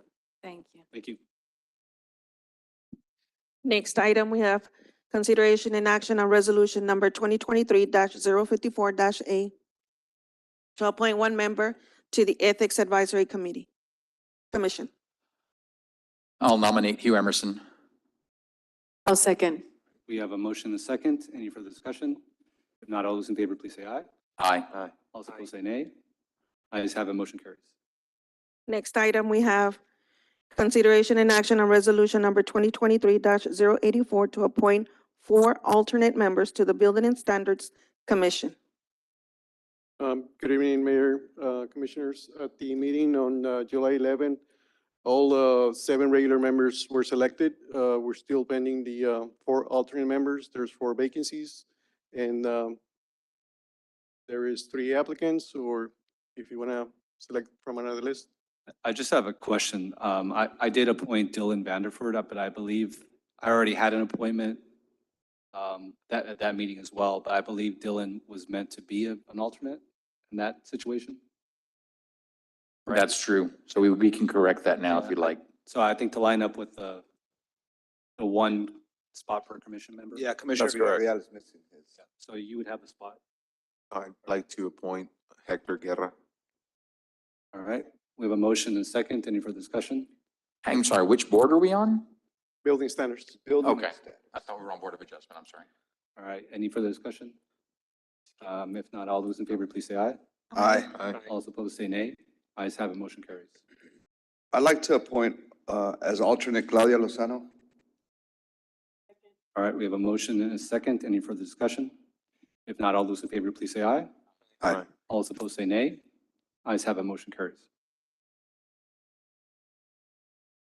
How many vacancies still left for alternates, Omar? We're missing 2. There's 2 left. And who's been appointed? Dylan and Claudia. Then, and because these are alternate positions, this isn't one per commission member, I'll nominate Juan Pequeño and Blanca Campbell for the 2 vacancies. All right. We have a motion and a second. Any further discussion? If not, all those in favor, please say aye. Aye. All those opposed, say nay. Ayes have it, motion carries.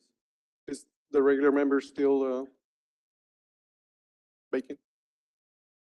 See, I thought that was the mayor's intention, was to move Dylan Vanderford to be a regular member. Well, it meant to, so I appointed. Because, Two- yeah, two when we people. did it last time, it had only It was 5. supposed to line up with the other board, right? I'm That sure was- somebody that will was- that was the be absent 3 intention. times. Mm-hmm. So what, I'm not sure how that lines up with with the Board of Adjustment. I think if you look at the screen right now, that's based on who we appointed last week for Building and Standards. It doesn't align perfectly. I believe there was 1 or 2 differences, but it does have Mr. Vanderford as your regular appointment, as a regular member on this board. Yeah. So I think right now, when you say we've got 4 alternates, you're including Mr. Vanderford Yes, but we have an opening now on the regular. on the regular. So for Building and Standards, and I think that's where the confusion is, because if you look at the screen right now, that's showing us the 7 members of Building and Standards, because they all have Rs in front of their name or after their name right now. Regular. So Dylan became an alternate and Commissioner Villarreal added Hector Guerra. And then the 3 people who applied are all on as alternates. Got it? Nope. Can you put the next screen up? Yes. Mayor, Those 3 are on? No, for alternates, I get these 3 are on for alternates. But now back up 1. So the R for Dylan becomes an alternate because the mayor has 2. And that R becomes Hector Guerra. I think that was the intention at the at the July 11th meeting was that Dylan, I had already appointed Marcos Cardosa, So Dylan was a alternate? I think that was at He's that gonna be time fine. the People are gonna only- miss. Well, no, at the time, we meant him to be an alternate because at the time we were saying that board had 5, not 7. Because that ordinance had not been amended yet. Mhm. Yeah, but I think that, I remember that discussion. It's about, well, we didn't specify regular or alternate. And the opinion was in order of appointment, the first appointed would be regular and the last appointed would be alternates. And that's why we were identifying Mr. Vanderford as an alternate because of when he was named. But if we're talking 7 now, I think I can provide some input since I presented last time. At the last meeting, you're right, the new ordinance wasn't adopted yet, so it was 5 regulars and 2 alternates. All of the, let's say, 5 regulars were filled, and then 2 additional members were voted being alternates. Now that it has been passed, that the ordinance has passed to show 7 regular members and 4 alternates, we basically took the recommendation that was given last time by legal that the practice is the order in which you appoint is the order in which the regulars are filled and then subsequently the alternates. Now, this is the order in which they were appointed at the meeting. So now that there's 7 regular members with the ordinance that was just passed, these would be, considering the order that they were appointed in, they would all be regular members. Now, if you want to move, let's say, Mr. Vanderford to an alternate position to leave a regular position vacant so that Mr. Villarreal or Commissioner Villarreal can give Does, his, or fill in that slot, that you could do that as well. It's up to the commission how they Is want to proceed. is it something he wants to be on? well, to keep in mind, and that's why we were trying to align building and standards with Board of Adjustment, because they're both quasi-judicial. They're both very involved in understanding and applying the law to property owners' rights. And so the idea was, let's align those 2 boards. The 7 who are regular members on one, have them be the 7 regular members on another. We're not bound by that. I think that's where the But- problem is we're jumping it around I and we think the can't. way, I think the way we did it, Mayor Cowan solves that because on the next one, I have a vacancy. So yeah, you still have to apply, you still have to put somebody on the next one as well. But So that would be the same 7 that would sit on this one and the next one. So So for the can we next do one, the other one? and Go ahead, Board of Counselor. Adjustments, So I know there's a lot of confusion, and I think at the last meeting, we had 5 appointed, and then I think there was like 1 additional, right? 2 additional. 2 additional, okay. And I know that we have now, of course, changed the composition of the Building and Standards Commission. My recommendation to clean up the minutes is to utilize the resolution number 2023-084 to affirm who the actual appointees are, including the alternates, right? And it sounded like the first action that the mayor took was to remove Vanderford as a regular member and appoint him as an alternate. Well, I was talking about how I recall that meeting going, but, you know, we can revisit on who I think should be a regular member. Really my call, right? So, I mean, I'm okay with leaving Dylan as a regular member and moving Marcos Cardosa as an alternate. Dylan has a lot of experience. So next meeting, you decide who's an R and who's an A, Do I do that now or next meeting? or right now? Yeah, right now. We can leave Dylan and move Marcos. Dylan is regular, Cardosa is alternate, Second, and then that spot where Cardosa is would be Tino's. if you want a second, do you need a second? Do you need anything?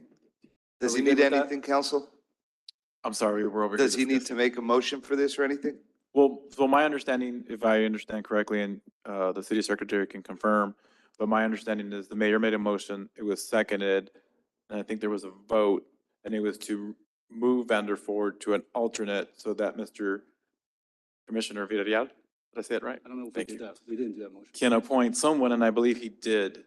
If it was like that, I don't I don't think recall we, it. I don't think we. Mayor, you may withdraw your motion. Okay. That way you can make your new motion. Sure. Because Commissioner Villarreal did appoint Mr. Guerra. Okay. Yes, Mhm. okay. Yeah, I'll withdraw my motion for, to appoint Dylan as the alternate.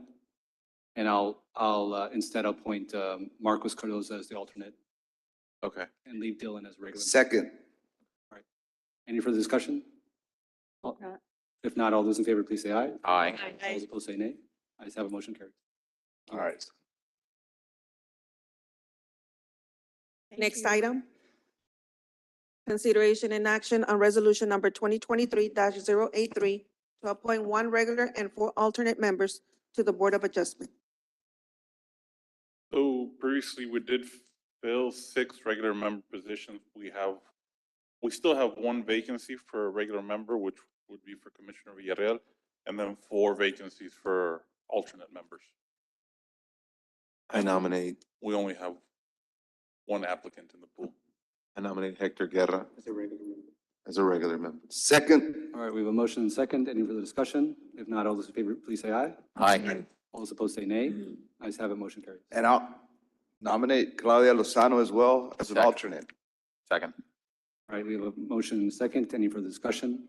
If not, all those in favor, please say aye. Aye. All those opposed say nay. Ayes have a motion carried. Right, so we have 3 vacancies still remaining. You all gonna put whoever was on the other one as well, or who was left? It was Blanca. Or do you all want to wait? Pequeño and- I'll motion to Blanca Campbell. I know. I'm sorry, I couldn't hear you, Commissioner. I'll motion I'll make a motion to appoint Blanca Campbell. Is that Campbell or Campbell? I don't. But she had applied. She was the one also appointed. I'll second his motion. All right, a motion and second. Any further discussion? Not all those in favor, please say aye. Aye. Aye. Aye. All those opposed say nay. Ayes have a motion carried. Do you all remember who was on the other board? It was Juan Pequeño. Juan Pequeño. A motion to have Juan Pequeño as an alternate. Second. A motion and second. Any further discussion? If not, all those in favor, please say aye. Aye. All those opposed say nay. Ayes have it, motion carries. Would like to appoint Joseph Modesto as an alternate. We have a motion and a second. Any further discussion? And if not, all those in favor, please say aye. Aye. Aye. All those opposed say nay. Ayes have it, motion carries. Thank you. Next item, we have consideration and action on resolution number 2023-104 to appoint 3 new members and reappoint of 3 current members to the Transit Advisory Committee. Good evening, Mayor and Commissioners.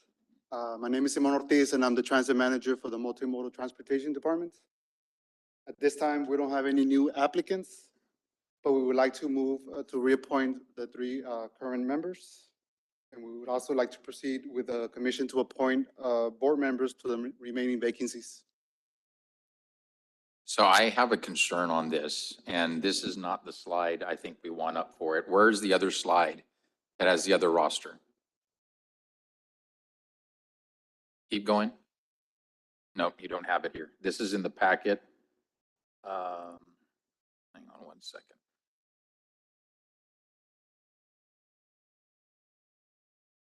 So when I look at what's in the packet, it shows Scott Fry was appointed in 2019, but his term doesn't end until 2022, which would give him a 3-year term.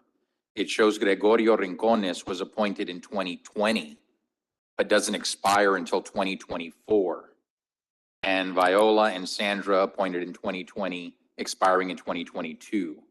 So I'm confused as to why there's 2-year terms, 3-year terms, and 4-year terms on the existing members. Because if there's something wrong with that, then my interpretation is all 7 positions are vacant. Commissioner, we need to double check. I'm not sure what from the packet to the presentation. So let's go ahead and table this to the next meeting, Commissioner, so we can get that clarification I'll for move you. to table. Thank you. All right, we have a motion on the table and a second. Any further discussion? If not, all those in favor, please say aye. Hi. All those opposed say nay. Ayes have it. Item table. Next item, consideration and action on resolution number 2023-096 to appoint one new member to the Bicycle Pedestrian Advisory Committee. Good evening, Mayor and Commissioners. My name is Chris Nelson. I'm the Bicycle and Pedestrian Planner on city staff. The Bicycle and Pedestrian Advisory Committee consists of 7 members that are appointed by the commission, and we currently have 1 vacancy. And we do have 1 applicant.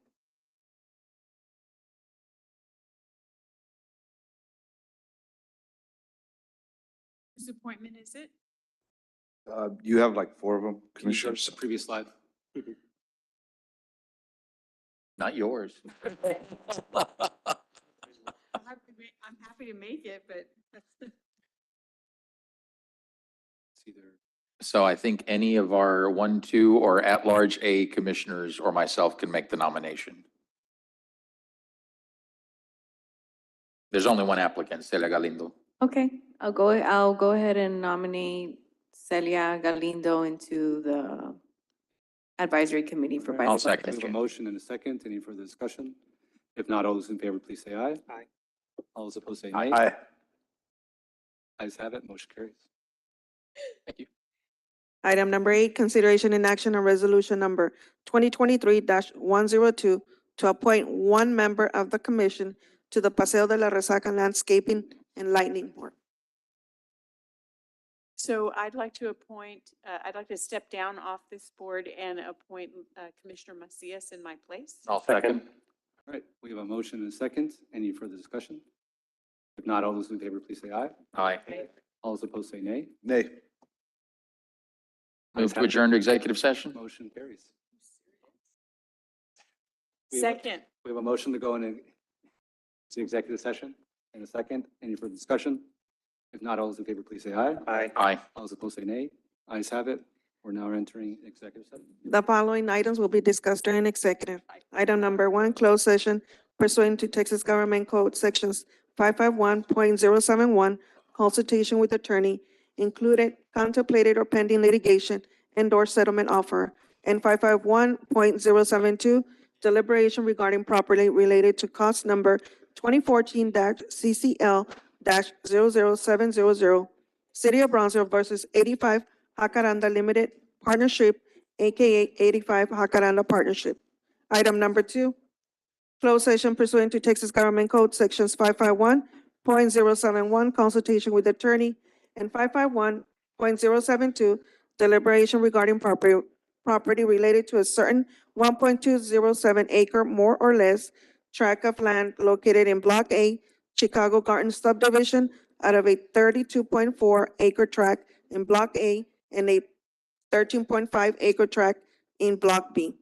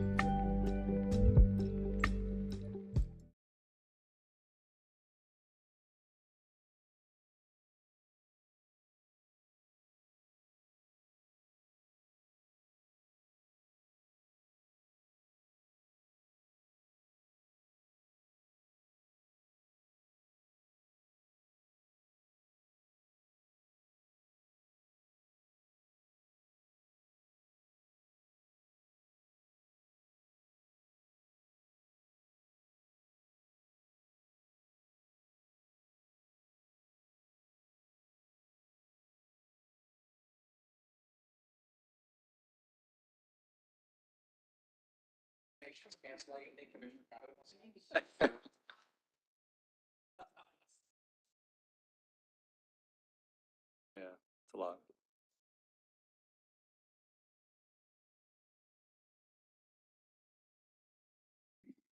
It is now, 5 hours. Go ahead. it is now 9:46.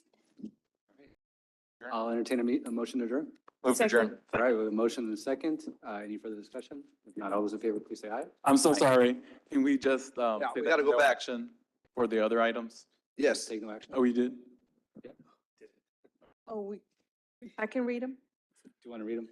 No, we don't have to read them, just indicate that there is no Thank you. action No For action. the record, there's no action on in executive. the minutes. Yeah, so we do have a motion and a second. All those in favor, please say aye. Aye. Second, aye. All those opposed say nay. Ayes have it, meeting adjourned. It is now 9:46. Meeting has ended.